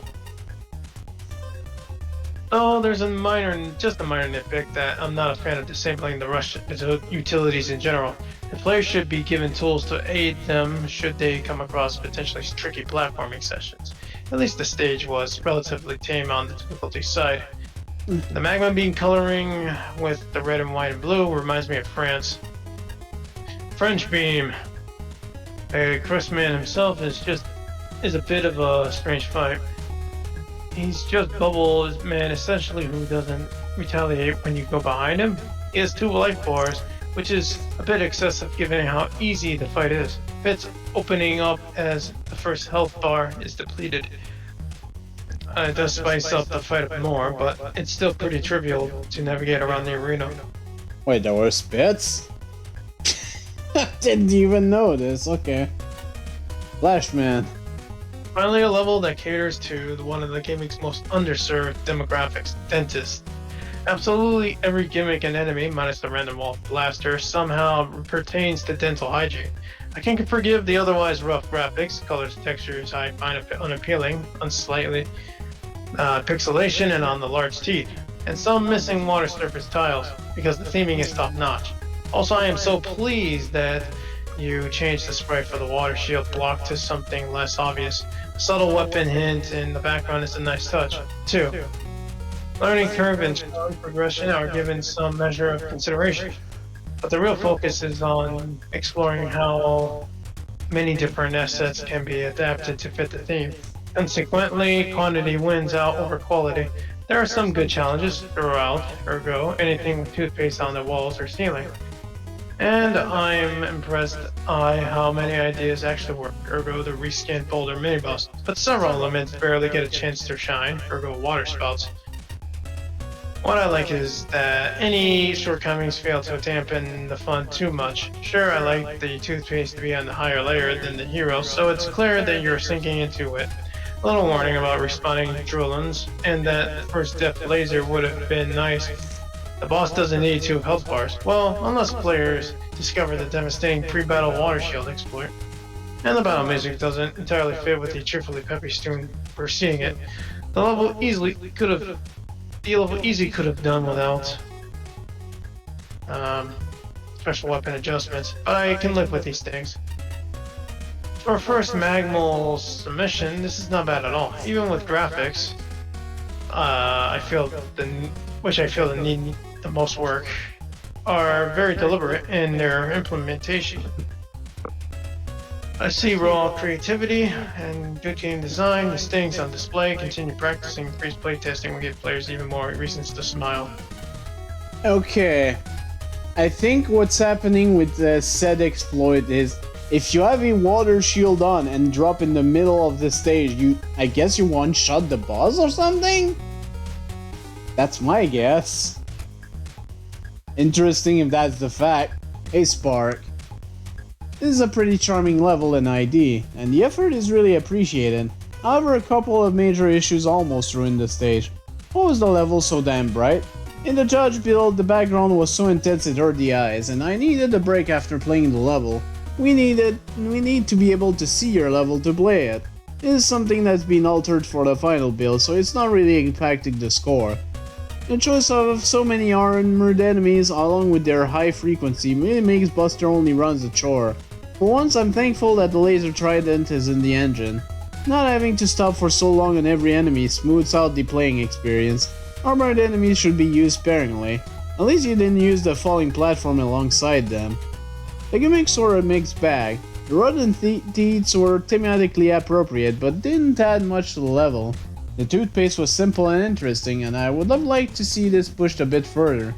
The lasers shouldn't have been in the level, as they are introduced very late on, barely used, and don't add anything. I also feel very out of place compared to everything else. It is possible to skip the introduction to the laser if you do not go for the star token. The boss was disappointing. A reskinned dev kit boss is normally acceptable, but not when you add multiple health bar, as this just wastes the player's time rather than adding challenge. This wasn't helped by the fact that your room layout was easier than the original Bubbleman fight. The gun drill fight has a similar problem. Some of the strongest elements of the level are the atmosphere, music, and overall idea of the level. It was a very unique setting, and bearing the color of the background was a very cute stage. It's fun. It's a nice romp. I probably enjoy this more than some of the more technically impressive stage. So, as a casual reminder, I know I can seem a bit overly critical at times, but anything around this level of score and an above average fun score, I probably still enjoyed it. Bell curve, Soros. Bell curve. I really enjoyed the fact that everything was appropriately themed. Even the goddamn magma lasers was goddamn toothpaste. I was like, Crestman, what do you mean Crestman? And then I saw the stage was like, okay, we're gonna see tooth and toothpaste. And well, I was right. Overall, a pretty nice stage there. Deary Perry, I'm so mad. Why is this happening again? Who will have their children in the library again? Why can I not read books in peace? There are a lot of books lined up here, penned by someone named Salmon A. Salt. One seems to detail the record history of all kind of different tracks race. Presto is mentioned a lot. A few of the pages are vandalized by people who really hate Presto. There's one of the guys back there. Okay, before we tackle the next stage, I need to get a refill of water, so I will be back in just a little bit. Oh.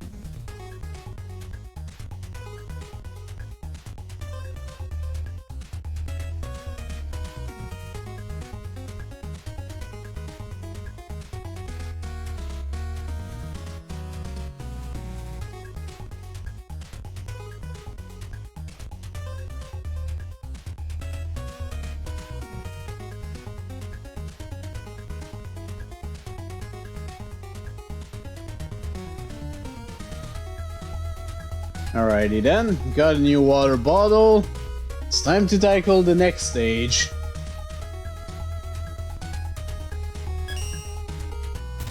Number 47, Flamboyant Castle by Kontos. Score 66.20. 59, 55, 80, 66, 71. One element, one token. Let's do this.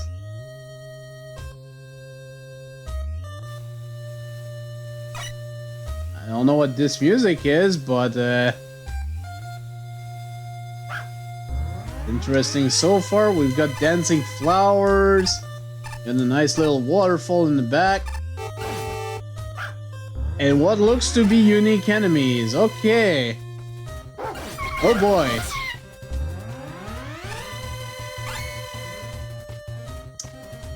Are you a platform?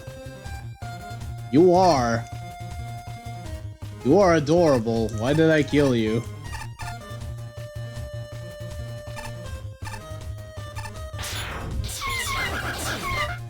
Okay, you're recolored picketmans.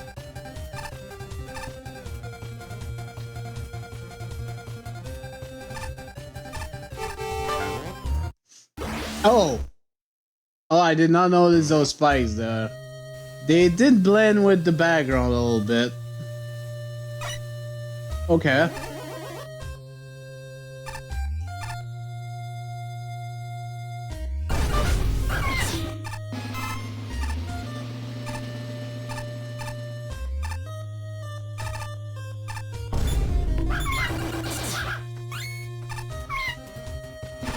Yep.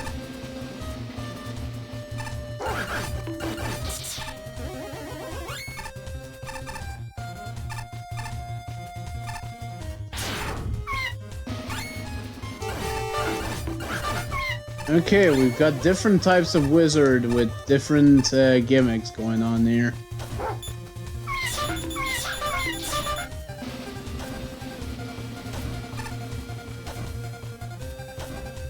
I'm not sure how to deal with you. I'm not gonna bother.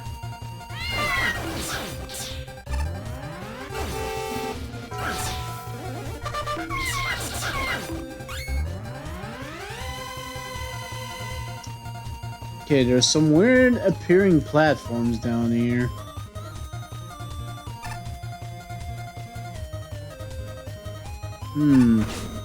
Oh, okay. That's what these do.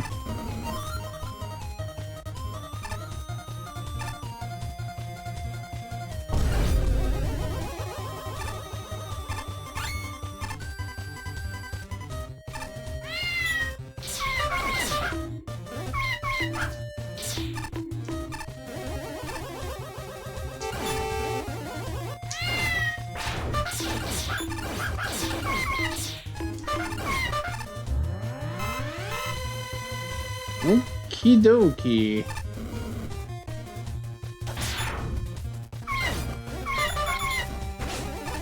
I am still not sure how to deal with these enemies. Also, I saw that gargoyle type enemy there.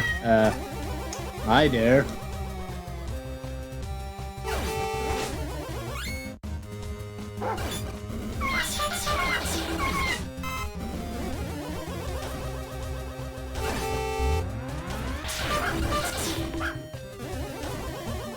That life is not worth it.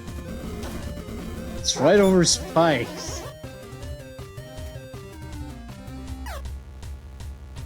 Okay. Think fast.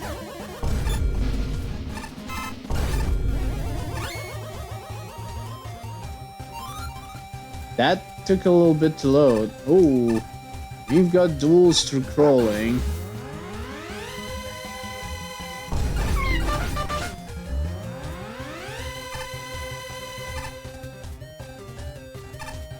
And that looks like Gemini Man and Wave Man.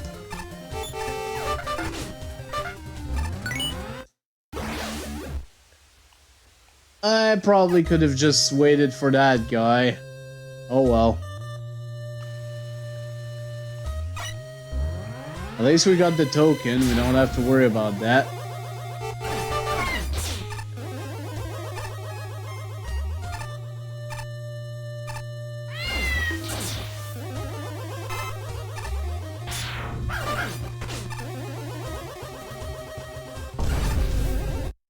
Oh.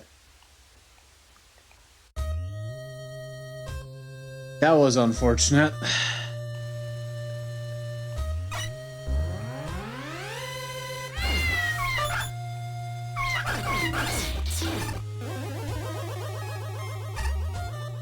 I do want to try to approach the challenge without just bringing out Magnet Beam, because I feel like I've been doing that too much. And yeah, I mean, yeah, you have the utilities, why not use them, obviously, but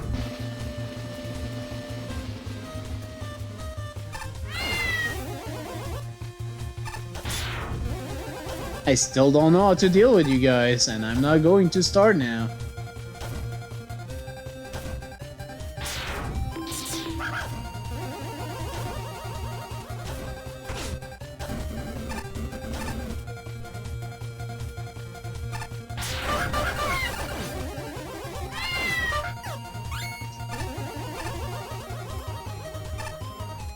Oh no! Oh. Okay. That wasn't clear at first, that these are still on even if they're not visible yet. Oh, that's just gonna be confusing.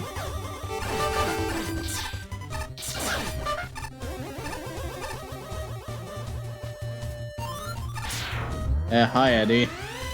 Okay.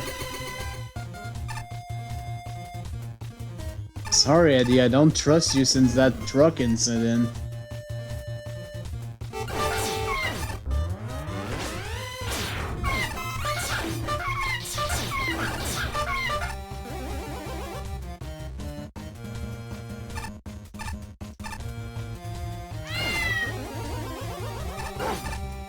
Hey, gotcha.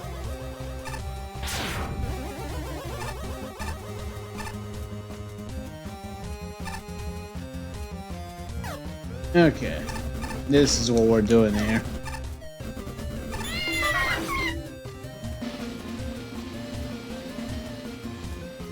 And we've got a spike drop, I'm guessing. Ooh. Not a fan of how far this brings you back.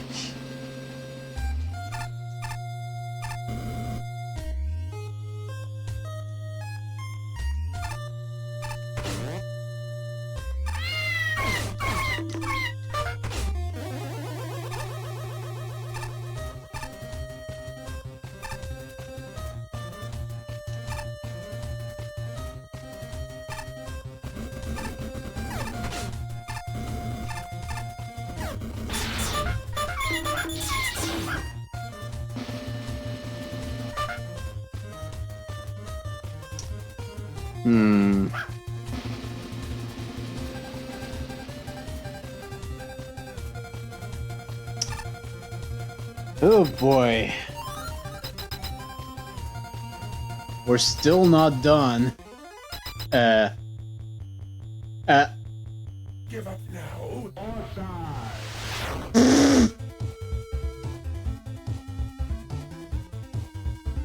Okay, nice remix. That started with the Final Fantasy thing.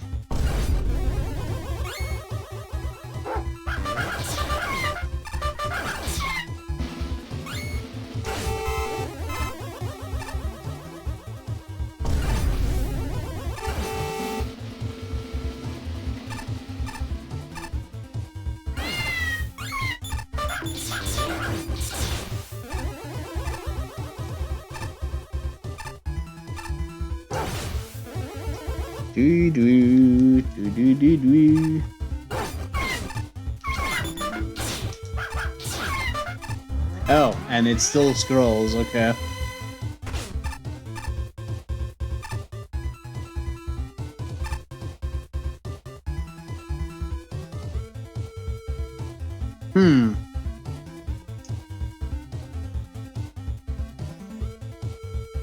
Nightman, Centaur Man, Shadow Man, Yamato Man, Wave Man, and Drill Man?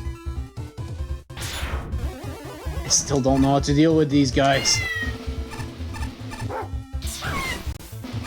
Oh, these explode.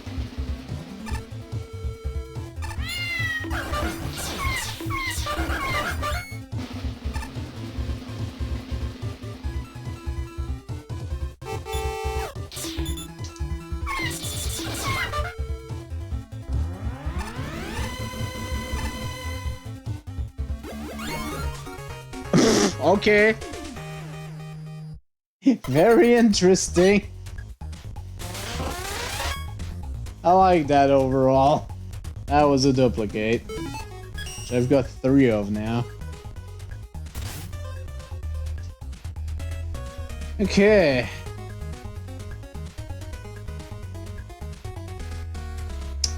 I am alone. Okay, so Judge Commentary Man is gonna kick my ass. Let's do this. When this started off, I was interested. Neat music, distinct, if messy, visuals, and 2 solid enemy types and an overall great first impression. The log-carrying knights were a fun hybrid and gimmick an enemy armed with solid introduction and a strong difficulty curve. Yeah, they can be a little finicky to control, but they make for it through later scenarios like the token challenge and the blind knight twist staying interesting throughout. The wizards were also a personal highlight, owed to just many versions of them there were. Some were a bit awkward. The homing rings should have had the despawn of their brethren, and Yombane tend to add very little when they appear, but the rest, solid enemies all around.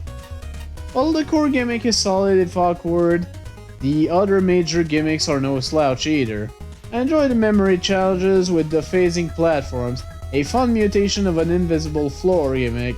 It could end up a bit boring if they're the only gimmick active, but I'm willing to chalk that up to differences in my experience.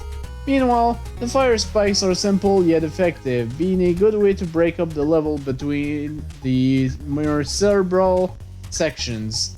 Combined with the above mentioned enemies and generally solid visual, love the library bit near the end, and this had the makings of a solid level. I think this is like the first level in quite a while that didn't have a boss, which is interesting. Sadly, when this isn't relying on its platforming gimmicks, it stumbles. While it has strong enemy variety, the majority don't seem to do much. Besides the 2 main enemies, the only ones I really remember are the ninjas, because they get a big focus room midway through and they then barely exist otherwise, and the jumping shield knight, because they are all pain to jump over. Every other enemy just kind of exists, and I'm not sure where explosive nuttellies fits with the rest of their fantasy medieval aesthetics. Speaking of aesthetics, while most of this just has some polish issue, the reigning outer wall section looks pretty bad. Even if they're top solids, making the floor you can stand on the exact same color as the wall, with rainfall for extra obscuring, that's terrible for readability and can make the section really annoying. But the biggest stumbling block is the climax, which was definitely a letdown. The concept is interesting and it starts off on a high note, but right around the second Ozu scroll it falls apart. I've had at least one instance where I died against the far border because that Ozu scroll took too long to start, and the scrolling by and large adds nothing to the first bit. Then after a couple scroll, the boss just kinda sits there and dies. Considering how the chase started, the end of it is downright uninspiring, and left me wanting more. The custom gimmicks and wizards handle pretty well, but everything else leaves something to be desired. Shinryu.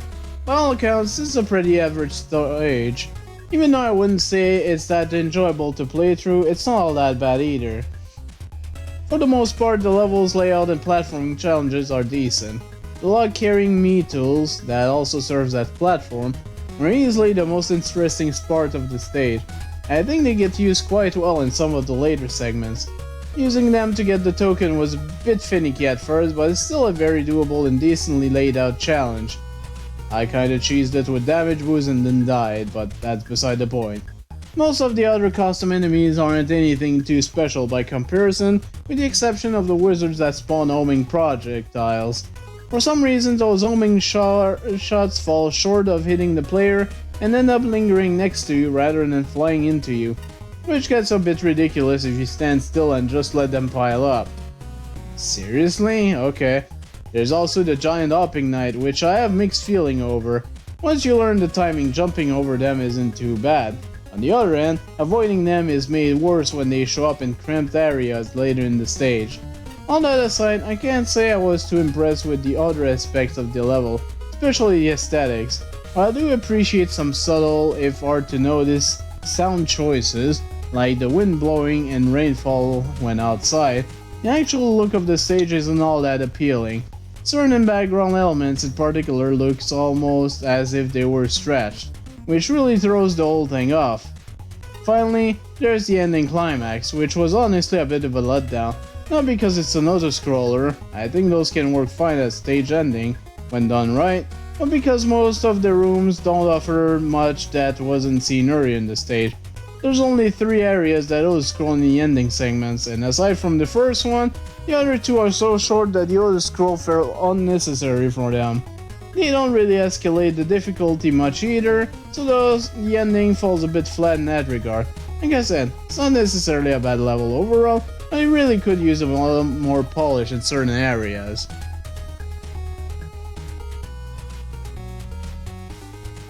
I'm gonna have to drink a lot right now. Bachi, Castle Crawler, he's winking. This stage has a very nice aesthetic overall, with the custom tile set and music as well as new enemy designs like knights and wizards, which all tie into the medieval fantasy setting pretty nicely. The ninja Joes may be a bit out of place, but the time frame is close enough, probably. Neat new gimmicks and re-enemies plus reskins. The introductions to them are handled quite well, and they all come nicely into play throughout the stage challenges. Not a single element felt underutilized or oversaturated, a very fine balance. I especially like the log-carrying fellas that you can pitch a ride on. I didn't even recognize that they're Mets wearing knight helmets at first, which made me love them even more. Yeah, those were cute. I also enjoy the various areas the stage offers, from the castle courtyard to the interior corridor and grand library filled with wizardry illusions. Fighting through the storm of the castle pinnacle definitely allows for an adventurous feeling, like going through a mini Dungeons and Dragons campaign. A few nitpicking details. The wizard enemy can feel a bit too durable at times, especially when combined with the nature of the summons eating up shots. I do appreciate that the summons self-destruct after a certain time of being spawned to prevent it becoming an overwhelming situation. Some of the background elements that use white can be easily confused to be standable platforms, even more so during pinch moment like some of the other scrolling section. Although disappointing there's no custom boss at the end, but the chase sequence kinda serves as a nice finale. Just a weird, very abrupt ending is all.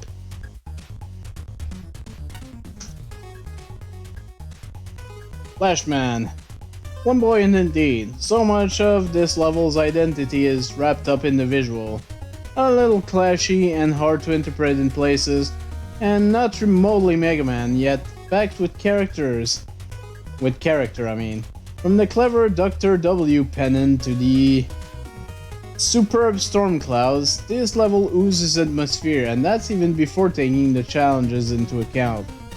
Fighting castle guards, riding battering rams, racing across fire traps, and navigating magically obscured passageway are the meat and potatoes of this level, and there's enough variety in the setups to justify the length.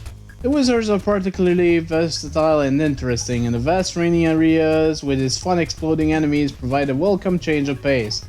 I will say that the challenge progression is pretty bumpy, and that the architecture and enemy density occasionally make for a messy platforming. I like the concept of an auto-scrolling finale, but this one moves in fits and spurts.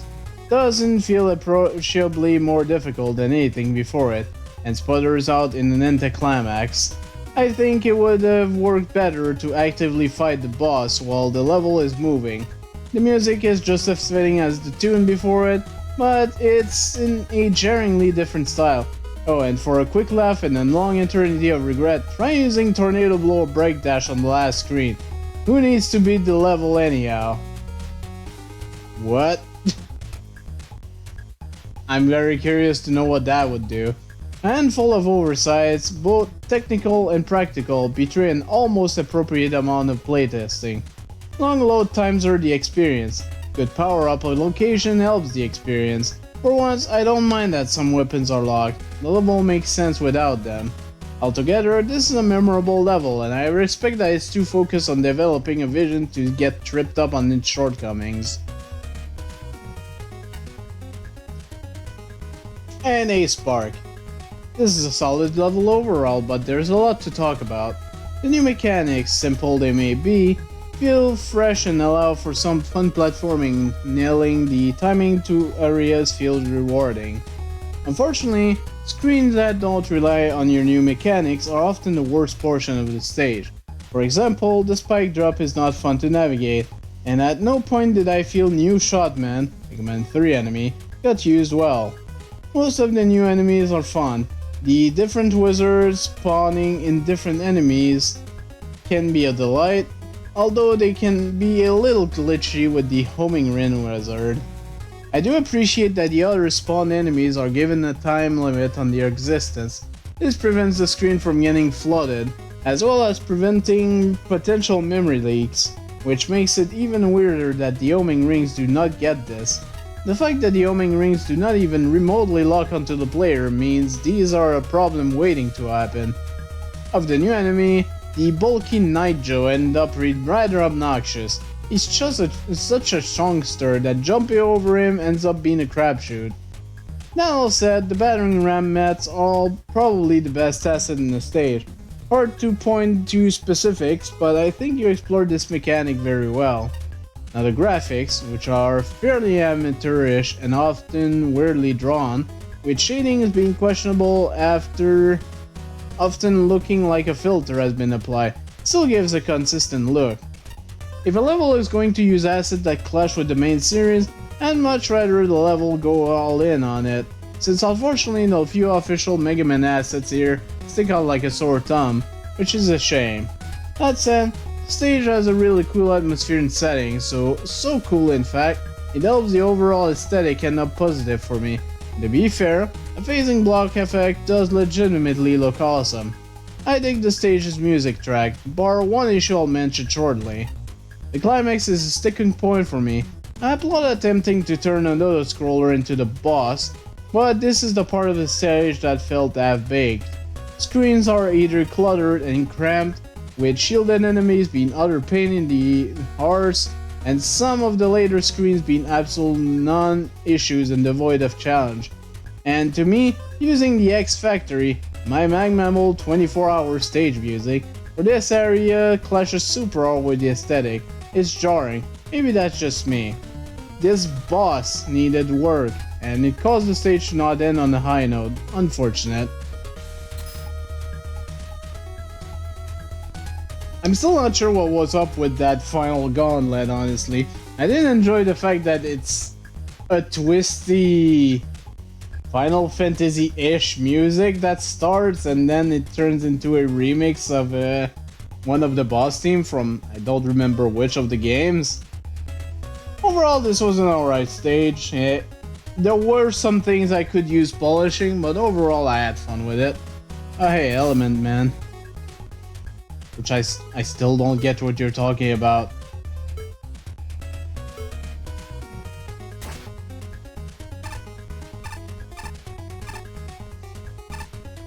Well, it's time for the tier boss. I snore on Pyro.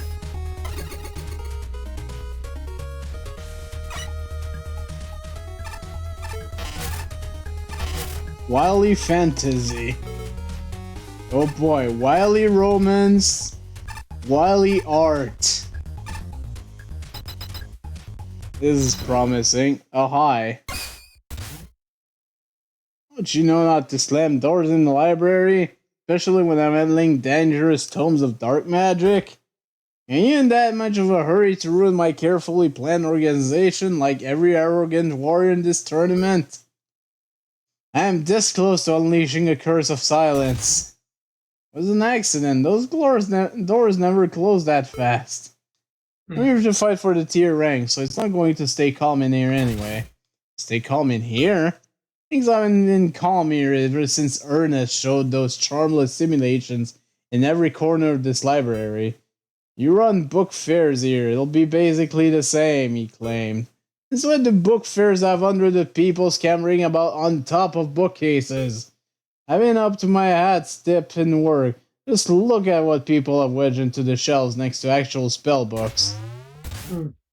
Magic Princess Cyberstar Volume 4, Thompson Cybeast, Player's Guide V5. Not only do these people have no respect for the refined arcane arts of the past, they're not even reading the good editions. And you know what's even more disrespectful? You know who gets to have the name Magic Man? Not a spellcaster or mighty warlock, but a mere card shark, a deceptive casino owner, a scam artist. I thought we'd have a viewer as a I'm robot sorry you have to master. deal with all that, but should we get on with the battle? You could use a break from library duties and maybe it would blow off some steam too? That's very true. Exploding into a magic burst out of anger is the last thing I need today. There's no way to start a duel. Let's do this the wizard's way.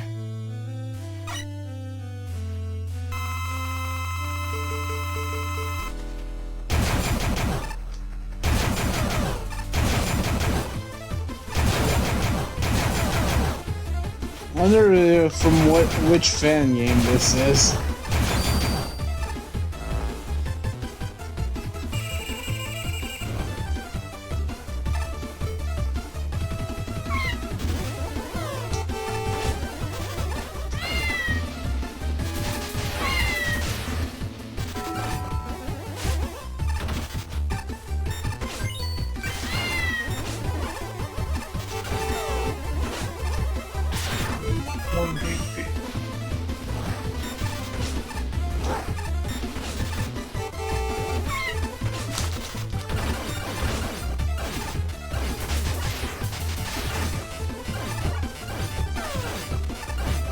Too much airtime.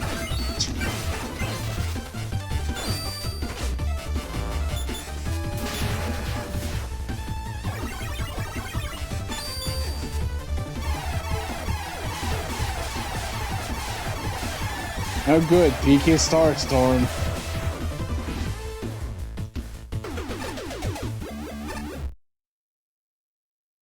Bye.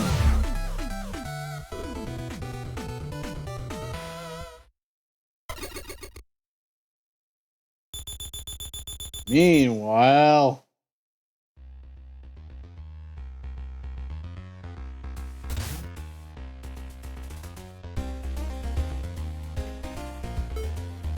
Huh.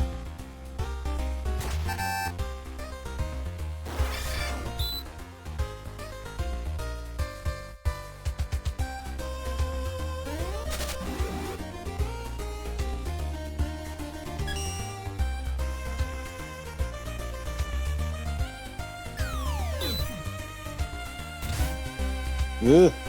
Where are you going? Ugh.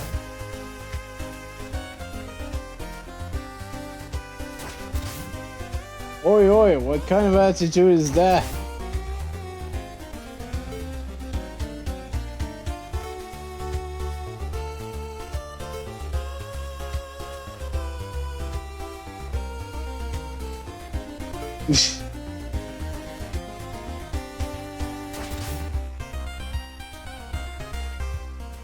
Without throwing raspberries at them the whole time. Another Burke. Wonder you're so unpopular running around with a disrespectful attitude like that. Should be an honorable tournament, not a poxy circus act. Show the muckers putting it all together a little respect. With me with that kind of talk, not my fault that no one's been giving me a challenge in this tournament. Me, I'm disappointed. Hey, Alright, you're another finalist, right? You're gonna try to hit me with some moral high ground or whatever.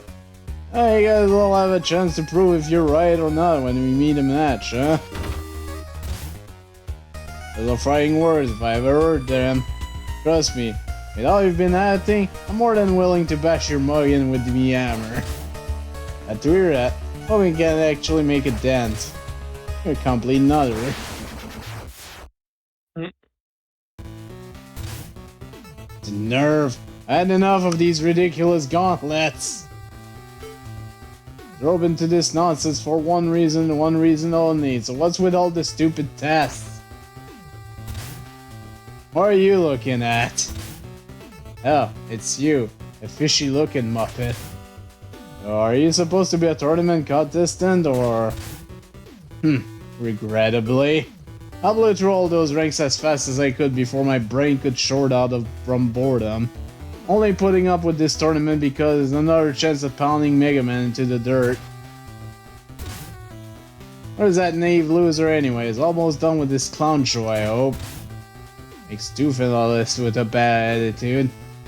Megaman, I believe he's still rounding up those ranks.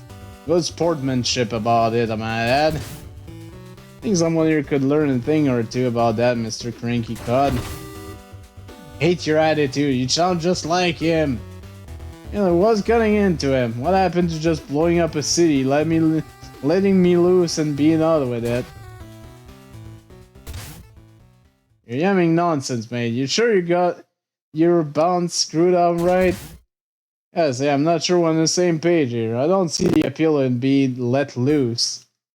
I've had the duct tape weights to myself for half these simulations just to make sure this is too easy to me. But can it, you alright motorcycle? You're missing my point. The entire tournament and all of its glitz and glitter is a complete waste of my time.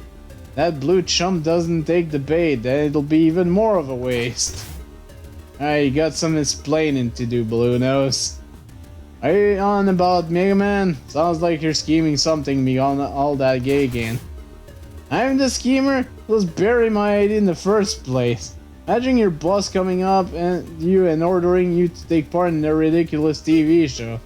You could be doing literally anything else right now. I don't have to imagine it. Actually, I'm the one asking for more TV deals more often than not. Apparently there aren't interesting in proposals like putting me in life-threatening situation and I'll handle it. Shut up, both of you are so annoying. You in favor and lose horribly so you can just be me and Megaman in the finals, alright? Ugh, don't be that way if the old man's idiotic plot goes him in first though. What a weirdo. I didn't know we already qualified. Oh well, nothing a fish robot says is gonna get under my skin. Let's be seeing ya. I'm gonna lap around the city to kill some time. Got a bad feeling about all this.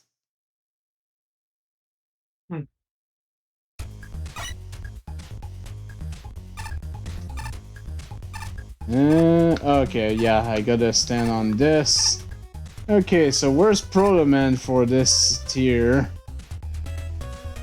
Yeah, I probably need to refill on some of these. Ah, there's Proto Man.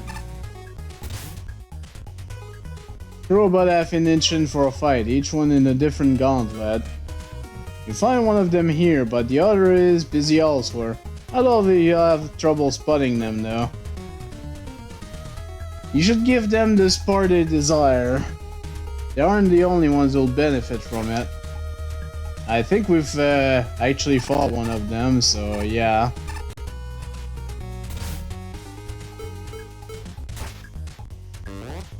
Okay, so we did get everything that was in here. So we'll be dealing with starting tier 12. I do want to go back here first. Hi, Proto Man.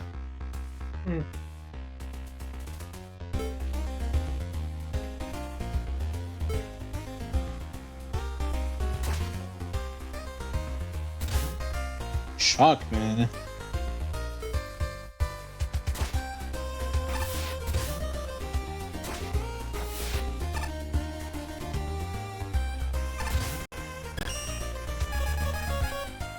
Okay, nothing new from you.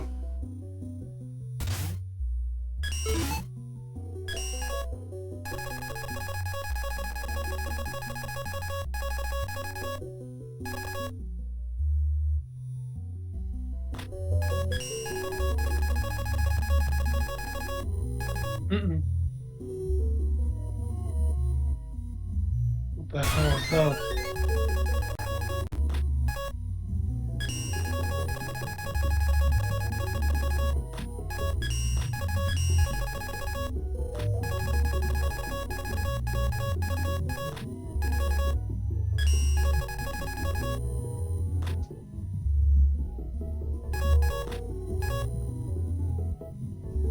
Wow, I have all lucky 7s in bolts. Interesting. There you go.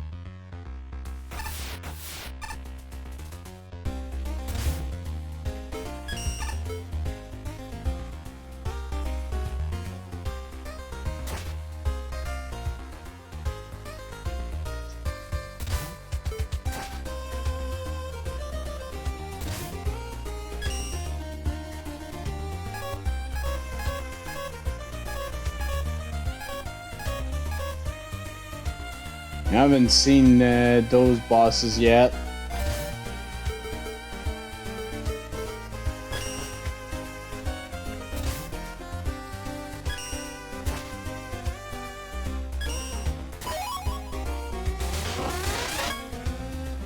Cure black and cure white. Inseparable emissaries of light. Well, literally, their ends are super glued together. I don't know what that is. Kirby, but with a knife. Oh yeah, there's a bunch of new plushies you guys haven't seen yet.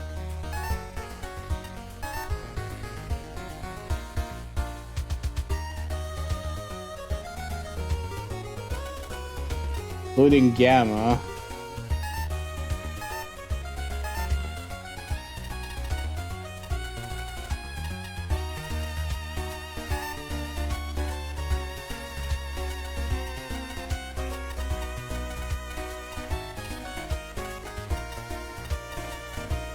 Only have 4 things from Mega Man 10 so far.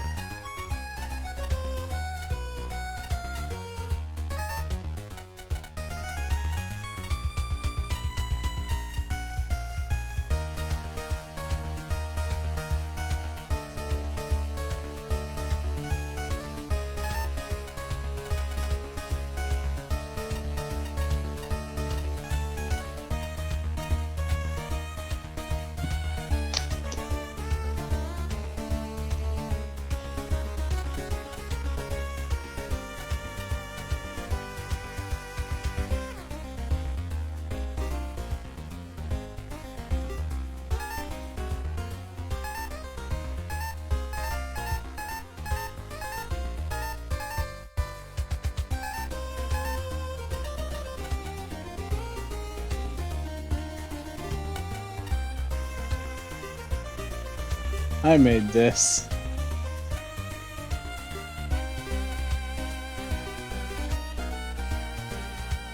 I'll keep it Iceman for now.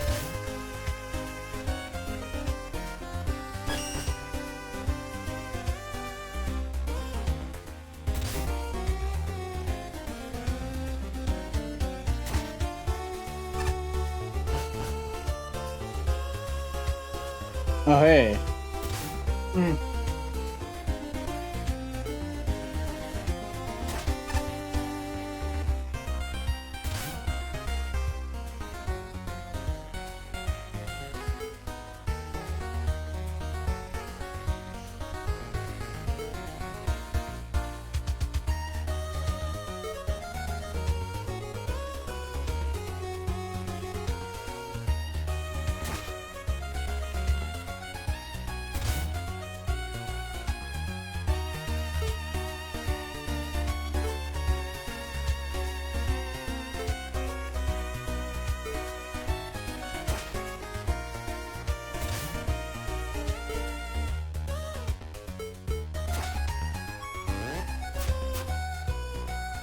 Yeah, those are still locked. I have enough tokens to buy anything.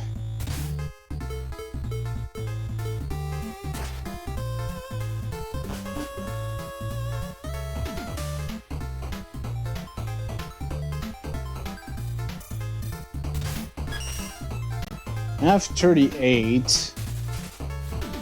Yeah, I think I'll wait for 2 and get the level mapper.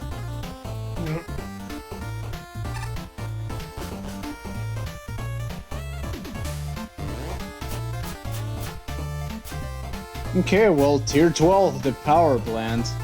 Let's just make our very own power. How? It's a secret.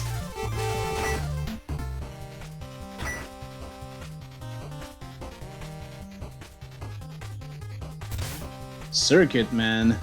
Welcome to the power plant. What's the source of the power, you ask? Oh, your fusion? Microwave some space?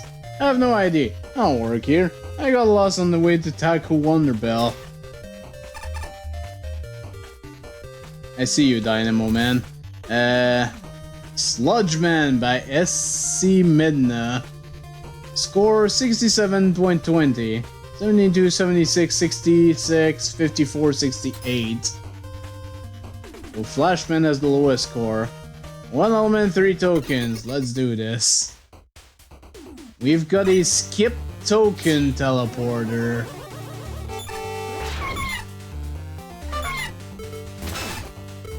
Okay, you're making me break out these now.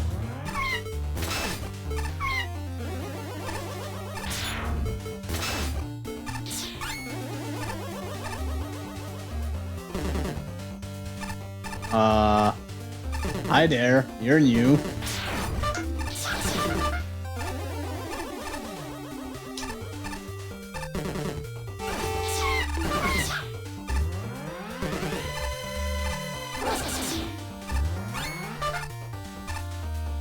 Okay. I'm not sure why this is just a bulb, but whatever.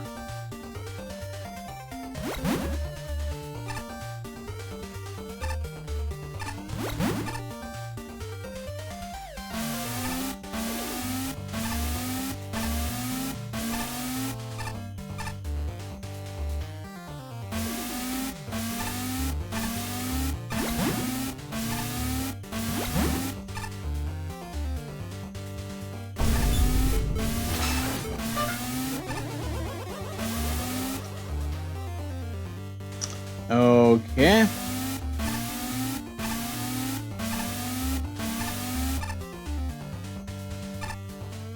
Okay, so that one's just a trap. Got it.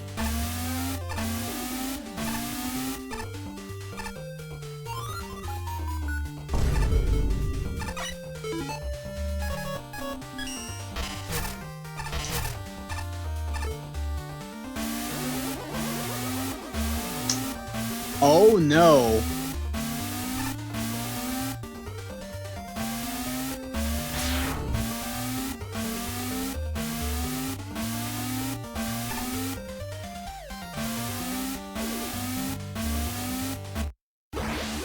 Oh no.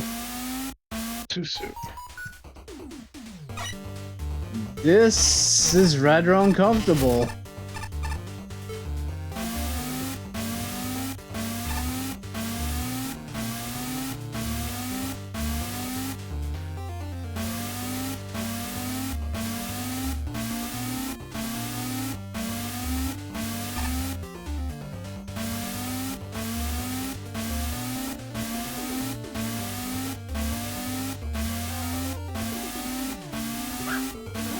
Oh.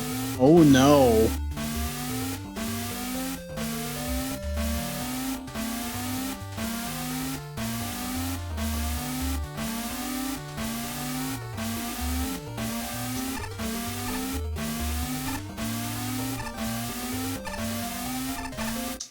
Ah! I got jumped up there and it kinda startled me.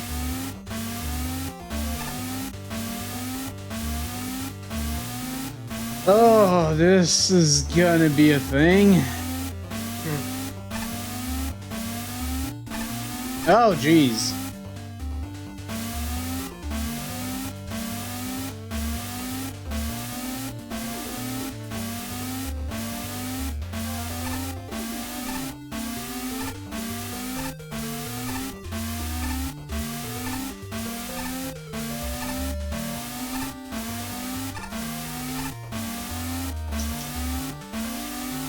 Ugh.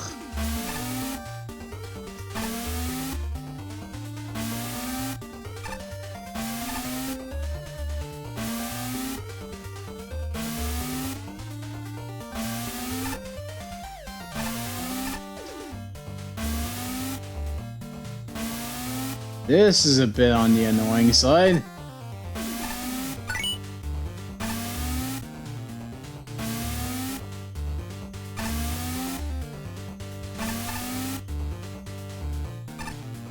Hi there.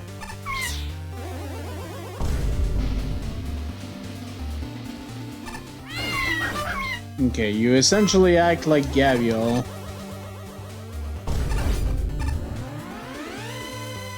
Okay, what is drawn and what is not? I'm guessing... See, that wasn't really clear. So the lily pads are fine, I guess. I saw those move and... Oh hey, gotcha.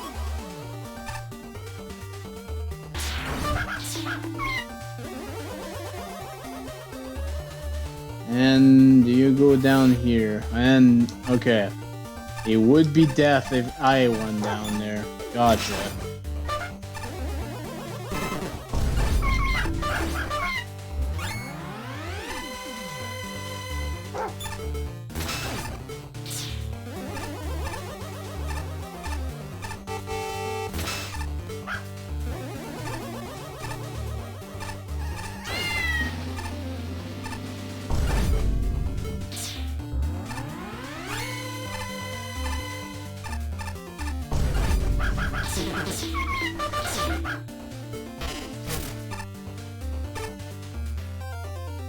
I feel like I probably want to go up here.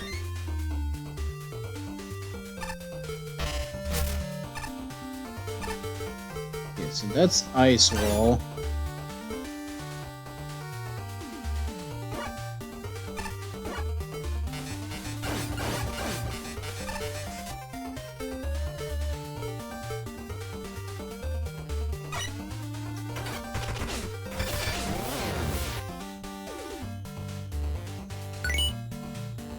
Yeah, fuck that. I understand that they wanted you to go with Ice Wall, but I'm not gonna bother with that.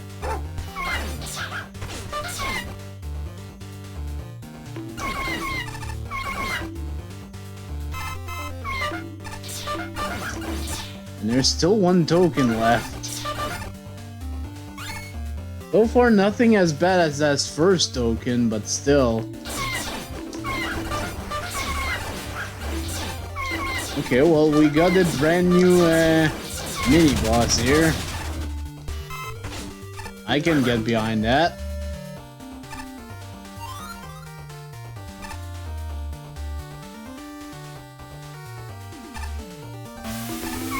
And we've got more Yokus.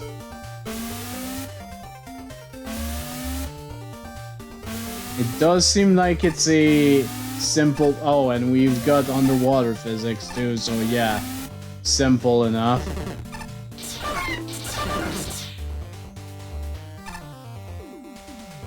Okay, careful.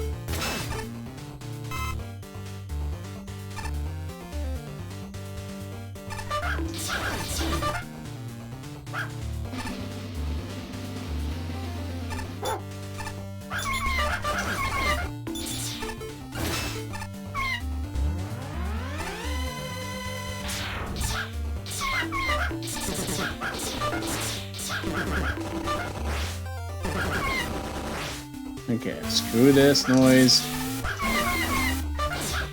Oh boy, why do we... Oh no.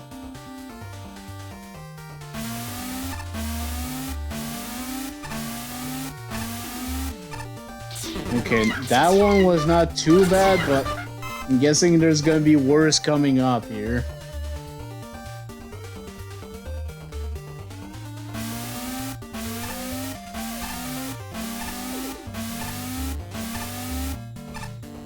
Okay.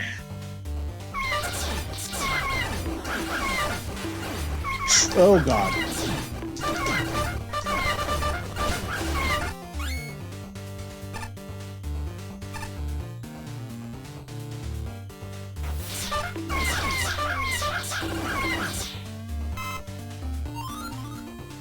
Okay. If I had the level mapper, it would tell me where I need to go.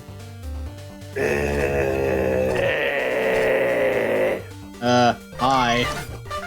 Where's the Batman plushie? This is complete bullshit! No, it's Iceman. This is perfect in every way. That's just major suckage. Okay. Take that back, you son of a bitch. It's literally major suckage is literally just Iceman with an army helmet. Okay. Also, get a load of the noises his gun is making.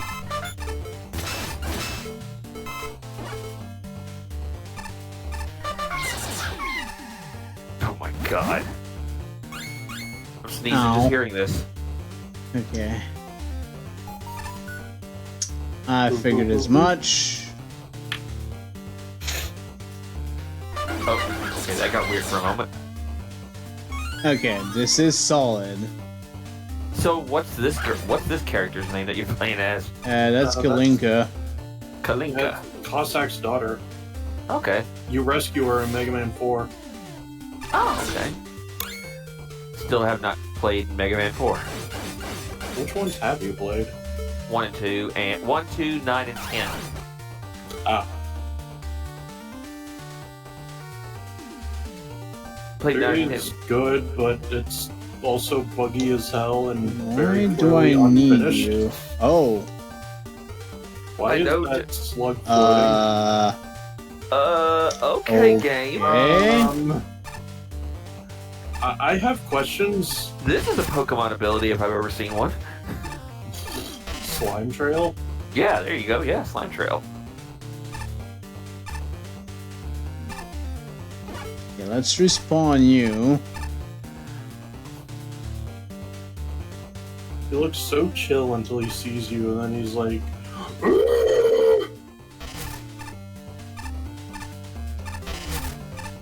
This is gonna be a bit of a thing.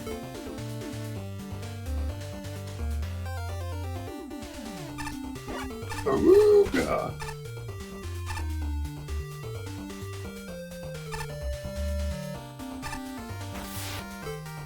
What if Killer MC was a snail? Dang it. Okay. Also make a geek shockwave.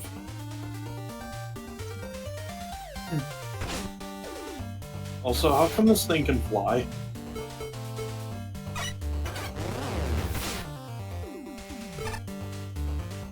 Oh no.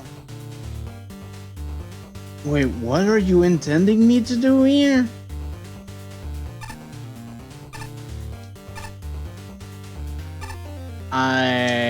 What? I have questions, and I'm afraid they won't be answered.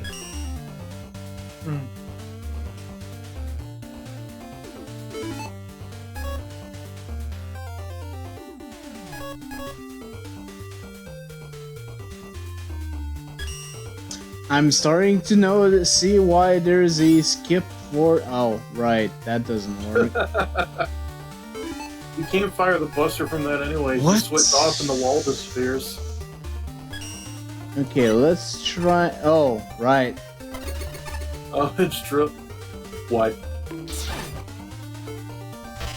I'm so confused right now. I don't know what's going on anymore. Aruga!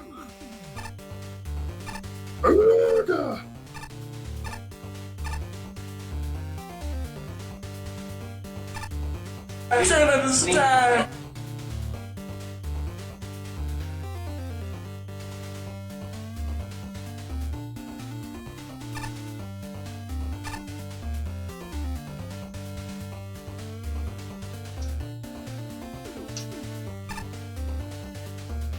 Okay.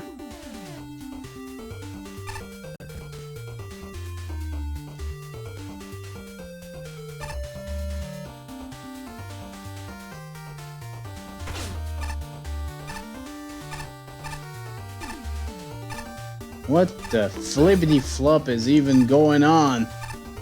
Yes.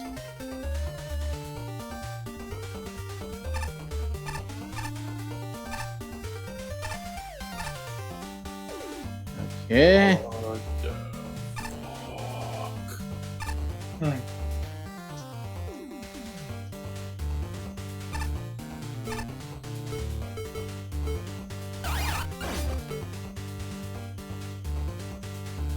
I sort of get it, and at the same time, I'm just confused. Oh, now you can walk on those spikes. Like, that's cool and all, but this is weird. These things are weird. It's like that mini boss from Mega Man 4, but its shell went away. Crystal Snail, what have they done to you?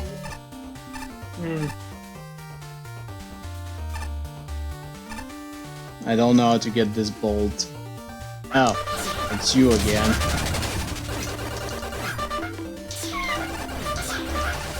I steal.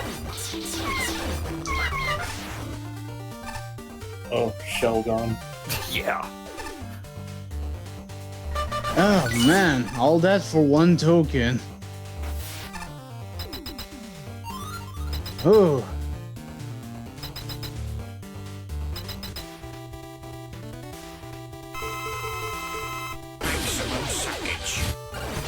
Ew.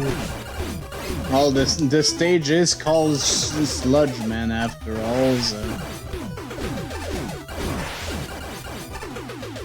The ew has been heard, so okay.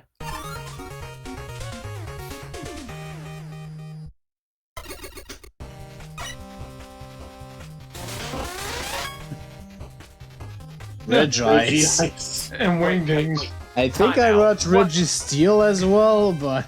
Oh my god.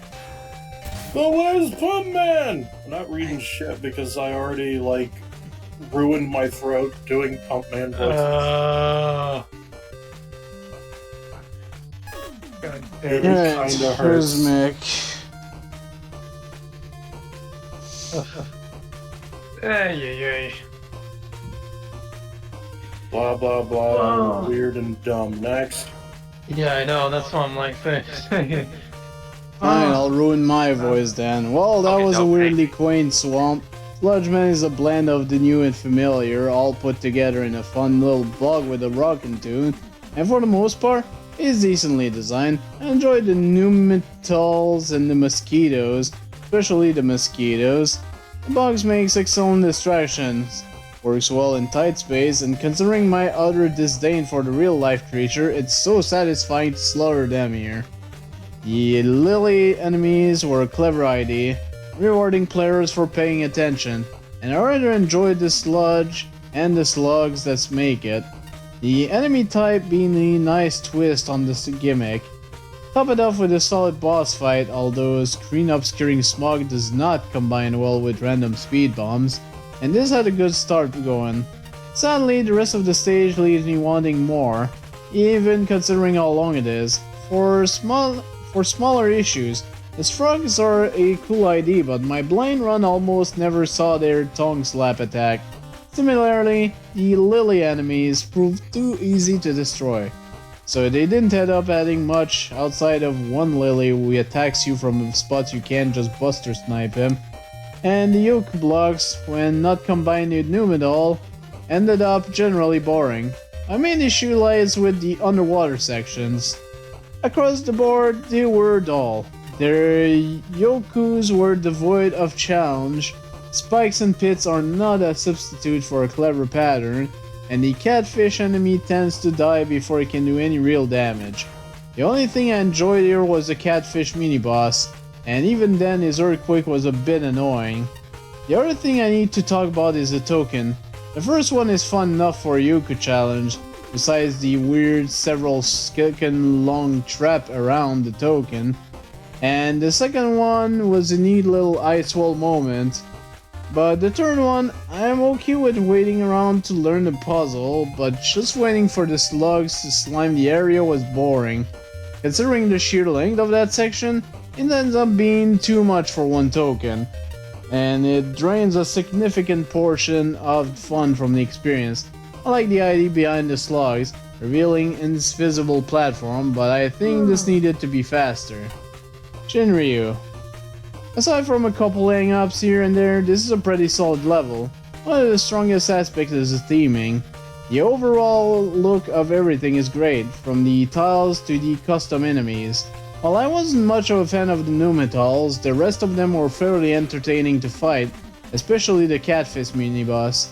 Even though he goes down really quickly, be it proper button mashing. For the most part, the level design and room layouts are good as well. Normally, I don't like contending with enemies while on small platforms, but I found the instance of those here, mainly while on the lily pads, to be pretty manageable and fun. I'd say the other sour spot, on the main pad at least, are the Euclid blocks room. The main issue with them is that they're a bit too easy. This especially holds true for the first underwater room, featuring them since you can skip the whole sequence by jumping from the floor to the final set of blocks. The first token challenge manages to make the blocks way more engaging though, which I can appreciate. However, the third token challenge is a major problem. Having to use the slug enemies to guide you through a series of invisible platforms is a sound idea in theory, but in practice, it becomes tedious very quickly. Dying in this section means having to do it all over again, which elevates it from tedious to frustrating.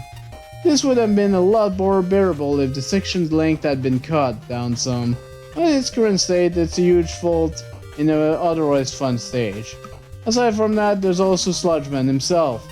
His fight is pretty average. I'm not really a fan of the seemingly random nature as with his sludge shots spread out, along with how he obscures the screen. The fight is still relatively manageable, but considering those two major attacks makes up the majority of his moveset, it really feels like there could have been more to it. Bachi, Swamp Fever, don't get bitten! Who wants to read? Oh, I'll take it. I'll take this one. Swamp Fever, don't get bitten. I really like the aesthetics here, surprisingly quite present looking with the swamp plus refinery theming. Good choice on the music too. The stage on its own was also fine, not too complicated, but also decently designed with a few rough edges in some parts, such as the mosquito enemies. True to their inspiration, are annoying to deal with. It's the summer in Tennessee, I know. They fly in an erratic pattern and they can deal some serious damage once they latch onto you. It doesn't help that they don't actually take damage during that state, so they can really just latch onto you in the loop. There's one part where it can be kind of a gotcha trap, where after you take the first token, pad exit, it's not immediately obvious whether there are lily pads over the water, and the player can just accidentally walk off without realizing the water surface isn't solid.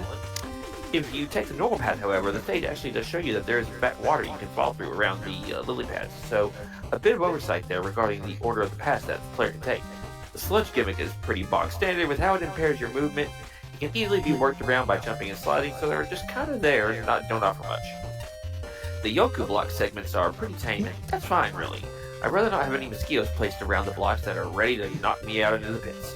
The slug enemies that leave sludge on their trail are cute, but they move really slowly. We saw that. Normally it wouldn't be a problem, except the third token becomes an absolute chore to get to on repeated attempts, where you needed to lead you through the invisible block maze. And that spike trap is just mean. You don't. Making you think you can stand on top of them with the sludge, except it still kills you and brings you all the way back. Sludge Man is kind of chaotic with the seemingly random sludge attack he throws, but is otherwise manageable. The sludge splashes are more threatening than the actual sludge the bombs leave behind, due to the aforementioned workarounds for their movement and parrying attribute, so it doesn't really add much to the challenge of avoiding Sludge Man himself. Smoke Bomb is also a rather odd element to the fight. It doesn't poison you, but merely obstructs when Sludge Man would be jumping into you. So Flash Man.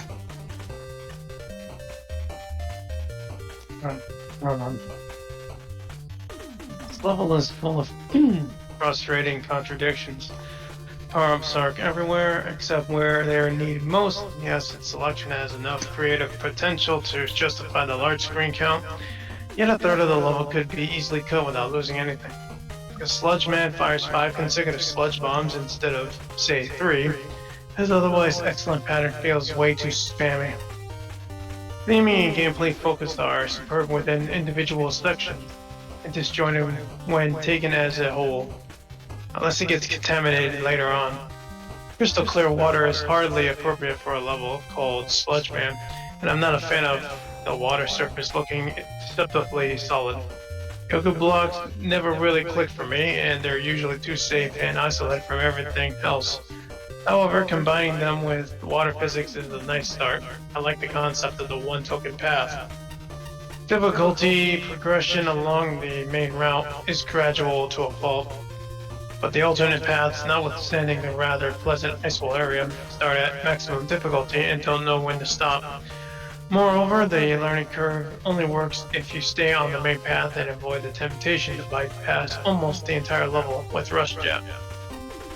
I love a good weapon, gimmick, puzzle, as long as it's clear that it's a puzzle. The areas with invisible blocks should have been my favorites, but they ruined the level. You can't suddenly make the water surface actually solid. Start with tiles that have no previous associations. The underwater part of the puzzle is actually a better introduction. Make the slugs invincible so you can't destroy them before you understand their purpose. I usually don't dock functionality for perceived dysfunction, but I initially couldn't complete the challenge because it seemed like the level was broken. Rookie design flaws completely undermine the professionalism of polished programming and Capcom quality aesthetics. Hey Spark. First impressions for this stage were great, with a swell atmosphere, and I love the new enemies here, albeit somewhere a little buggy. The mosquito enemies can pretty much take away your ability to climb ladder and shoot, even when you get rid of the blighters. Rather seriously shoes, and the slugs don't always behave properly. In fact, most of the stage lives up to its first impression, with fair layouts... What the heck? With fair layouts, the odd worthwhile challenge, and the first 2 tokens felt satisfying to obtain. I very much appreciated how you used Yoku blocks in the stage. There were some clever setups, and the few traps you put in were ones you could actually recover from if you were quick enough. You have a bit of an issue with introducing new mechanics, especially if you go on any of the alternate routes and skip said introductions, and the sludge mats can be a little irritating if I'm to be honest. The topmost path of the stage felt both pointless and pointlessly difficult, with no real reward for going that route, and the final token with the invisible platforms was simply obnoxious to get. The idea is clever, if introduced badly. It took a while to sink in that there were invisible solid platforms, because I assumed it was the water made solid by the slugs, but it's so drawn out, and slow, and full of instant death, that I kinda got bored with the segment and the cause of quickly lost its appeal. The main issue with this section is the speed of the slugs. You're just sitting there twiddling your thumbs for ages. Sludge Man was hard, mostly down to his sludge attack, which can be very difficult to dodge, and as far as I can tell it's completely RNG to how he uses it. Sometimes he won't hit anywhere near you, other times he will quite literally cover the entire floor in sludge bombs. I see the pattern to the rest of him, but I'm at a loss to this one attack, as it dampens my opinion on the boss as a whole. Overall, there's a good stage in there, just let down by the odd bits of obnoxious design pervasive though. Yeah, those tokens were kind of a pain in the butt, not gonna lie.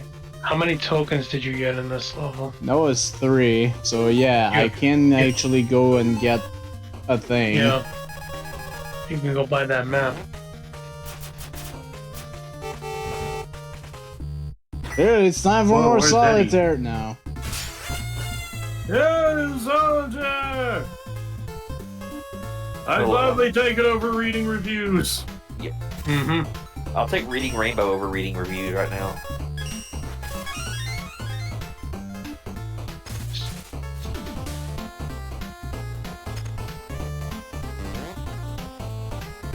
Ah. No, I didn't know I could do that. Oh, that's good. Alright, Dynamo Man. Okay, why is everyone hanging around here painted the same color as the walls? That's not the green energy we were looking for. What the heck? Today I learned that if someone has gum stuck to their shoe, don't let them ride you. If you do let them ride you, and you get all gummy, don't jump off the into the ceiling to scrape it off. Ah. Yep, we've got a judge favorite. Undead Fortress by that entity girl. Score 67.32 would have been 77.32 if not for the time penalty. It's Flashman 85 silver favorite. It scored 95, yeah. 64, 69, 68, 95, 78. One of these is not like the others. One element, let's go.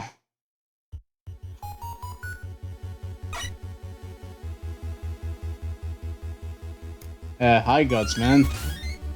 Hi. Alright, give this level a 70. Oh, remix of Wily 1. What the? I think this literally is Wily 1 from Megaman 1.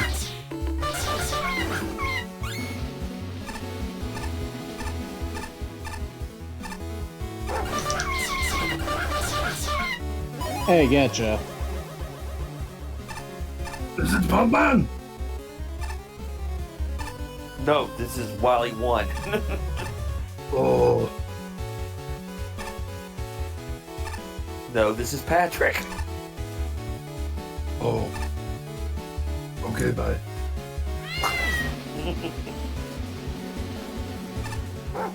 Pika spray? The Caspery. So this is essentially what if you revisited Wily's first fortress after you destroyed it. Oh, hey. That explains the remix. Oh shit, it's Mega Man X5 all over again. Except it's deadly this time. Oh. Well, at least I know now.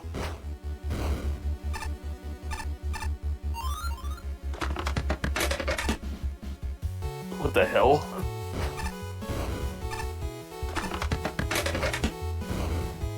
Okay, duly noted, thank you. Okay. This is gonna break off.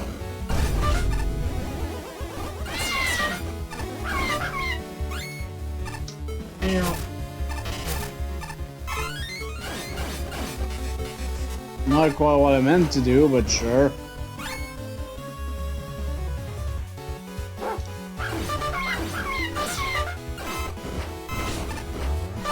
Oh, jeez.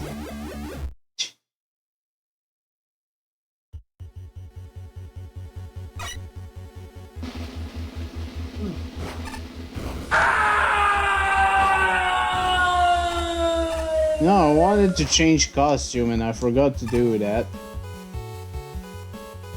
Maybe after the level then. What? Excuse me? Um...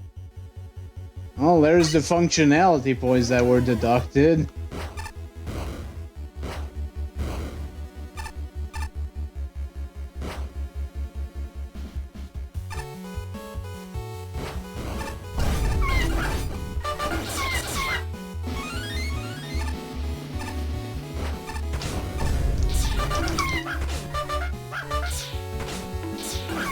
A bit screws, man. Oh my god. Ah, forgot about that one. That is my bad. This level's pretty different from everything we've seen so far. Yeah, it's killing you mercilessly. You'd think it would be IceTwister favorite because of that. Wait, what was it? What was the score for it? I think it was like 72. Oh, hi. Flashman gave it a 95. Oh. Nostalgia hit Flashman so hard. I think the scores are like 70, 69, 68, 95, Oh boy. 72. I like the Sheesh. fake out. Good fake out. Suddenly we're in Wily 2. Were you climbing to the tune of the music? Maybe.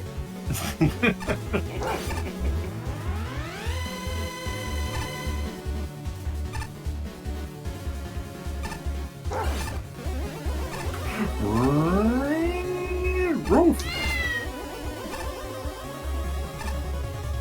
Charging the vacuum, hang on. Okay. That man's seen better days.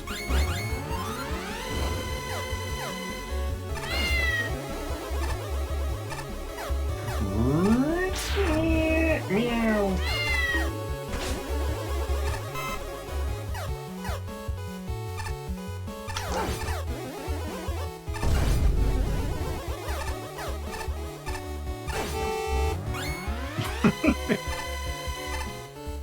Every time.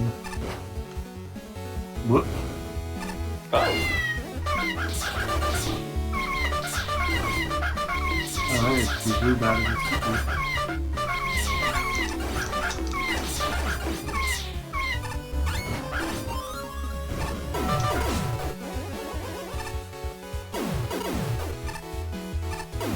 Wow, when did we stop at Taco Bell? Can you pick me up a quesadilla while you're there? Ah, jeez. That depends. This one How long you want spawns to be on the fast. toilet for?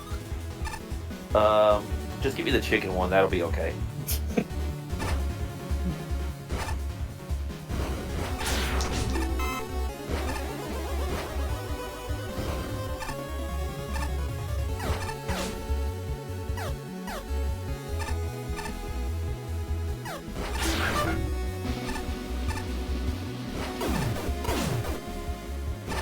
I mean, I do like the concept, but It's there's a really lot cool, to go but through. It's really cool, but it's also really mean. Oh, Well, jeez. isn't that what Megaman is in a nutshell? Yeah, but this is like meaner than the average Mega Man. This is the Okay, big so it's guys Game Boy don't do Mega as Man, much got it. damage. Kind of, sorta, to be honest. Okay. Alright. Hi, Yellow Alright, time for Devil. the Yellow Devil. Or not? Or yes. Oh shit, it is the Yellow Devil. Oh my god, it's a zombie devil! Oh my god, my God, it's from music X6. from Sigma level X6. in Oh X6. Alright, now I know where the 95 score is coming from now. Oh jeez. Oh, that is so cool. So I think we found one of the best bosses. Oh my god. no. Dead. Oh man. I'm heaping praise on a Mega Man thing. What the hell is wrong with me? You need to play more Mega Man. Yeah, I do.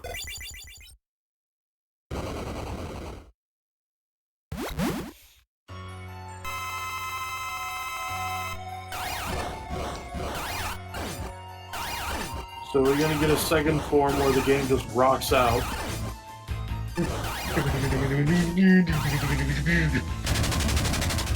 I mean, I wouldn't mind that. That song is awesome. That turning into that is so cool. Yes. I just love how it can barely stand up and it's just slowly inching toward you. There's a Hobo Sigma. Yeah, that was pretty biblically accurate demons. I'm just hearing, Hey. Sigma. Just like, hearing Sigma Oh, man. freaking, Duplicate. just hearing Sigma's anguish. Yeah. I have a proposal. This has been on my mind for a few days, but I just never brought it up. I don't know if anybody would be agree on this. What? What? For review, reading these, can we just read the lowest and highest only? No. Then on that note, I'm off for bed. Have a Okay. good one, gentlemen. Alright. It is pretty damn late. The Fortress of Megaman 1 is not a paragon of interesting design, so picking that of all things to remake? Talk about a risky decision. Fortunately, this is a significant improvement over that now ancient finale, which, funnily enough, is reflected in the level's decrepit state.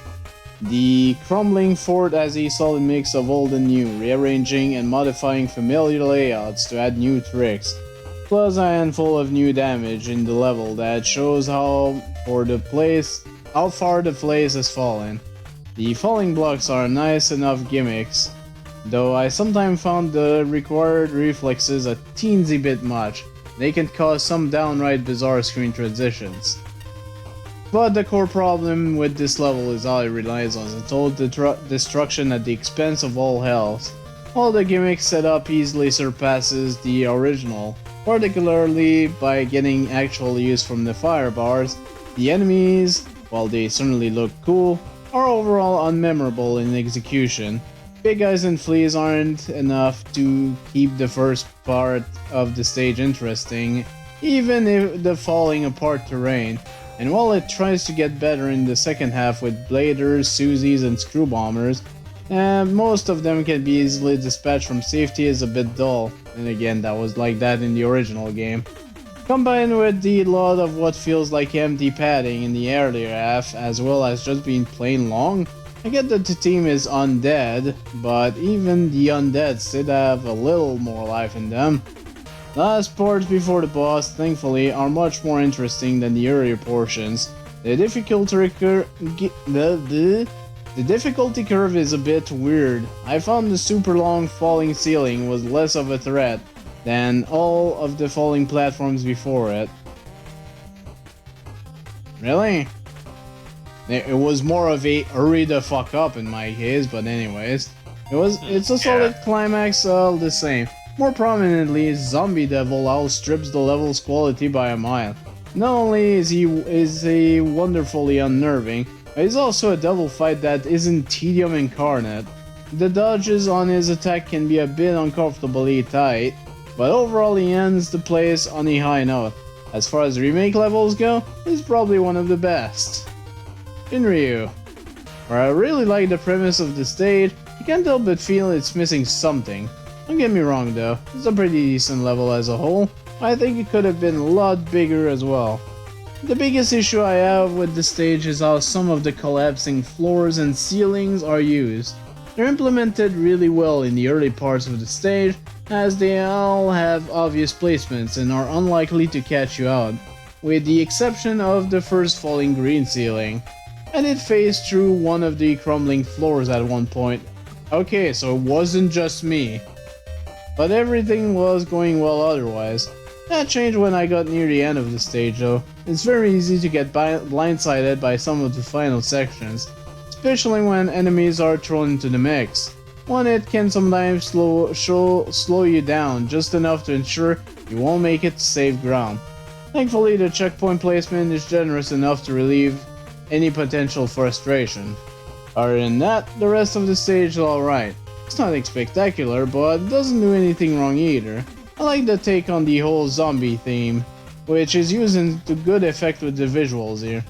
As far as the gameplay goes, however, I really wish it was used more than just crumbling ceilings and having some of the enemies look decayed. There's a lot of potential in the whole undead theme, most of which seems to have been saved for the boss. He's easily the high point of the stage, having a pretty interesting fight that sets himself apart from the usual devil-style bosses. The only part about this battle I found somewhat questionable was the laser attack, given it can easily catch you off guard at first thanks to the strict spacing needed to avoid it. Otherwise, I had a lot of fun with this fight, to a point where I actually found myself replaying the stage several times just to fight him again. That's something I can't say for any other devil-type boss I've come across in a fighting game before, or for the official ones for that matter, so that alone made the stage a pretty memorable one in my book.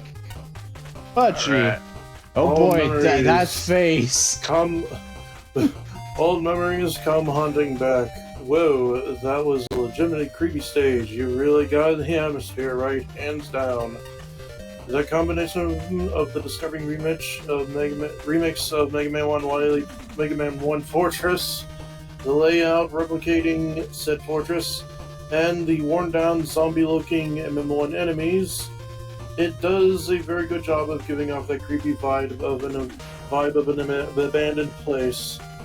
Actually, when robots become zombies, what would you call zombified robots? Zombots? Yeah, let's go with that. Ultimately, the atmosphere is the only portion of the grand scheme of things. We still need to look at the actual level design. Unfortunately, it's not that pretty. There are plenty of spots where the ceilings and floors fall, and there's no dripping debris, and no dripping debris is shown. Sometimes it's played for scare, other times it's actually dangerous. It's quite inconsistent and can lead to some unfair circumstances that the player has no way to prepare for and react to, combining the urgency of rushing through rooms with bomb barrages, giving even less opportunity to breathe, makes for a disastrous time. For the boss, points for its graphics, except the part where its physical hitbox is smaller than it depicts, which would have made the laser dodging more tolerable. Oh yeah, the laser attack. It definitely could be toned down on the precision needed to dodge it. An extra half bar of health seems rather unwarranted, given that it already takes minimum damage from the Buster, and its attacks can be pretty punishing if not dodged properly. I do appreciate that he doesn't fight like a typical devil, even the splitting attack is much more manageable with its slower firing rate and leading shots. Wait, you did have a splitting attack? Huh. Alright, Flashman 85. I guess I'll take this. Yeah, go for it. Pardon me, but I believe you're looking for the Make a Superb Mega Man level contest, which is down the hall. This is a shining example of level design done right, and a model for any other level that wants to reference past games. The premise is simple. After decades of disrepair, Wily's first fortress is a forgotten tomb for its robot residents. Or maybe it's just MM1 but undead. Either way, everything works together to sell that promise, from the spooky remix music to the enemies in various states of visual decay. There's a careful balance of old and new in the graphics, architecture, and challenges. Comfortable familiarity gives way to twists and surprises that transform the experience into something wholly unique, and the payoff at the end is tremendous. The storyline is brilliantly intertwined with the challenge progression. When the ceiling starts crumbling, for example, it's both a memorable set piece and a seamless introduction to the obstacles ahead. The difficulty in each section ramps up steadily, reaching a satisfying culmination, and then disappears for a few screens to build anticipation for what's ahead. Everything is deliberate, nothing is wasted. My qualms are few, but worth articulating. I experienced slowdown with the crumbling walls and fleeting flickering going on into the boss. The boss's weak point is in a different place than the flashing damage explosion would suggest, and the health bar colors look too similar to me. One bar with dozen damage values would have been preferable. Two-way horizontal transitions are questionable. Backtracking is dangerous in one spot, briefly messes with the background graphics elsewhere, and is unnecessary in a linear, puzzle-free level. 3 or 4 screens leave me wanting some teensy design changes, but that's it. This level is so clever and deliciously creepy. From the nostalgic beginning to the horrifying climax, everything just works. My name is Todd Howard. It's a throwback that stands tall even if you haven't played Mega Man 1. Outstanding. And Ace Park. Well now, this is very cool. But wait, depending on where this lands in the contest, you may have noticed me frequently complain about stage remakes and how I often tend to dislike them heavily. What makes the stage so special, seeing how it straight up lifts segment from Mega Man 1? It's even a large segment of the fortress in a single state, and despite every other stages that did that, you even complained that in Magma 2. Well, explain that, furry dog thing. So, a weirdly angry straw person who doesn't exist, I'd be happy to, because it's not just a remake stage. The big issue with those stages is I could swap the entry with the original level, and you feel exactly the same, even if it swaps the odd enemy or gimmick here or there, even if it has a new layout. If it feels like I might as well play the original state, and if that stage is better, then what is really the point of the new one? Remakes of stage in these contests should offer something that only the remake can offer. Here, you don't get that "I've played this before" sensation. Instead, it offers the familiar locale and a few choice assets from Mega Man 1, but has enough brand new content that offsets the repeated screens.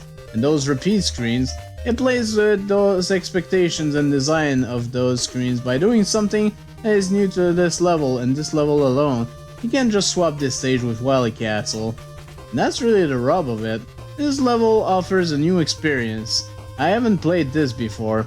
It helps that this is a pretty fun stage. When the player and the stage are in sync, it's a smooth glide through the creepy area, as the broken stage literally breaks apart around you. Enemies were reskinned to embrace atmosphere and even little effects like the lights flickering on and off. Did you notice that bit? It's really subtle, but it enhances the mood. I thought it was a trick of the eyes initially. Very cool. I honestly did not notice it. The stage unfolds. Some areas really do require trial and error to bypass. Pick point placement helps offset this, but I'd say this area that either requires running or sliding just to get through could have done with just more of a visual cue. And of the enemies, they're fine, right? They're basic and generic, but again, it's a stage remake, that's fine. They were given the layout, but the pits enemies, the bombs, these hurt the flow of the stage. With no warning and some absurdly large coverage, they're difficult to avoid, which when getting nailed by just one or two of them forces the player to damage boost to avoid being crushed. Just grinds my gears a little bit. I knew what the boss was coming in. We all knew, right? What else could it be? Channeling its best X6 Sigma, the zombie devil was very, very cool. It's damn creepy, and the sheer occasional claustrophobia inducing casually walks towards you, oh no, why isn't it stopping? Really sells it. By virtue of not just doing the usual devil stuff, does not occur here. Even with its increased health and defense. The eye beam is rather hard to parse though. I understand how it's dodged, but its timing and rather odd sound effect are such that it took a whole lot of attempt to make it reliable. I think some better sound cues could have helped this fight gel just a tiny bit more. Overall though, it's one of the better devils out there, although please don't take this as damning with faint praise, because it's overall one of my favorite boss fights in the contest. But yes, overall a cool stage, and a great example of how to make a remake stage feel new. Though anyone thinking about entering a stage remake in Megaman Ultra 4, don't try and do this again, come up with something original. Just cause I've used some further tweaking to really push it up there. Yeah, honestly, I wasn't expecting that at all. The whole Mega Man 1, but everything is fucking dead. That was kind of interesting. Also, the zombie devil was like the best part. Indeed. By far, yeah. And yeah, a devil fight that's not tedious. My goodness. That simulation just up the ladder resonates with me. Simulation that displays the extremes of decay. A suitable warning for all of us, I feel. Remember that this is what you leave in your wake, and for us to link you with. Are you okay? I was never trained how to jump, send help! Oh, jeez. Yeah, I might do just one last one. Geekman by SVN Renga, score 67.60. 55, 55, 76, 69, nice. 75. 1 element, 5 tokens, okay. What the hell is this song? What? Oh.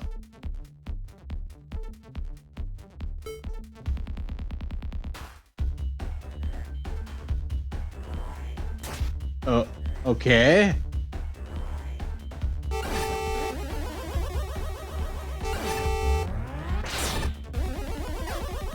Oh. Was not expecting a Joe to have homing shots. Oh, okay, you're actually a hazard.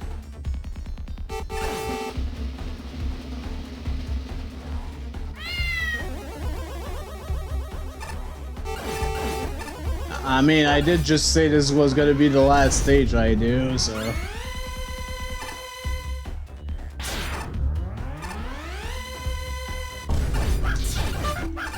Not quite sure yet what I think about it, though.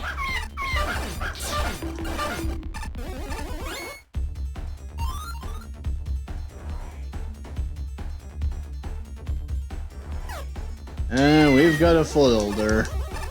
Okay, so when the line gets thin, those blocks shoot. Gotcha.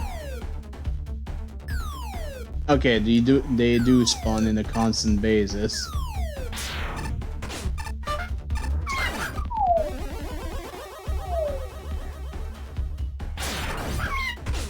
Yeah.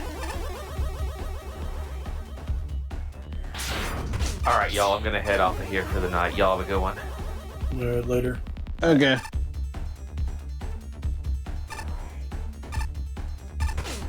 Wow, okay. Okay, these are go-through platforms. Okay.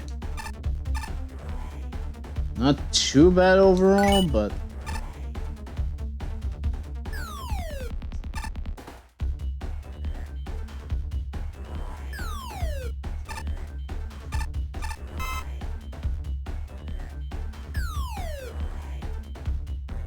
I'm going to take a wild guess and say that these things will crush you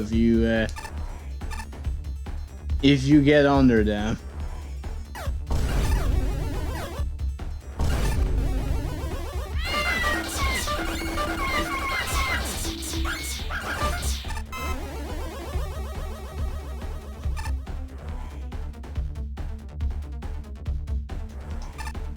Okay, and I missed the jump.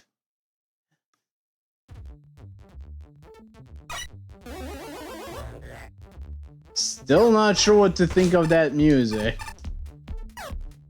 It's just like the techno beat that never really gets started.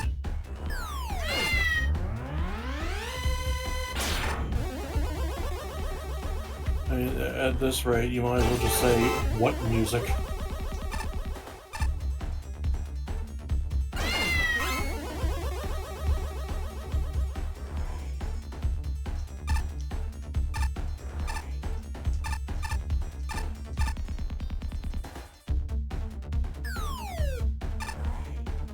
Yeah, for a second I thought I missed it again.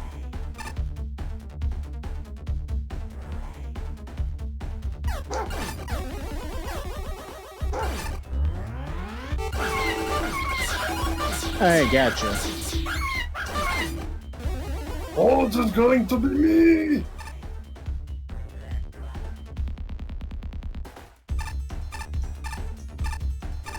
Okay, that's how you do it.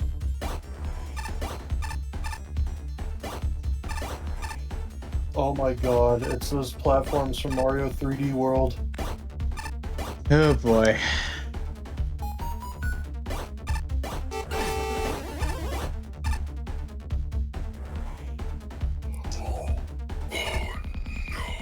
Okay, don't jump. That's basically this. Yeah, that wasn't too bad.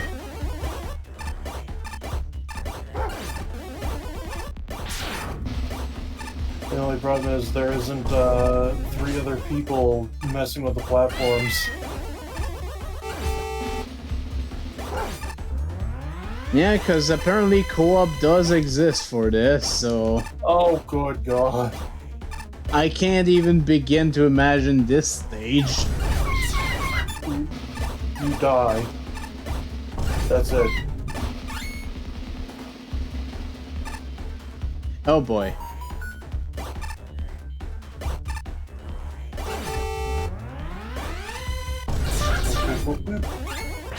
Oh shit. Okay. Where was the checkpoint? Oh, right here. Shit.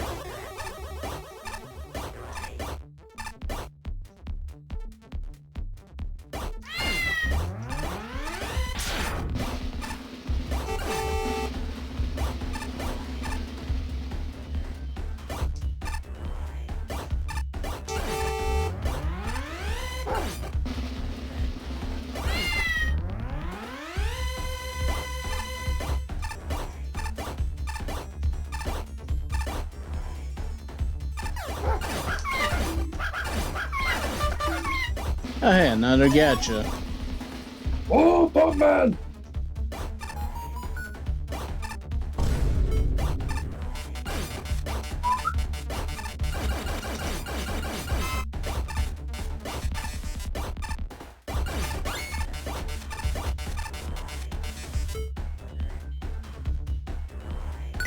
Ooh.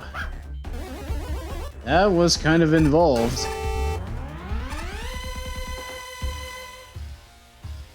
Hi Spark, man. Well, I already used weapons, so might as well. So I see laser trident is the new hey. magnetic shockwave.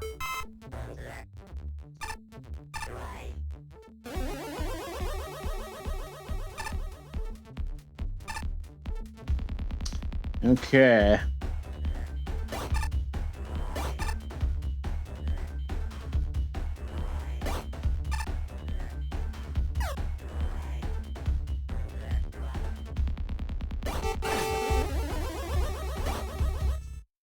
That was a mistake.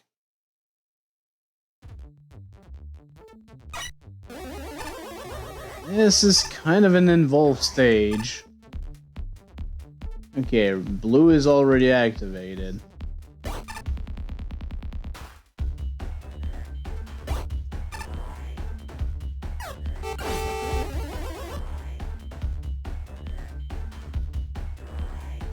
I think I'm gonna have to wait for the next cycle. That song almost sounds like it has a bowel movement in it.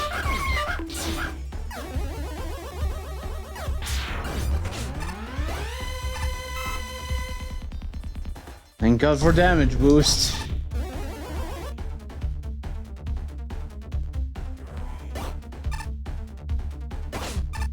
And there are apparently those colored platforms again.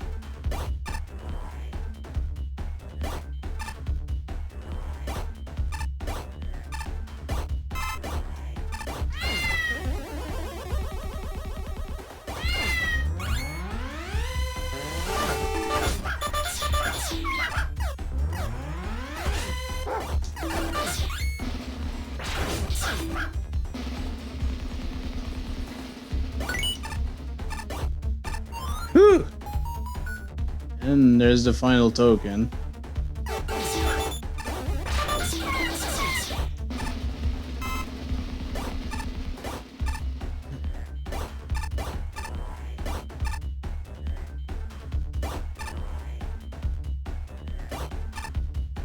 Dang it.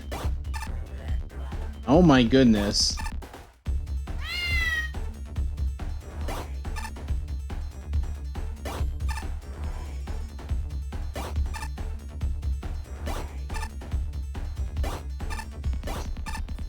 Okay. Man.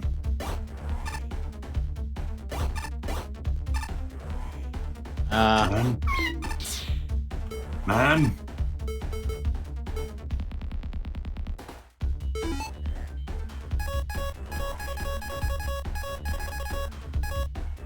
And we all have tornado blow. Ah, shit. Okay, there we go. But, okay. Not sure what I did differently, but I'll take it.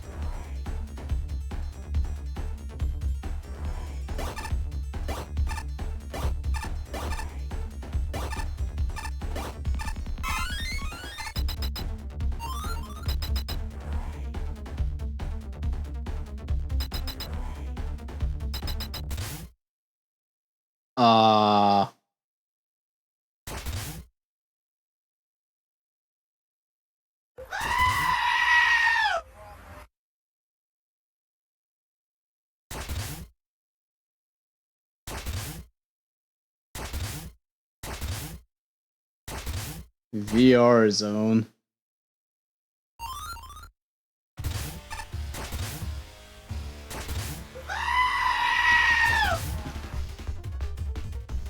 Oh boy.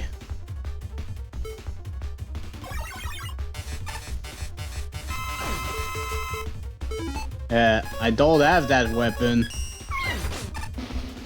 Why? All of my why.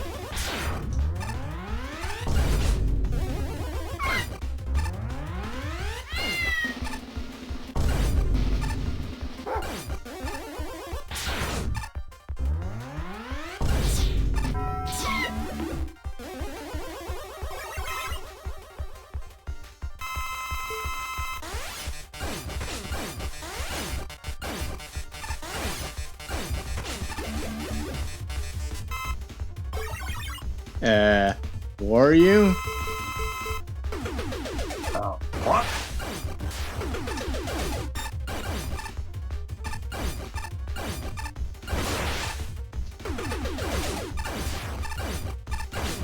Oh, my bait, no kidding. Maybe Geekman is Opie. What?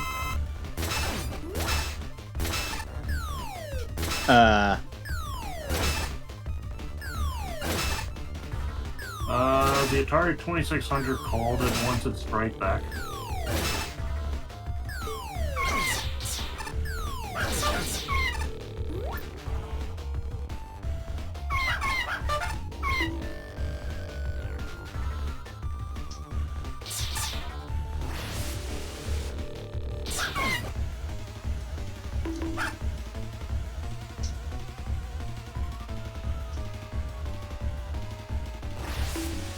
This is another one of these cases of there are times where you should just stop.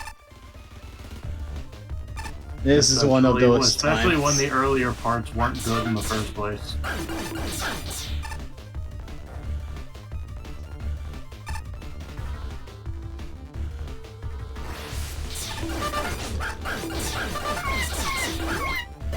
Yeah.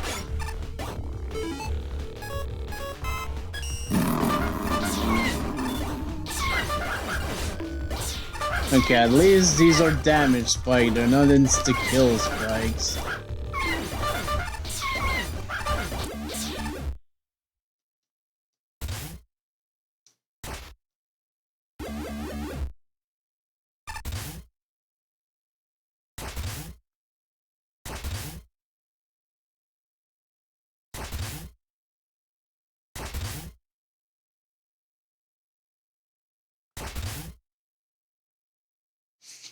Hey, Geekman.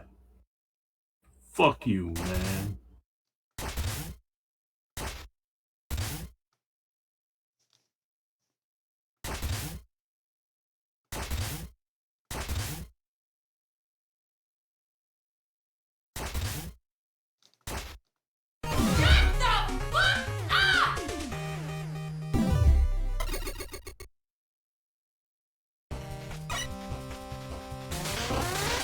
Oh man!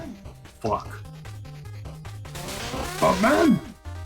Fuck! A classic type Joe mounted turret. Looks like someone packaged the wrong sizes together. From a Megaman 6. Okay, well, I honestly don't know how I felt about this level. At the end it was too much. Let's see what the judge thought. I was really looking forward to seeing what this level was about, given the name, and honestly, first impression left me underwhelmed. There's no real issue with the outright level design. It introduces core combat concepts smartly, and the second section eases you into the main challenge with a variety of footwalkers. It's well built, but there's no real theme to it. Bats, buzzsaws, joes, boxes, and footwalkers are not exactly the most interesting aspects.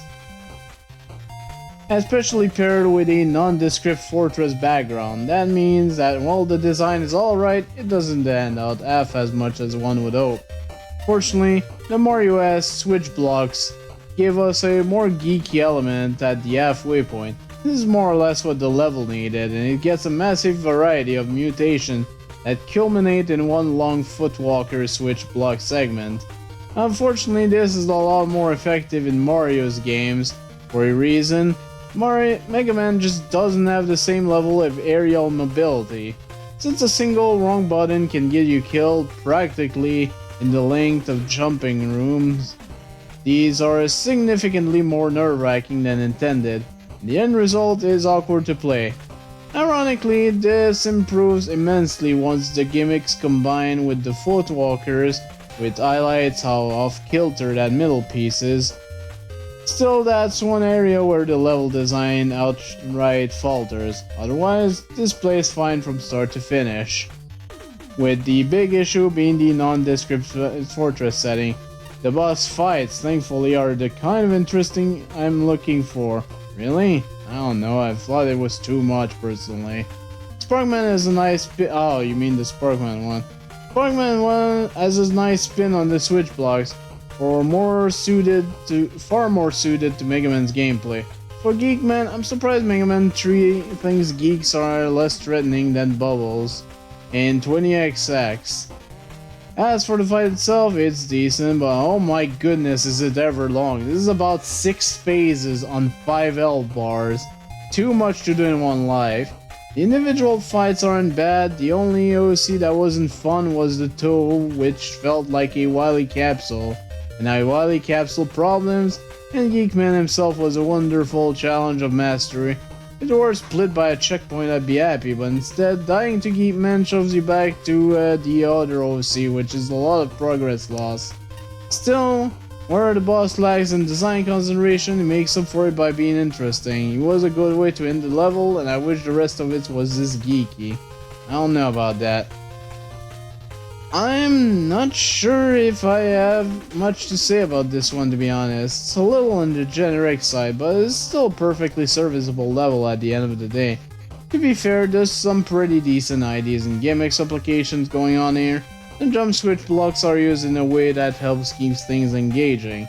I quite like some of the enemy variations here. Mainly the ones used for those platform rails. Meanwhile, Two-Eyed Sniper Joe is one of the most cursed things I've ever seen in this contest. Also, that's what was going on. Almost all the introduction and segments after that are decently put together, and then some clear thoughts toward the difficulty curve here. That being said, one part of the level that I felt was a bit out of place was the second token. I found the process of getting it strangely way more difficult than anything else in the level. Even the other tokens, it definitely felt like something that should have belonged more toward the edge of the stage. Beyond all of that, we have Geekman himself. I have mixed feelings about this fight. At the very least, I appreciate that the mini-bosses leading up to it aren't too overwhelming, but that Toe one probably could have stayed within the Buster's range a little more often. The fight against Geekman proper isn't that great though. His first phase attack, as in the only thing he does, is way too simplistic and easy to avoid, while he stays out of Buster's range for far too long during the second phase. Meanwhile, the final phase suddenly amps things up quite a bit, with spikes now lining up the floor and the jump block gimmick coming into play during all of this. I certainly don't mind the IDs present here, but a better difficulty curve for the fight would have made things a lot smoother. Overall though, I didn't really mind this stage that much. This one's fine for what it is in my book. Pachi. Oh, I see the fortified donuts. Although the gimmicks are fairly basic and generic overall, the stage makes use of them quite well. None of the gimmicks feel underutilized, and they are pieced together throughout the stage nicely. The green bullet reskin seems a bit unnecessary, as it doesn't stand out as much as the regular bullets do, and it can become really hard to see with the overall dark background of the stage. The jump-activated switches are quite elegantly implemented, as they make for neat little platforming gimmicks, and synergize well with the footholders and the bad enemies that push players into jumping and thus activating the switches. The Sparkman fight, although very creative with how the jump switching mechanic can influence the way he attacks, is overall quite awkward. It seems that the player is encouraged to keep Sparkman in his blue state, but there's not enough urge for it, as it only makes him shoot the big spark shot slightly away from where you are. There is too much jumping required for maneuvering around the arena and dodging the smaller spark shots as well. The different states only serve to throw players off the rhythm. The real fight is very charming, referencing recolors of characters from popular franchises that make for neat little mini-boss fights themselves, and was quite a funny concept on its own. And Geekman himself ain't too bad either, though the last phase can be a little too hectic with the implementation of the jump switch mechanic, which the player doesn't really have control over due to the spikes and footholder hopping around. Ultimately, it doesn't matter, as it only switches from the two very basic ways of Geekman attacking. The interactivity with Geekman after the fight adds to the charm of the stage as well, props for making quite a lovable character. Flashman. I was expecting the level equivalent of Weird Al Yankovic's Whited Nerdy. What I got was bats and feety, footholders, non-specific fortress styles, and odd-looking Joes. There's no denying the creativity. Everything else is either brand new or a fresh twist on the familiar. I fail to see how it all relates to the boss. Putting aside the premise, the level is quite decent. Challenge ramps up at an acceptable pace. The top solids are introduced in a bad spot. That I agreed. I wasn't sure if they were top solid. And they sufficiently explore the potential of these assets. Everything is deliciously tricky with a puzzle element that I love. Switch blocked are used especially well, and the line guided blade challenges are highly satisfying. The graphics are appealing without drawing attention away from the challenges. If it were actually loud enough to hear, I'm sure I'd say the music is nice. However, checkpoint placement isn't aligned well with the challenge arcs, which you'll notice when dying on some rocky footholder sections. When given a split path, it's unclear which way to go. Huge portion of the level can be bypassed with Rush Jet, and I'm unsure why any weapon other than Magnet Beam needed to be locked. Moreover, Joe Shields only block the Buster. A couple screen transitions can be deadly if you're messing around, and the boss fight doesn't fully account for special weapons, including a potential soft lock. Wait, really? The boss is fine but disappointing. Attack patterns are repetitive, and those OCs could have been a comedy goldmine if given names and backstories. Geekman himself looks strange. I can't tell if he's human or robot, and his dialogue doesn't hook me. Paradoxically, the level is strongest when it's traced from its premise, but doing so makes the whole thing weaker. I say ditch the story and embrace the platforming goodness that works so well on its own. Hey Spark. The big takeaway here is that the main gimmicks are very well explored. This is a challenging stage that only rarely has difficulty spikes. It builds on the elements it teaches, and it teaches it all very well. The jump swapping blocks taken directly from one of the Mario games, I'm sure. This works so well when combined with Megaman. And although they're a little slow, the walking footholders make for some interesting, if tricky segments. And I'd say most tokens are fairly reasonable, with weapons acting as a solid side challenge. So there was a way to get the weapons, okay. The final star token is just irritating though. It's not hard, it's just too awkward and frustrating. The timing often feels like a crapshoot there. The biggest issue I had with this stage, and I fear this will make this level a little contentious going forward, is checkpoints. They're quite long, and it really would have helped the stage pacing if a few more were liberally placed. Lacking one prior to the weird Sparkman fight is especially glaring. This stage looks and feels a bit generic, but not to the same extent as some stages. Considering the graphics are directly from the Wily stages, it still look nice. Would have preferred more flavor elements and life to the background details to set it apart, but what's there does help. One noteworthy detail is the use of shadows to indicate pets. Far too many stages fail to do so, especially those that use the Megaman tiles included in the dev kit. I feel it's worth mentioning every so often. Geekman is a bit of a mixed bag himself. Most of it is a fine fight, if a bit long, and I know what Geekman himself is referencing all too well, and mechanically he's reasonable. The third original character, Donut, Steel, and Plain forms are rather tedious to fight, and I think the Cyberpixel forms really needed more polish. At least separating and shading the large pixels, it's just so underwhelmingly jank right now, even in reference to a rather spectacular boss in Contra Hardcore. Okay, I did not know that. Oh well, overall I really enjoyed the stage. I think it's a good one. Personally, I thought the final boss fight was a bit too long. It really did not need to be like 5 or 6 live bars in total. It could have probably, I get it, the joke, but it really could have stopped earlier, seriously. Overall, the stage itself though was alright. I do like the use of the Mario jumping platforms, that was cool. Well, we're not continuing yet, but let's see. The next level would be somewhere underground by gun solvering. And I guess we'll see that the next time I do this. Oh hey, Cloudman. Aha!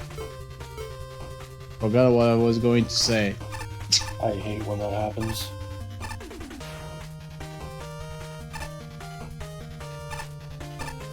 There's clearly something down there.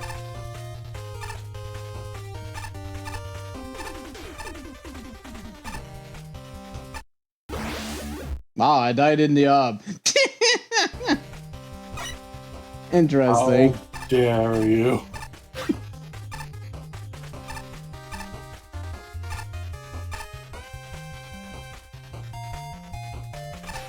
I don't know if I should be impressed or depressed.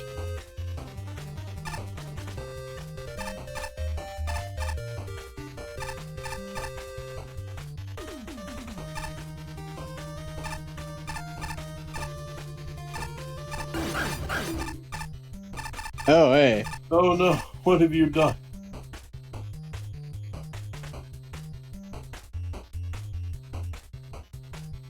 Okay, so it ends at 35, I think I saw? And there's still 3 more tiers left afterwards. Huh.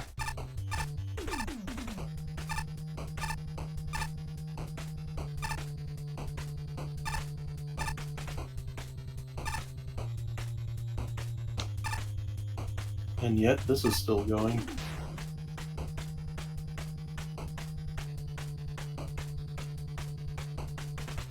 I wonder now. In before you get crushed again. Will it be death? Let's find out.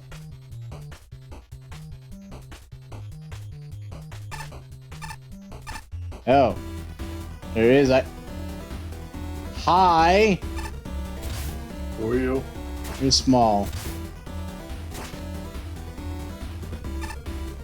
Is this really just a big Chungus reference?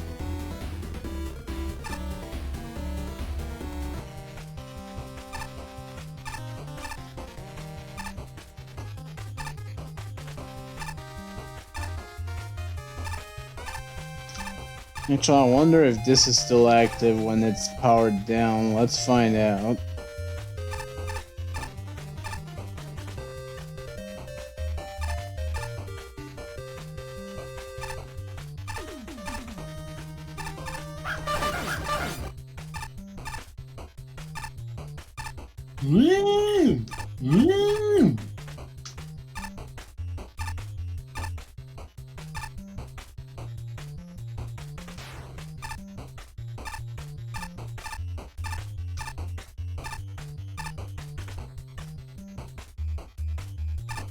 Well, I haven't seen any other judge favorite in the tier, so that is one thing.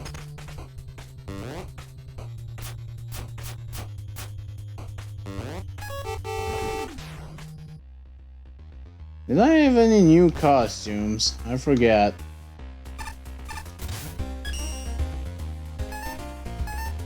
Actually, no.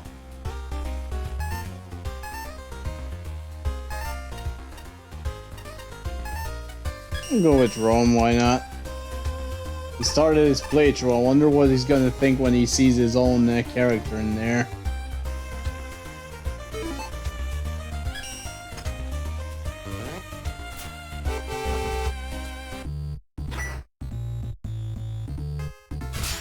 Well, let's end on a quote-unquote high note. Time for more solid there. Oh no.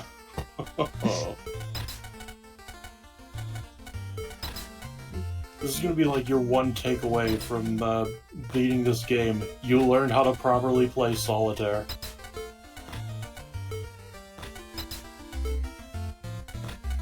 By the end of this playthrough, you will be like the king of solitaire.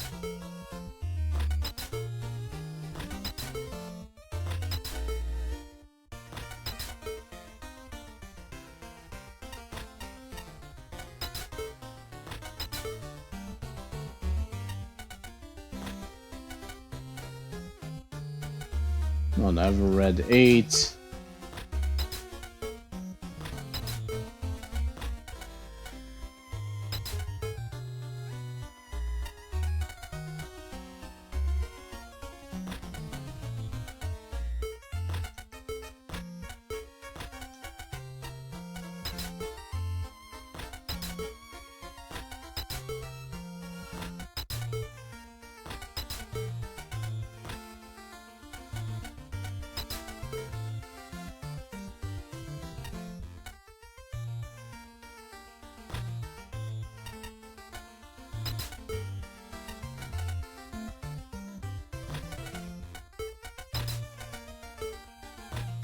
That doesn't really help me.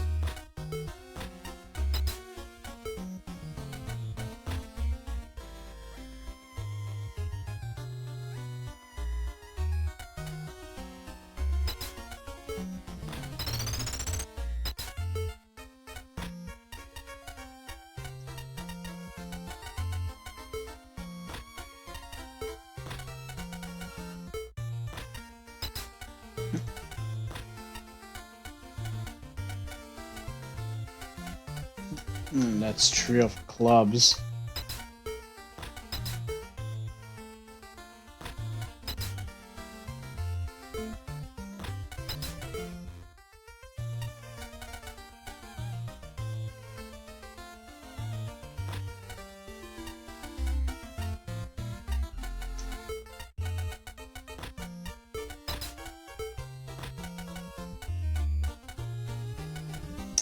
This doesn't help me.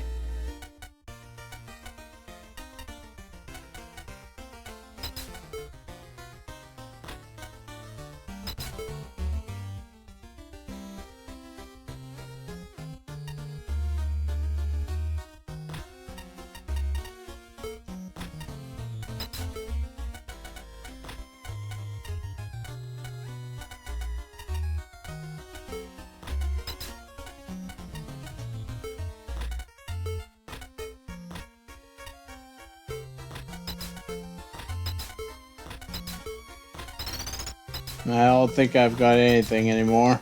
I think you've soft locked yourself. Yep, we're dead in the water.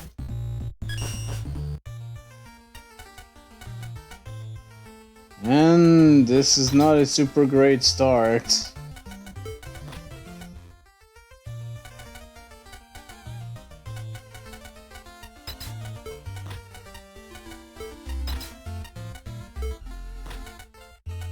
Okay, let's go with you.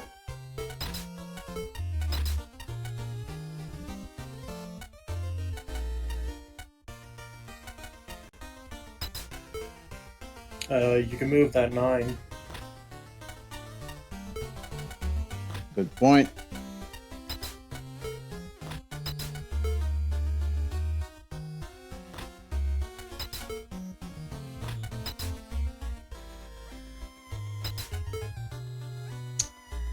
Kinda would like the other type of king first.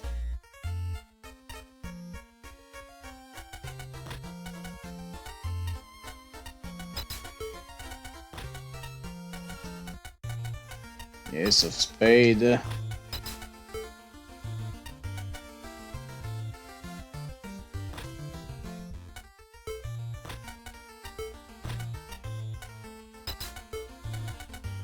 Okay, we've got all the aces.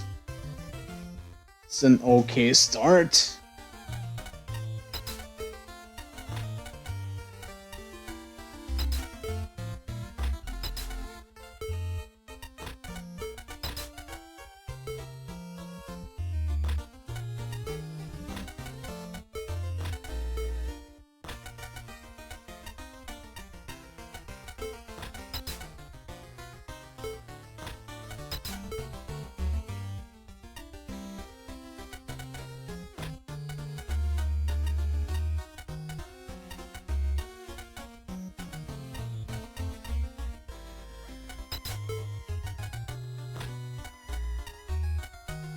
I don't have the 3 of hearts anywhere.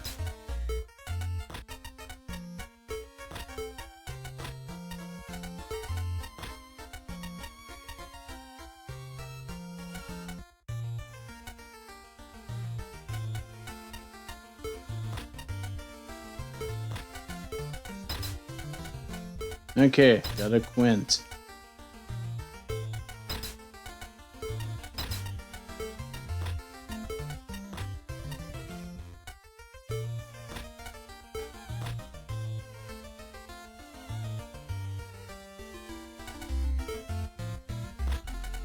If I have a Voltman, I can move this, but I need a Dark Voltman.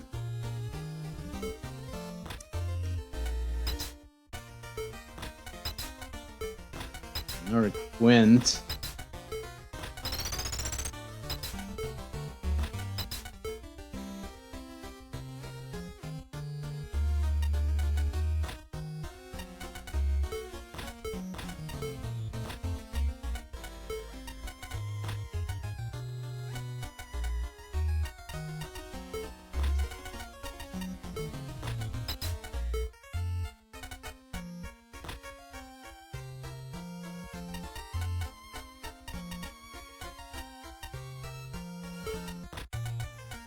So I'm gonna have to do it. Ah, there we go.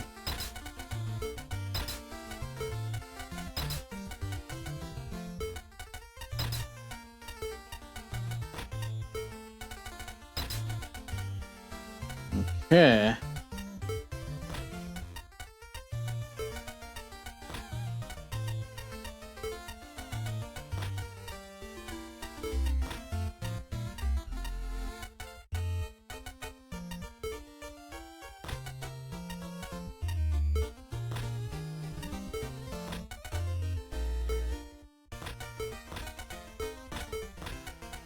These are unfortunately placed.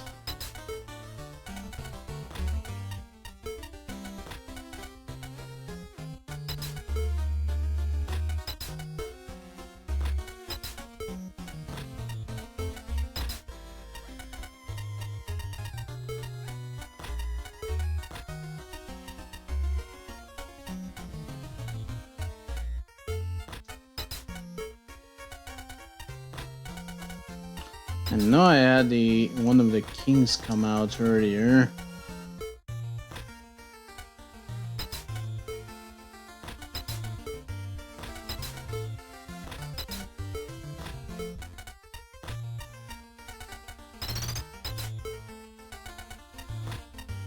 I can move this 9. Another one of the kings.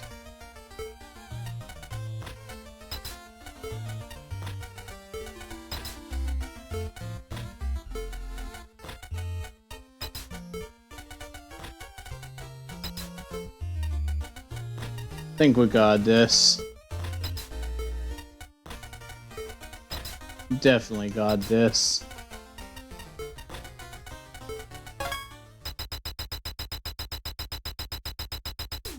Alright.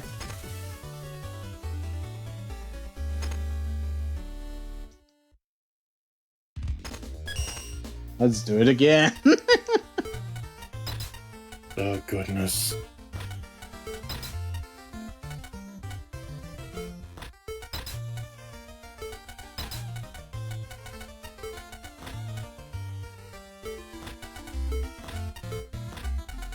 Okay, I need a red king.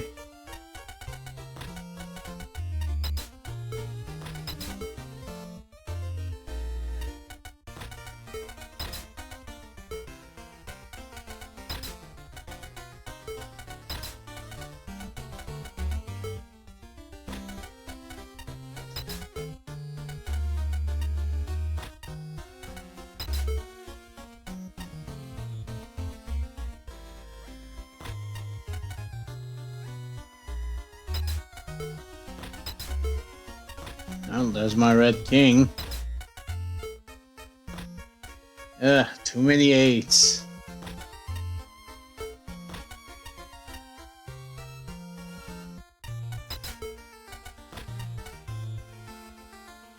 Ace of diamonds.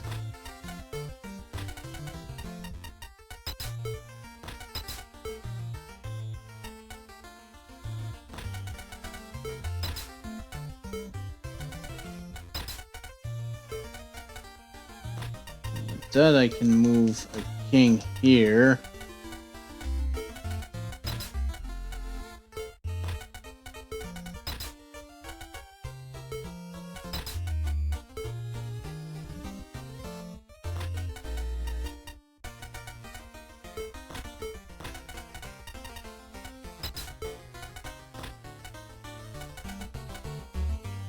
Ace of clubs.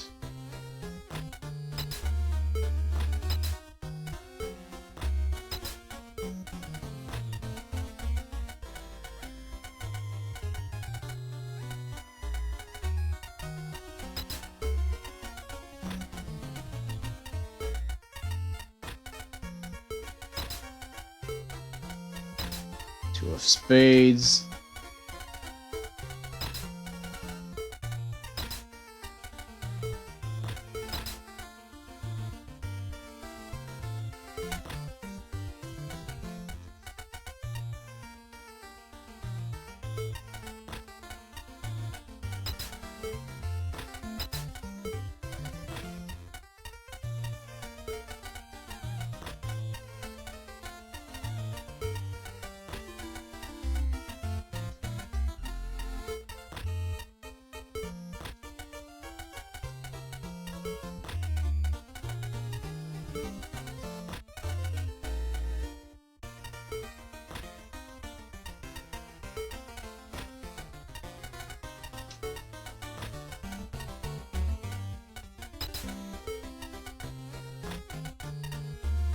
I know I had another Black Voltman in the deck, so should be fine.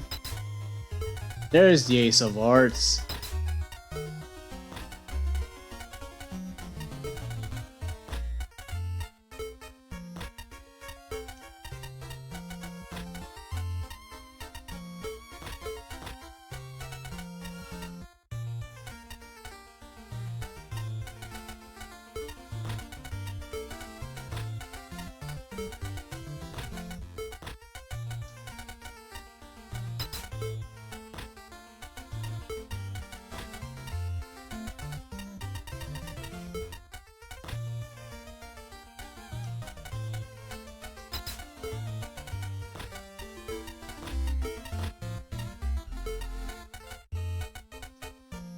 Oh, oops.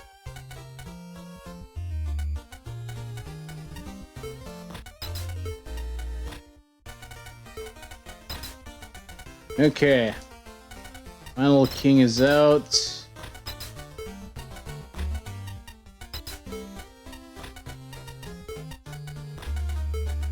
And we got it.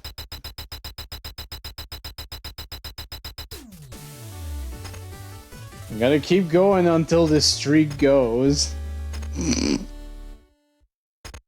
Probably in the next game. Well, I start with 2 aces. Okay.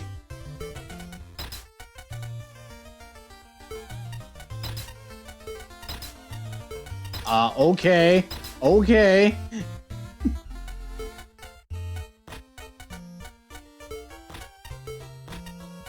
That's a surprisingly decent start.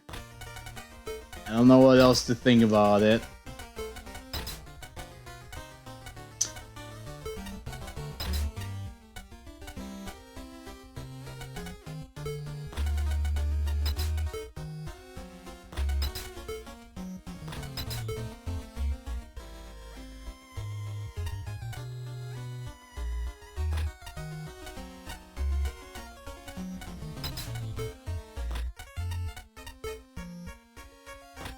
I can't move you quite yet. However, I can move you and be stuck with another Voltman. All 4 Voltmen are out now. Jeez.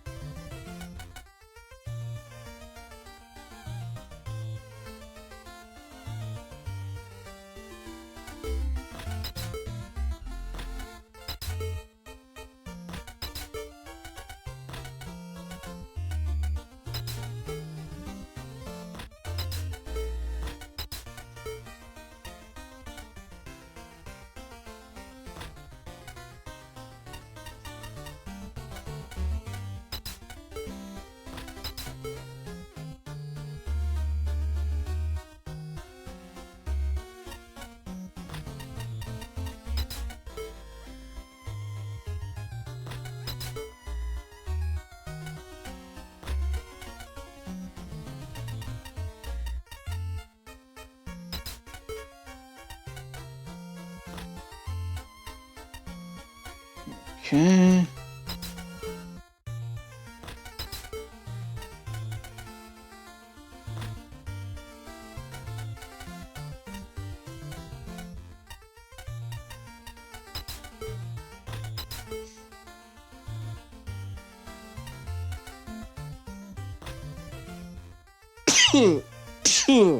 Sorry.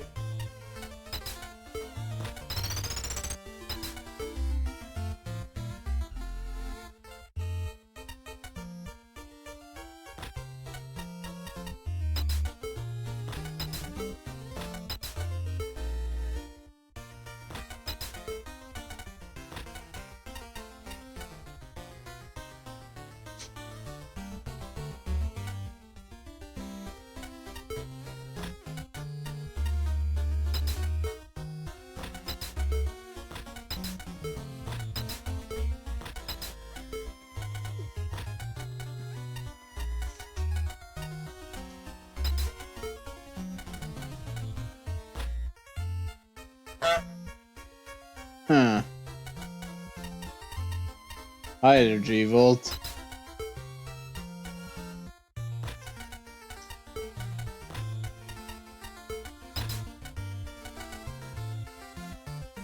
That sort of helps. Not very much.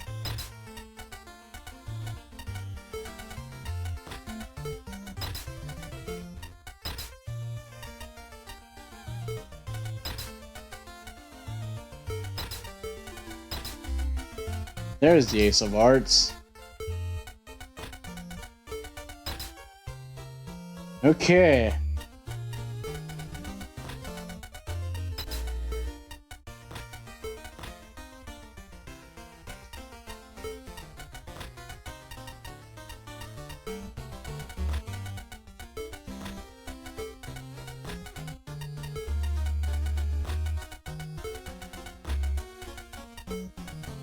Oh, the streak continues.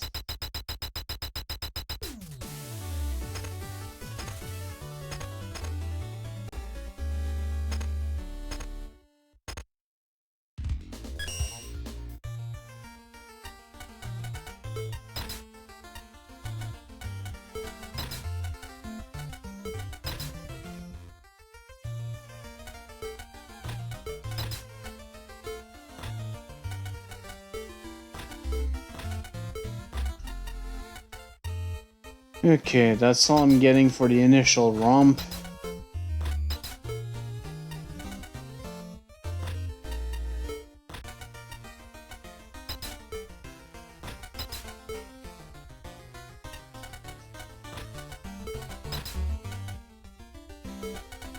Okay, I can put Quint here.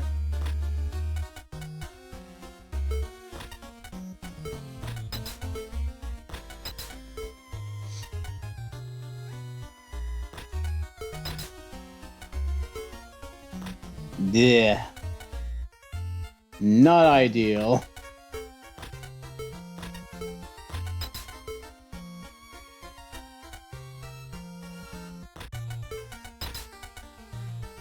Okay, we got a third king.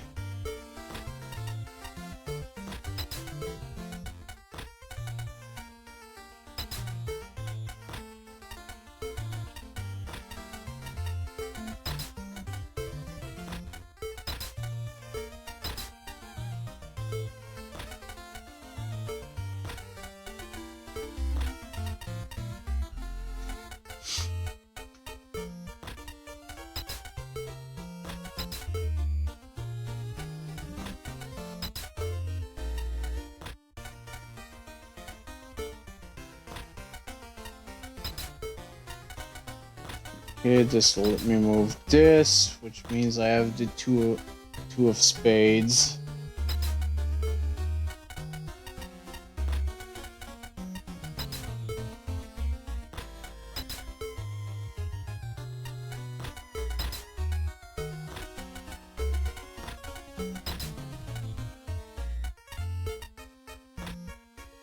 No, that's the wrong king. Derp.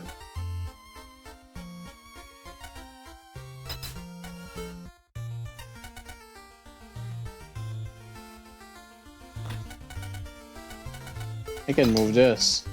Okay, I've got all the kings.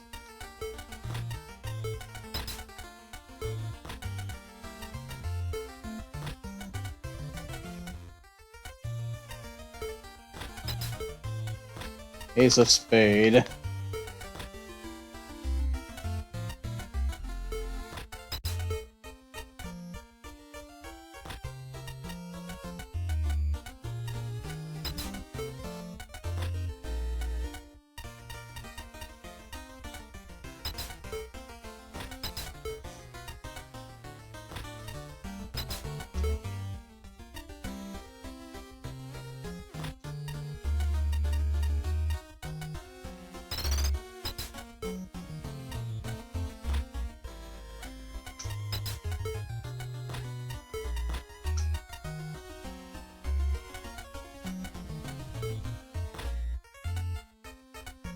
Yeah, six of hearts is over here.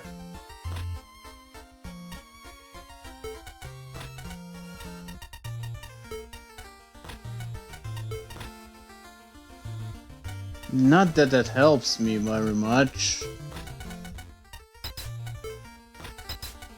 Might actually lose. Yeah, I'm missing a quint and it's probably down there. Okay, well, 18 capsules to unlock. Twin rotor. Very judgmental. That's not Batman. Still Delegate. not Batman. Loose Still woman. not Batman. Robot Master who once managed an underground data storage facility, crushed and destroyed in a bell tower incident. In episode 0. Billman. Thunderman. Trollman again. Air Tiki. Caution, it is not safe to stand on this plushie in midair. Gate. Birdo.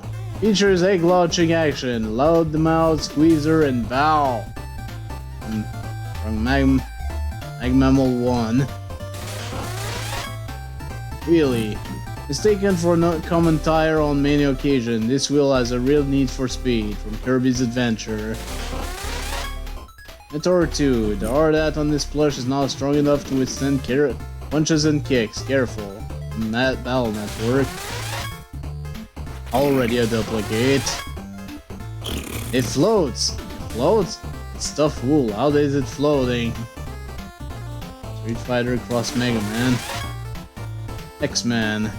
One-inch container of evil energy himself. This plushie will not hesitate to drink all your soda and spread its malice to you. From Megaman 30. Gate.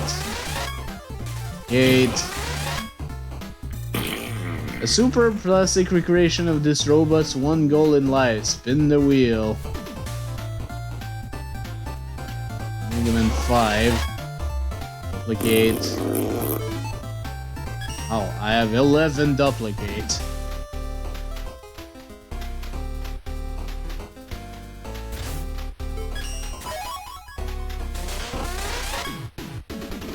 Merchandise from the hit film about a cyborg fish. Why does it seem so familiar?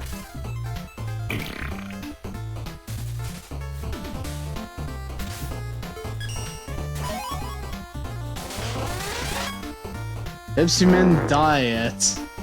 Limited release variant that customer thirst for. Comes with a free beverage from Pepsi Man.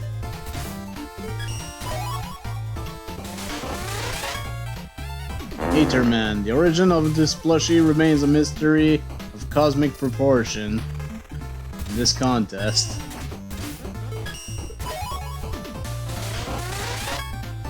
Prometheus. Don't make me squee. What an epic plushie. I'm going to demolish this whole wretched world stuck and bury them all for myself. From ZX.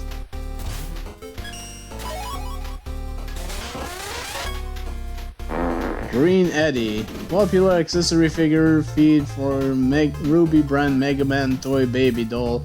It's energy flavored milk. Megaman Ruby Spears. Probably a fan game of sorts. No, that's the cartoon. Hey, Roll! Put this plushie on your desk and you're sure to do your chores without fail. The Ruby Spears Mega Man is the 90s cartoon. Gordon Freeman! A right plush in the wrong place can make all the difference in the world. From Half-Life.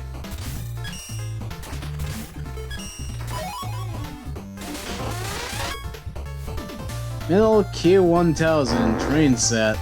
This one's a limited edition set from the semi-annual Metal Parade. That event last ran in 2018, 6 years ago, making this a collector's item.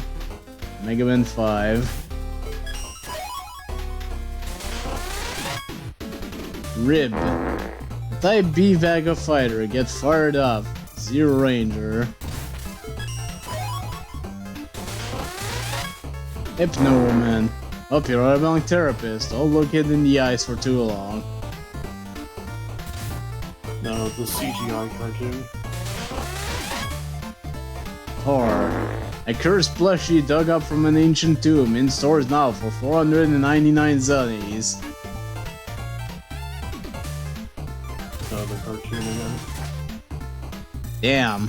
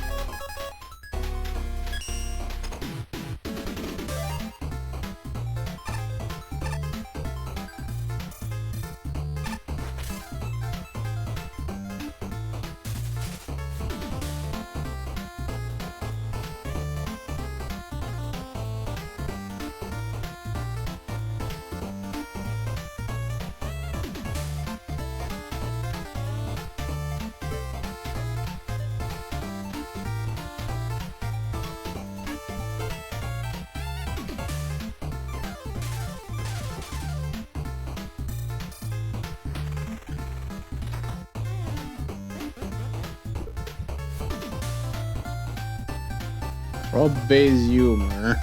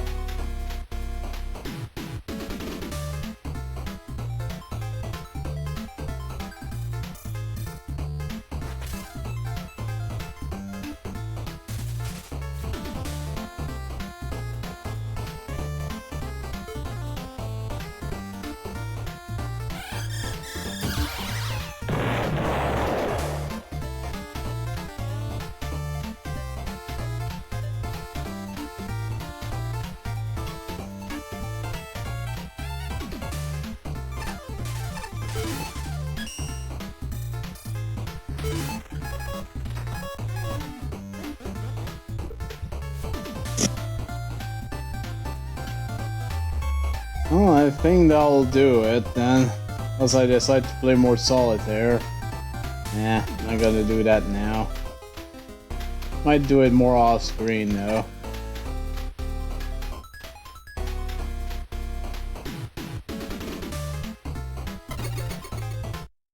Well, I've yet to get a good score on this.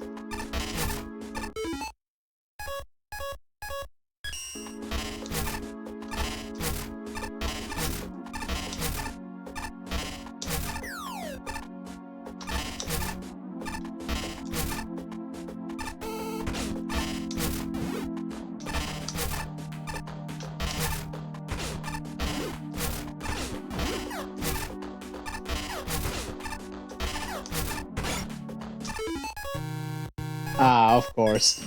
I should have guessed.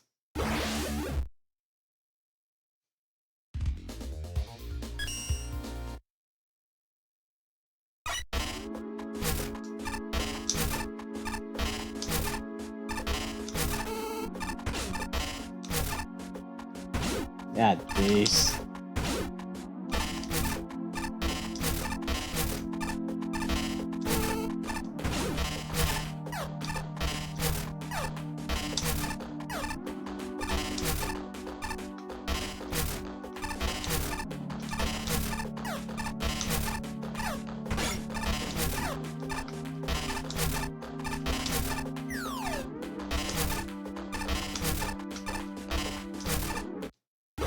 Ah!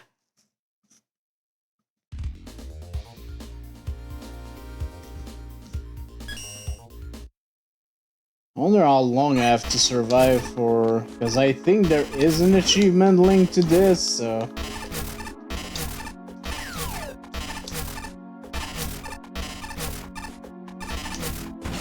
Dang it.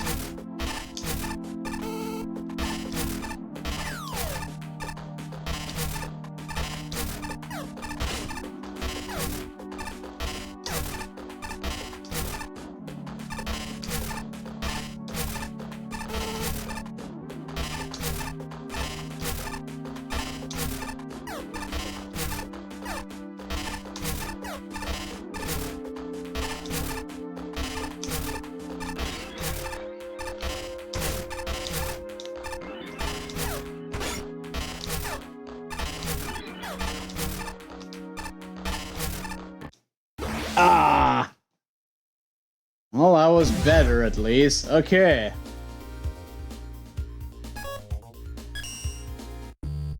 That did give me an achievement. Magicine. Street Fighter X Megaman.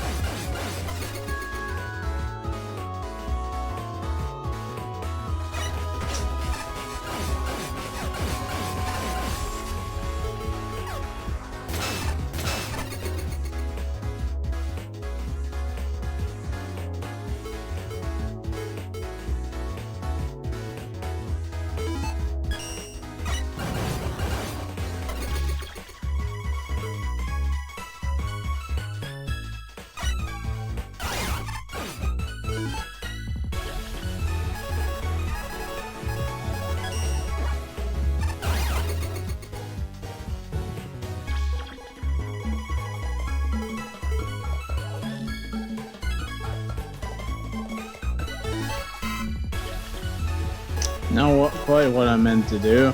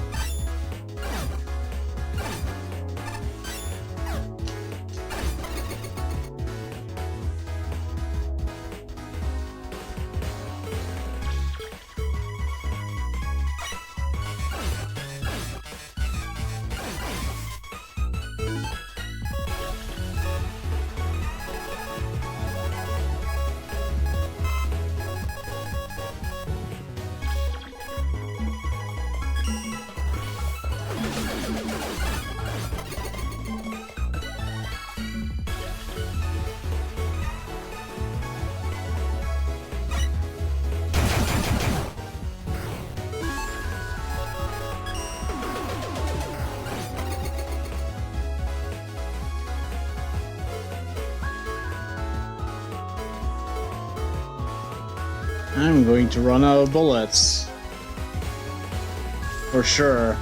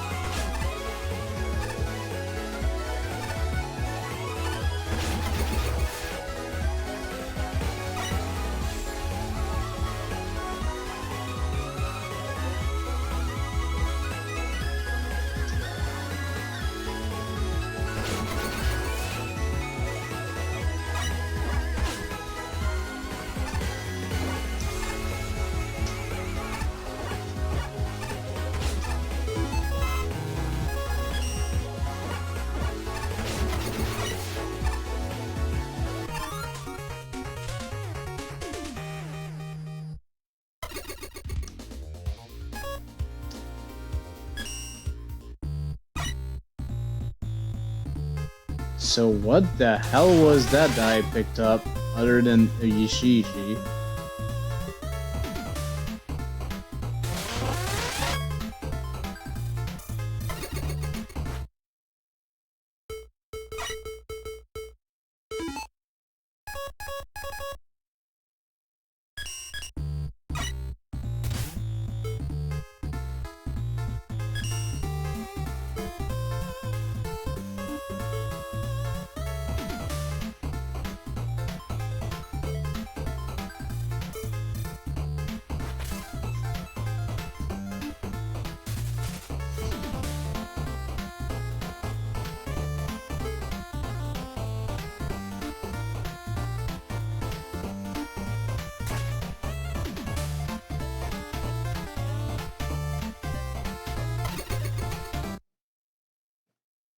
Actually, I already did that.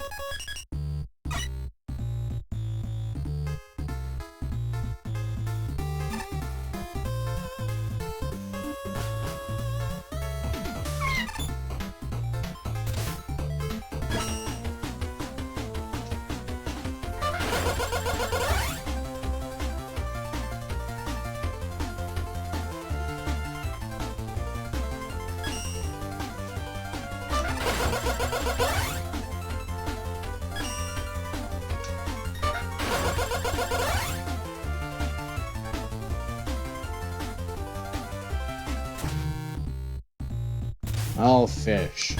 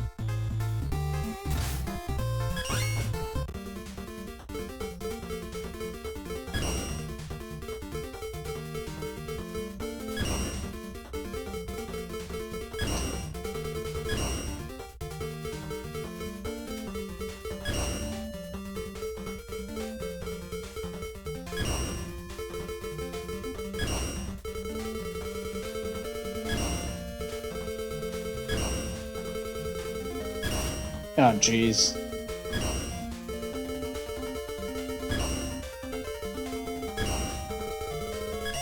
Nah. I want a free phone.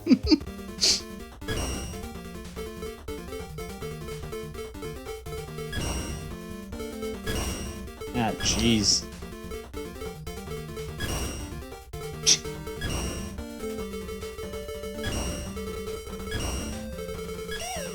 Yeah.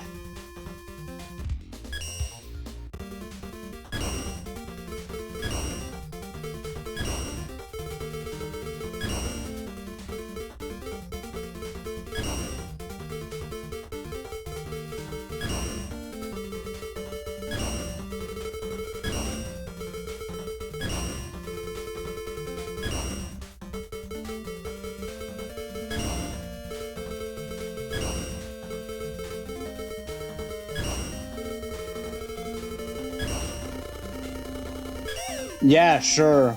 Thanks.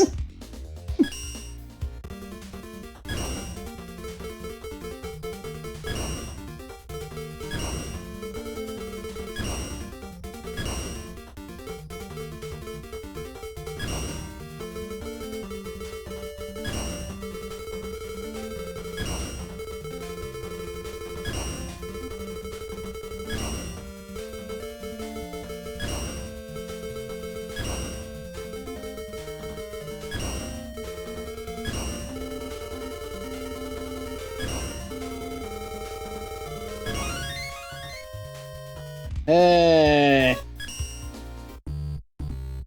Success! Somehow. Most popular new bat toy. Look, Plushie is just happy to be here.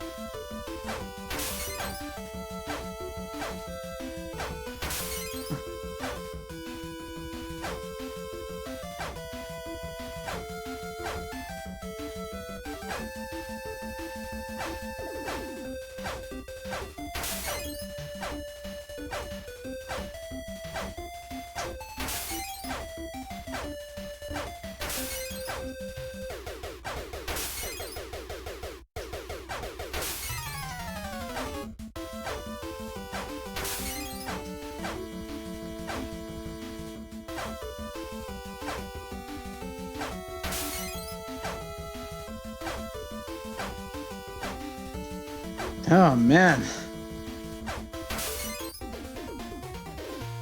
I think I was missing like 2 bottles on that one. Shit.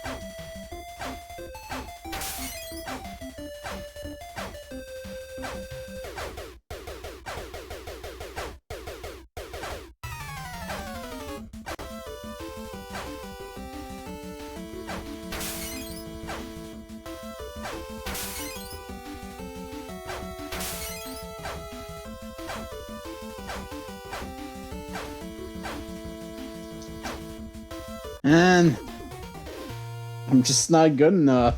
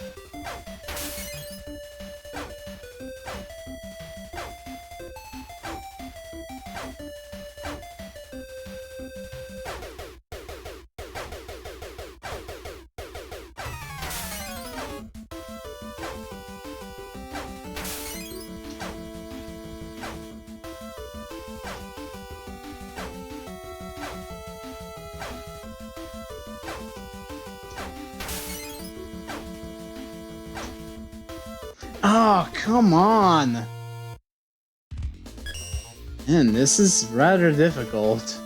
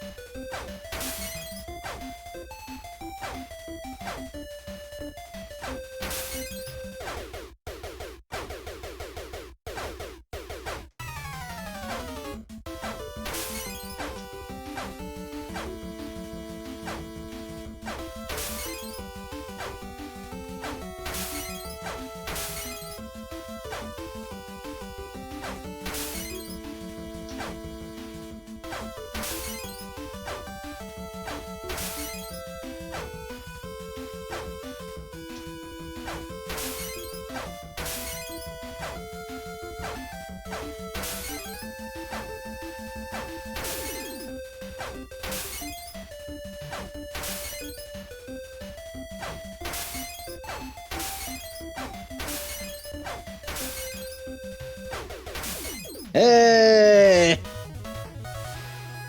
We got it.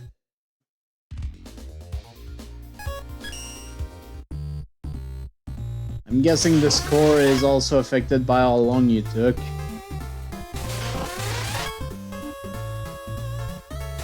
Lots of duplicates. Questionably lovable despite being a robotic larva, this green caterpillar toy can stick to any surface. Another Typhlosion. Bubble Man. First Man.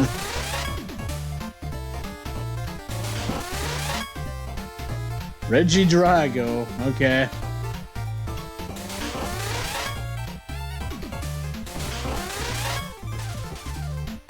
Never quite made it to the internet age. Keep away from machines, computer, and most importantly the stock market.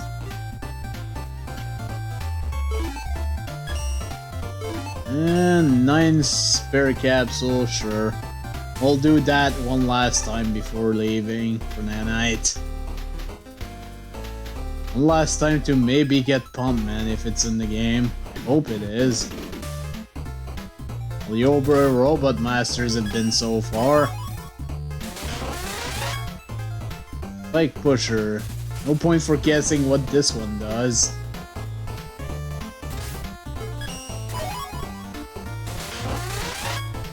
Rock Thrower. Should technically be called Rock Thrower, but hey, we don't make the rules. Megaman 5.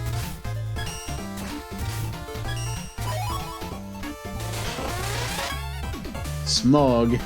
Executioner of the duo. They were sold together as for whatever reason the plushie started emitting strong static when alone. The contest. Conroe Man.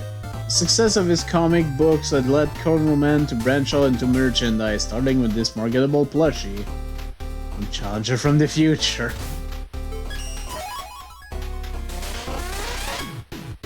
Ornstein, the Dragon Slayer of the duo. They were sold together as for whatever reason the plushie grew in size without its compatriot. Also from Magma World 3. Oh hey, King. It is an aura of leadership and refinement. This is truly a royal plush. Megaman and Base.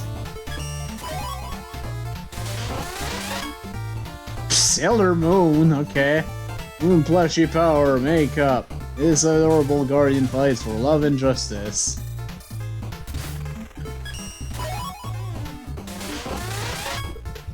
Mumira. A popular tour of a robot pyramid exploring robot. Accessories sold separately. Have anything left? Yes. Lucario.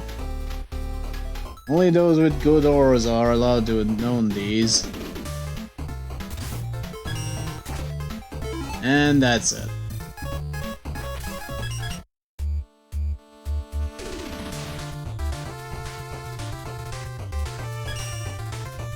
$181 plushies and no pump, man. I'm disappointed. Oh well.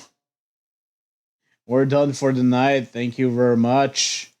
Well, I'm alone in chat. I might as well just go. Let's see who's online.